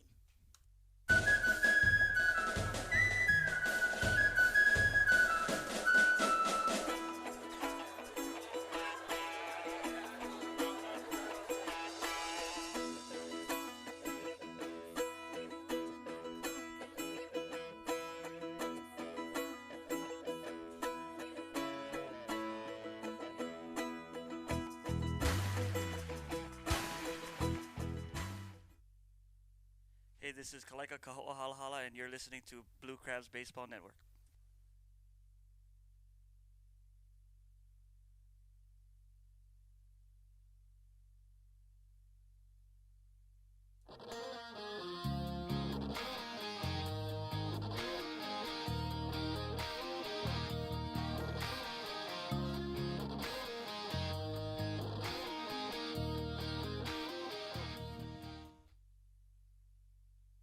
Brandon Belanda back inside Regency Furniture Stadium. Blue Crabs with a 2-1 lead on 2 solo home runs from Michael Snyder. They're looking to add some insurance in Game 2 of the 7-inning doubleheader slated against the Barnstormers. They dropped Game 1. They're looking to respond here. They've got the 2-1 advantage as Brian Bistain digs in, the leadoff hitter here in the bottom of the 5th. Takes a fastball low, 1-0. Shirley back on the mound for his 5th inning of work. Delivers another fastball here, outside 2-0. Tommy Shirley's only gone 5 innings once this year. It was his last outing, a scoreless tilt against the New Britain Bees. He threw 5 innings, gave up just 3 hits in that game. So he's already at his 2nd highest outing of the year, as he's got the 2-1 count on Bistain. Now winds and delivers. Bistain shoots this one towards short. Coronado charges, picks it up and fires across the diamond, gets Bistain by half a step, as Coronado took his time there and Bistain was busting down the line. He's retired for out number 1. That'll bring in catcher Ryan Wiggins. He struck out in his first at-bat. He's in for Game 2 of the doubleheader, giving Luis Allen a break. We see Wiggins as the everyday catcher for Brian Grenning, the Blue Crabs starter won the All-Star game as Wiggins takes a fastball outside, 1 ball and no strikes. Wiggins also worked exclusively with Pat McCoy, the southpaw that the Blue Crabs released late last week. As Wiggins takes a big cut on a 1-0 here, 1 ball and 1 strike. So Wiggins now back into doubleheader action and grinning. See if he develops some sort of relationship with a different pitcher. As the 1-1 pitch from Shirley catches the outside corner, 1-2. Wiggins has struggled with the bat this year, but he's been great behind the plate. Very strong arm. He's a great pitch caller, having spoken with many members of the staff that have worked with him. Big cut on a 1-2 fastball, swung on and missed. He's down on strikes for the second time, as Shirley has 2 down here. 5 strikeouts on the night for the southpaw.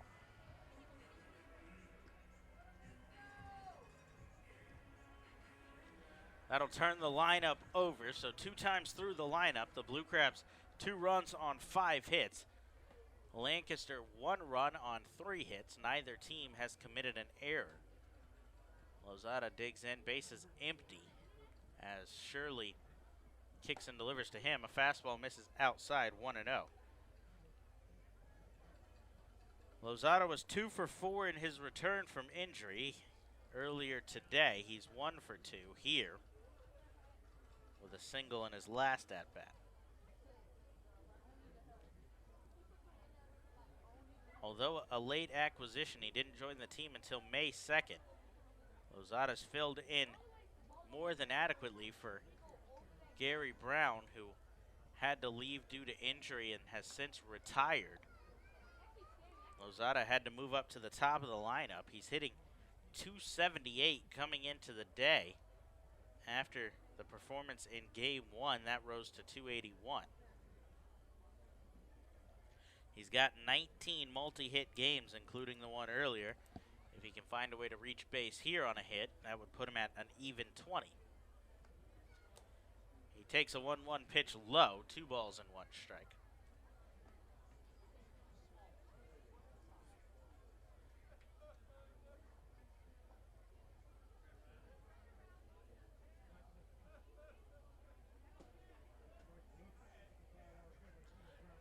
On its way from Shirley. That misses the outside corner, and the count will go to 3-1.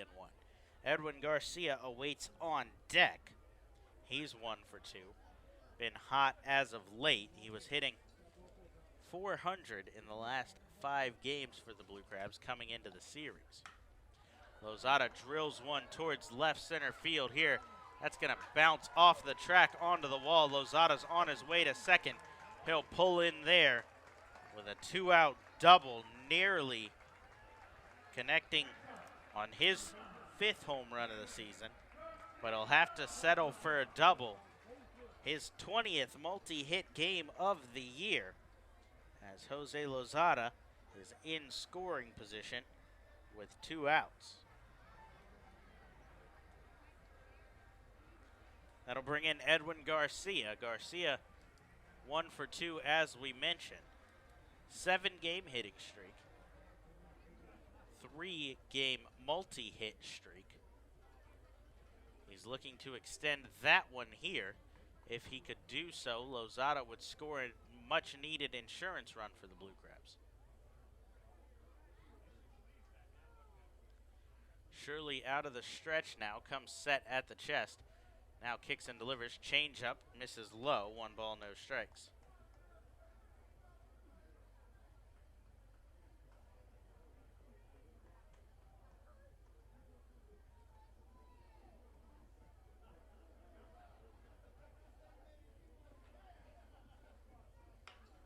Garcia rips one right at the third baseman, Weber, though, who handles it to end the inning.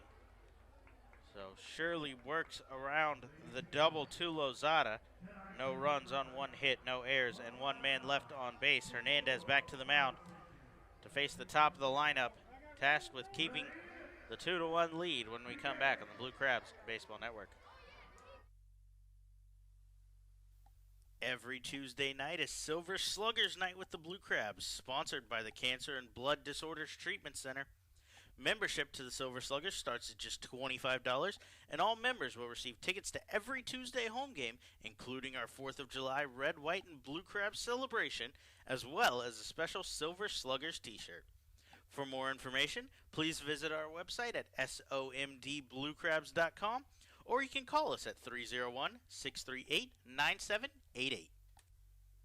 Washington sports fans, get ready because August 18th is Washington Sports Night with the Blue Crabs. Friday, August 18th, the Blue Crabs will welcome Screech from the Washington Nationals and Gee Whiz from the Washington Wizards to Regency Furniture Stadium for a night of mascot fun with our very own Pinch. For more information on this or any other exciting events throughout the season, visit somdbluecrabs.com or call 301-638-9788. The Southern Maryland Blue Crabs would like to congratulate Jeremy Owens on being named a starting outfielder on the Blue Crabs' 10-year team. Owens was originally drafted by the San Diego Padres in the 8th round of the 1998 MLB Amateur Draft. He signed with Southern Maryland for their debut season in 2008, and in 2009 he collected 28 home runs and 80 RBIs while stealing 15 bases. Owens spent 7 seasons playing for the Blue Crabs, compiling 105 home runs, 340 RBIs, and 98 stolen bases, while appearing in a Blue Crabs record 737 career games.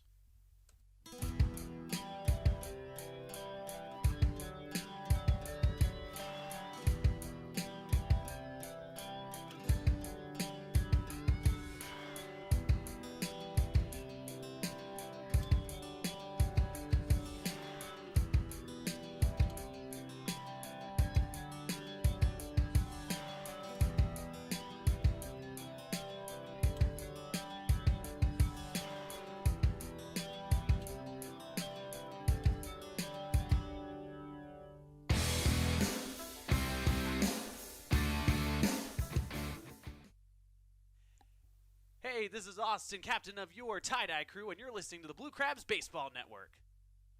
Blue Crabs lead 2-1 here in the top of the 6th, as Gabby Hernandez back on the mound to face the top of the lineup for Lancaster. Bo Amaral will lead it off as he takes first pitch up and away, 1 ball and no strikes. Hernandez kicks and delivers a breaking ball here, catches the outside corner, 1-1. Hernandez has allowed just 3 hits thus far. A single to Garner, a single to Amaral, and a solo home run to Sean Halton. The only base runners that the Barnstormers have mustered thus far. Amaral swinging here, fouls it back off of Wiggins, 1-2.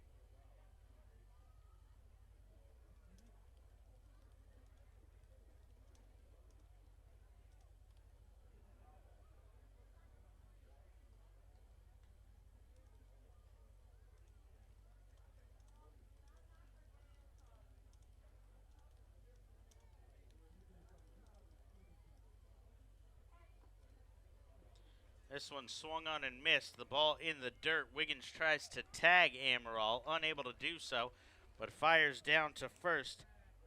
And that strikeout will move Gabby Hernandez into first in the Atlantic League. He now leads the league in strikeouts at 104. Gabby Hernandez having a career year here. He enters with a 7-1 record. Should the score hold, he would move to 8-1. As he snaps off a curveball here, Rico Noel bails out of the box, but it comes back across nicely for a called strike.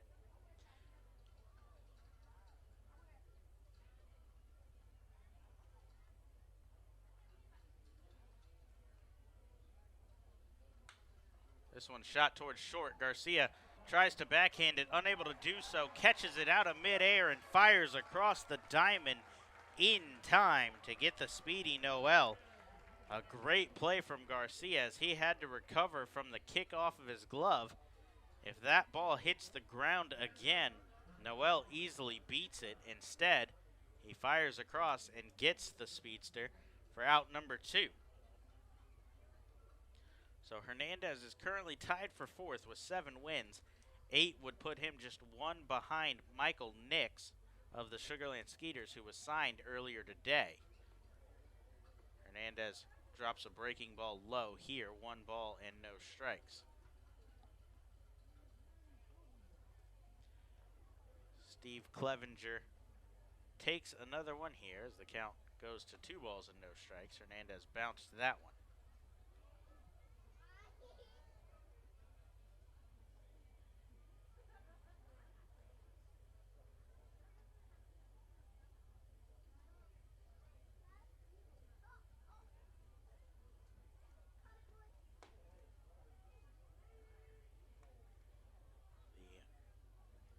The 2-0 pitch misses as well, as the count now runs to 3-0. I'd imagine Clevenger would be taking here, but he does have some power. If manager Ross Peoples elects to turn him loose, he does not, as that fastball right down the middle, a called strike.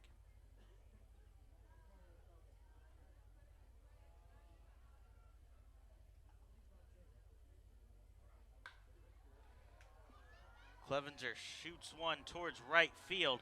Alex Glenn slips on the moist outfield grass there, and that's going to get down a single for Clevenger. The 4th hit allowed by Gabby Hernandez. A 2-out single has the Barnstormers threatening here with the dangerous bat of Cole Garner.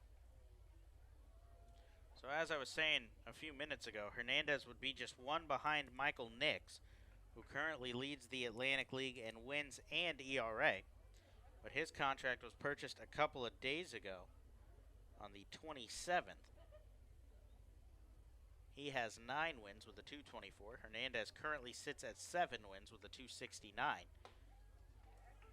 He gets across a fastball here. No balls and 1 strike to Garner.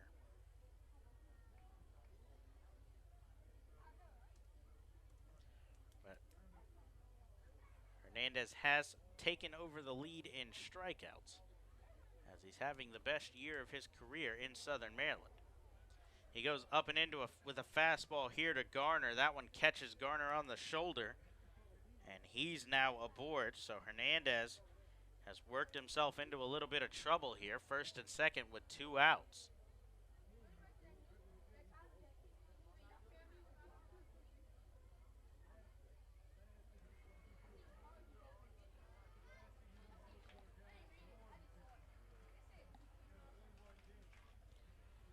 So time is called here as the pitching coach, James Frisbee, will come out to have a conversation with his starter. Hernandez is sitting at 77 pitches here through 5 2/3. This is just a 7-inning ball game. So the Blue Crabs would love to see Hernandez go the distance if he can keep the pitch count under control and keep the runners off base, but he's got himself in a little bit of trouble here. Closer Cody Epley is available, as is setup man Zach Thornton, but nobody up and throwing for the Blue Crabs as of yet. This is Hernandez's jam to work out of.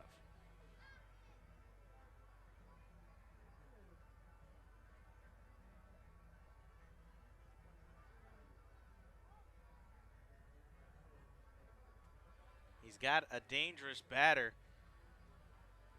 coming into the box now. As the conference has ended, Sean Halton will dig in. He's 1 for 2. He's already homered once. He's got 18 on the season. Hernandez has got to keep the ball down to Halton here.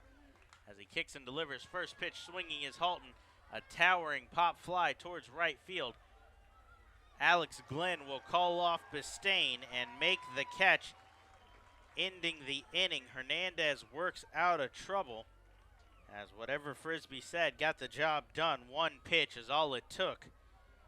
He allows no runs on 1 hit, no errors, 2 men left on base. Blue Crabs looking for some insurance. LJ Hose, Michael Snyder, and Alex Glenn when we come back on the Blue Crabs Baseball Network.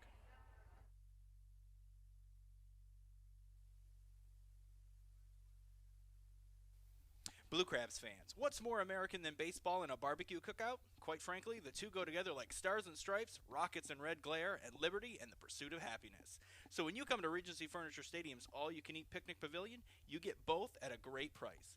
The best part is that groups from 20 to 400 plus can enjoy the picnic pavilion, and when you include this home run of a deal with the kids park, paddle boats, and on-field fun, you have a grand slam of an opportunity.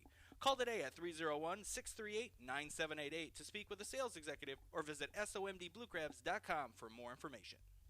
This is Rick Meehan, Mayor of Ocean City, Maryland. For everyone who's put off planning a vacation this summer, I've got good news for you. Ocean City, Maryland is a procrastinator's paradise. We've got 10 miles of free beach, an amazing 3-mile boardwalk, golf, fishing, shopping, dining, and free events 7 nights a week, including fireworks, boardwalk light shows, dance parties, and movies right on the beach. It's not too late. Book a visit today at ococean.com. That's ococean.com.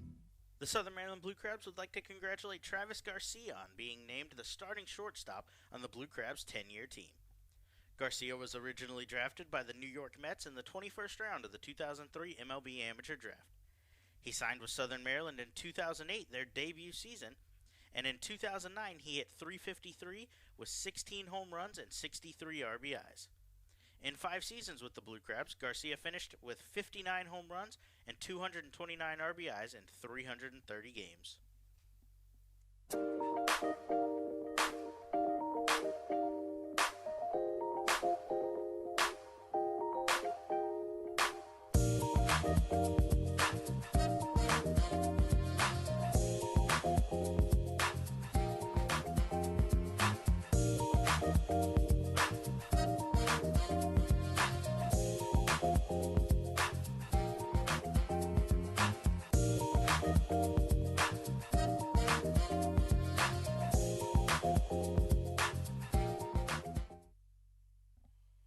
Inside Regency Furniture Stadium as Tommy Shirley back on the mound for his 6th inning of work. His first pitch to LJ Hose, a fastball misses low, 1 ball and no strikes. Hose shoots the second pitch of the inning through the right side and into right field as he's aboard with a single. That'll break the slump for Hose as he had grounded into 2 double plays on the day before that one. Cody Epley is up and throwing in the Blue Crabs bullpen. We'll see if Hernandez is sent back out there to try to finish the game or if Epley will come in and try to close it out. Time is called from Lancaster here as the pitching coach Scott Patterson will come out to have a conversation with Shirley. This is the longest he's gone into a game. He hasn't thrown more than 5 innings on the season. He's sitting at 75 pitches as Patterson works his way to the mound to discuss with him the plan moving forward. He's got Snyder at the plate, who's 2 for 2 with 2 solo home runs. All of the offense for the Blue Crabs thus far.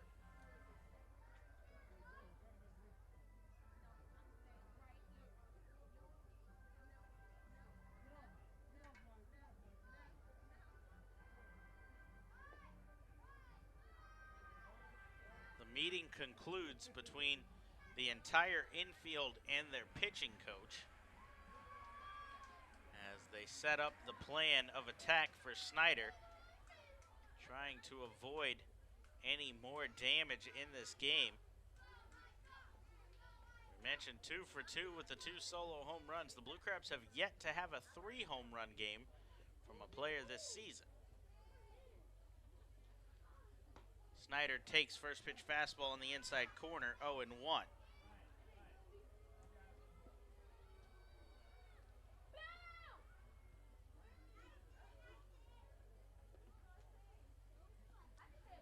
So Snyder digs back into the right-handed batter's box here, looking to become the first player for Southern Maryland with a 3 home run game.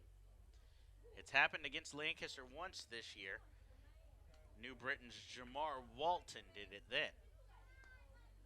0-1 fastball misses low. Count evens 1-1. Come on, Mike!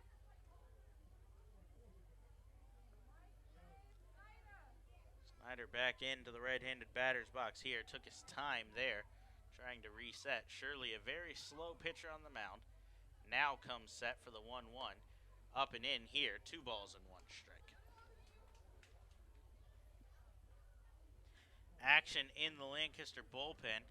I imagine if Shirley can't get Snyder out, his day will be done. They'd like to see him get to the lefty-lefty matchup with Alex Glenn, who awaits on deck, though.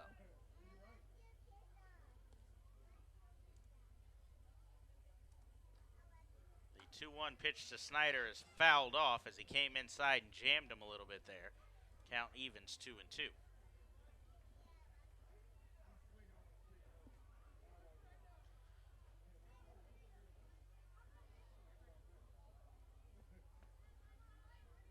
Snyder resets in the right-handed batter's box here, as Shirley with a long look in at his catcher De La Rosa. Steps off the back of the rubber here, as both batter and pitcher will reset.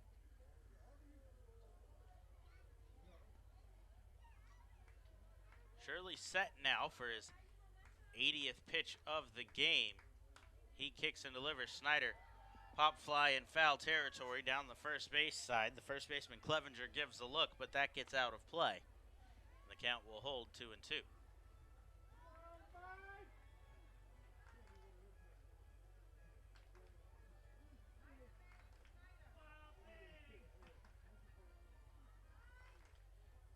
Alex Glenn awaits on deck. He's still looking for his first hit as a member of Southern Maryland. As Shirley sets for the 2-2 to Snyder at the plate. This one's rolled towards short. Coronado flips to Noel, who flips to first. That one in the dirt, dug out by Sean Halton, who has moved over to first base for the second out.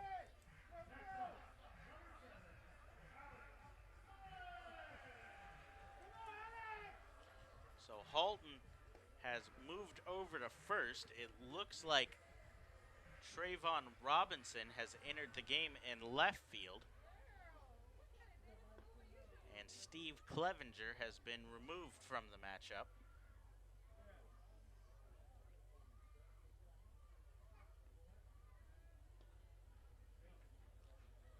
Lefty-lefty matchup here for Shirley as he delivers fastball called strike to Glenn. He's 0 for 3 in game 1, 0 for 2 in this matchup.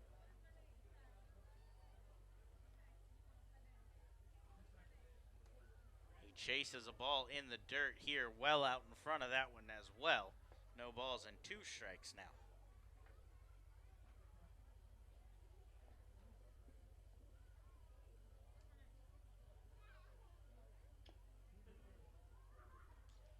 So Shirley 1 strike away from getting out of the inning. Kicks and delivers just off the outside corner. 1 ball and 2 strikes.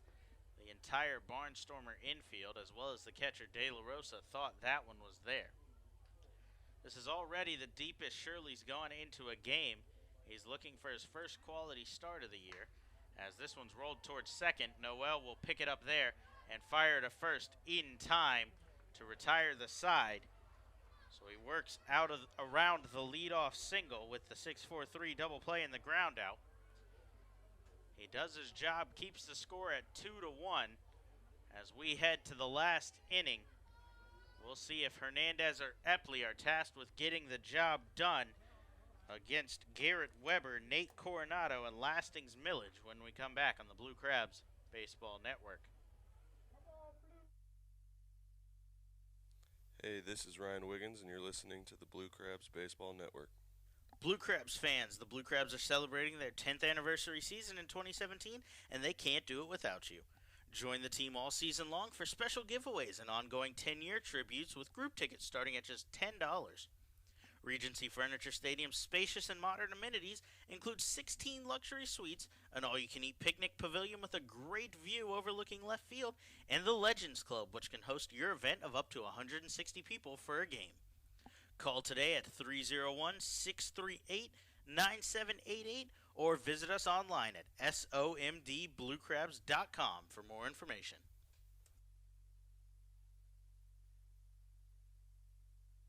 Blue Crabs fans, Focelli Pizza, known for having the best pizza in town, is offering you 20% off on your order. That's right, 20% off.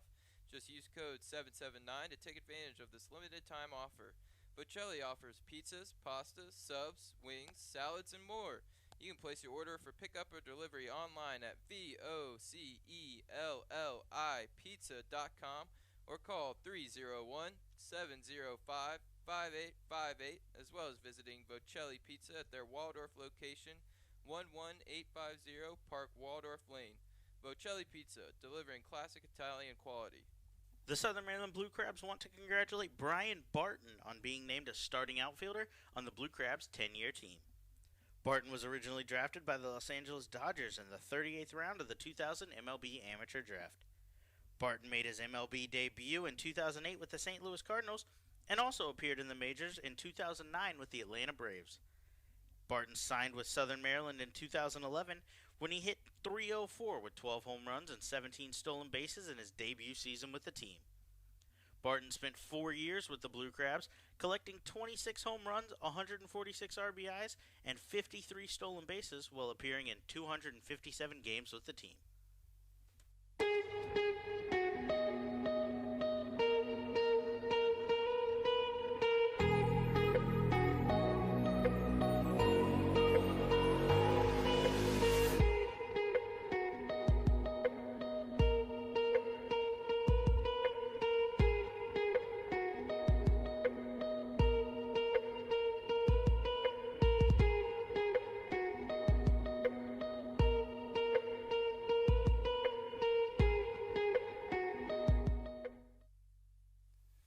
This is Zach Wilson, and you're listening to the Blue Crabs Baseball Network. Back inside Regency Furniture Stadium as we head to the top of the 7th. It'll be the closer Cody Epley who will come on in relief of Gabby Hernandez and try to lock down the win for his starter. Epley's first pitch to Garrett Weber swung on and fouled back, no balls and 1 strike. Epley works out of the stretch, kicks and delivers. This one tails off the plate away. 1 ball and 1 strike here.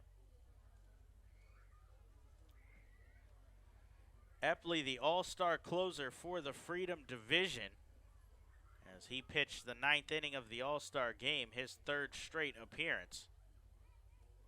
As the 1-1 pitch misses low here, 2 balls and 1 strike to Garrett Weber.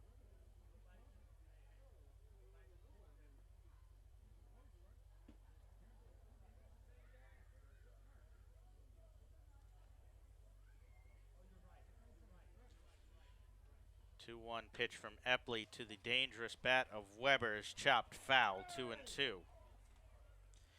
Epley's 1-4 on the season with a .279 ERA. He's 24 for 26 in save opportunities. He did, however, blow his last save opportunity against the Somerset Patriots. He got hit with the loss in that matchup.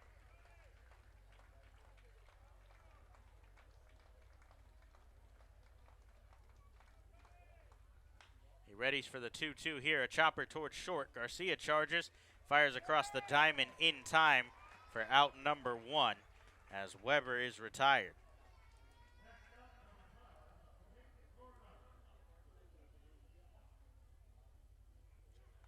So with 1 out, that'll bring in Nate Coronado, the Barnstormers shortstop. Is 0 for 2. He was 1 for 4 in the game earlier.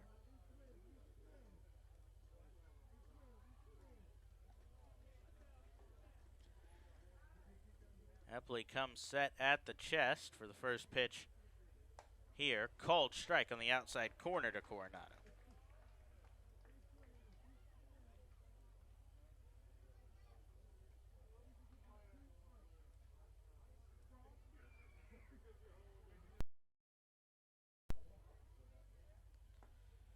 The 0-1, a slider. That one tails off the plate away. 1 ball and 1 strike. Epley against the Barnstormers this season is 0-1 with 3 saves. He's 3 for 3 in save opportunities against Lancaster. He's given up 2 runs in 4.1 innings. The 1 loss, a tie ball game, he came into the top of the 9th and allowed a solo home run to Trayvon Robinson. He gets the 1-1 across the inside corner as the count goes to 1-2 on Coronado. Epley sets at the chest here, kicks and delivers. Sinking fastball misses low, 2-2.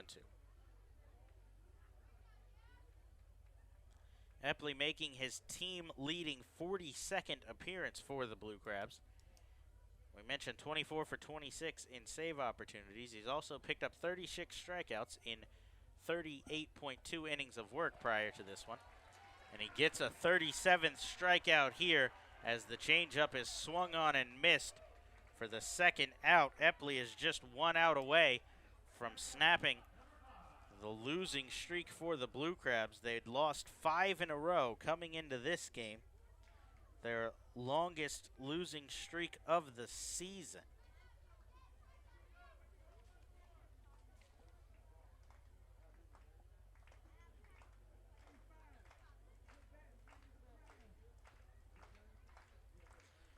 So the last out he'll have to get is Lasting's Millage as he digs into the right-handed batter's box, 0 for 2. Epley readies for the first pitch to Millage. That one catches the outside corner. No balls and 1 strike.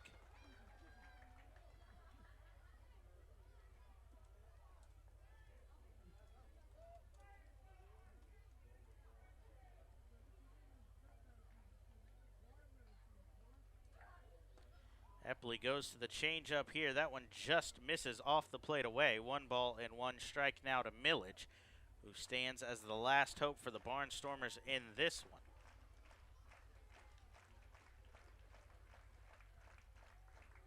Epley set for the 1-1. Kicks and delivers slider. That one misses off the plate away. 2 balls and 1 strike.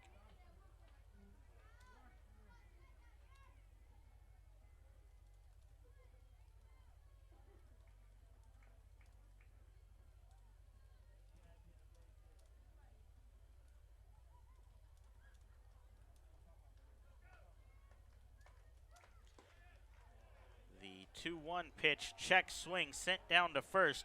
First base umpire Brian DeBrouwer says he went around. Millage can't believe it at the plate, but the count goes to 2-2 anyway.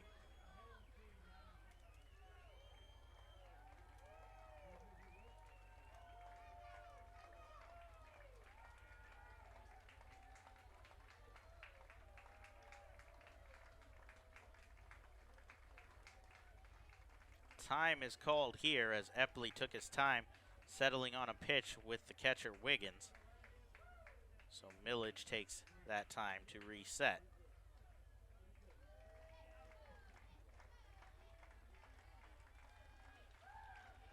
Epley readies for the 2-2. That one just misses, and the count now runs full to Millage. This is something we've seen throughout the day from Millage at the plate. He did it a lot in Game 1. Ran the count full in his first at-bat here in Game 2 as well. Epley 1 strike away as he winds and delivers. This one misses off the plate away, and Millage is aboard with the walk. So the tying run stands on first for the Barnstormers.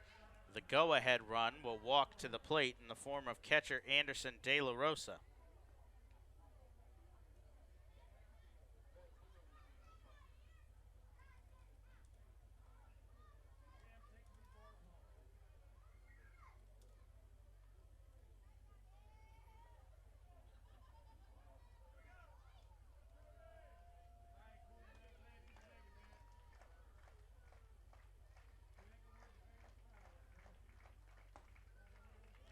First pitch from Epley to De La Rosa, called strike, 0-1.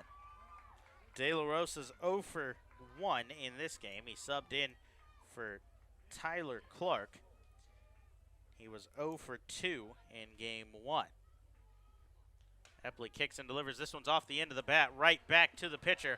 He'll underhand toss it to Snyder in time to retire De La Rosa. Epley comes in and locks down the save. And the Blue Crabs snap a season-long 5-game losing streak as Gabby Hernandez come out and does his job. He goes 6 innings, 4 hits, 1 run, 1 earned, and struck out 7 as Hernandez picks up his team-high 8th win of the season. Epley locks down his 25th save for the Blue Crabs. The loss will go to Tommy Shirley, his best outing of the year, but he'll still drop to 0-3 on the season. So Gabby Hernandez and 2 solo home runs from Michael Snyder is what it took to get the job done here for Southern Maryland. Hopefully this win can put them back on track. We mentioned snapped the 5-game losing streak. That was the longest of the season. They'll head back to action tomorrow for the finale, looking to pick up a series win. Drew Hayes will take the mound. He's 5-4 with a 3.89 ERA. Brian Evans is on the mound for Lancaster. He's 6-3 with a 5.05 ERA. So those two will match up in the rubber match of the series. The winner will clinch the series victory. Tomorrow, first pitch, 2:05 p.m. here on the Blue Crabs Baseball Network. So in the meantime, Blue Crabs split the day with Lancaster. Final score here in Game 2, 2-1. We'll see you guys tomorrow at 2:05. For my general manager, Courtney Knichel, I'm Brandon Belanda. We'll see you tomorrow, 2:05 p.m. First pitch for the rubber match against the Lancaster Barnstormers. In the meantime, until then, Blue Crabs win 2-1. Have a good night and a good day tomorrow. We'll see you at 2:05.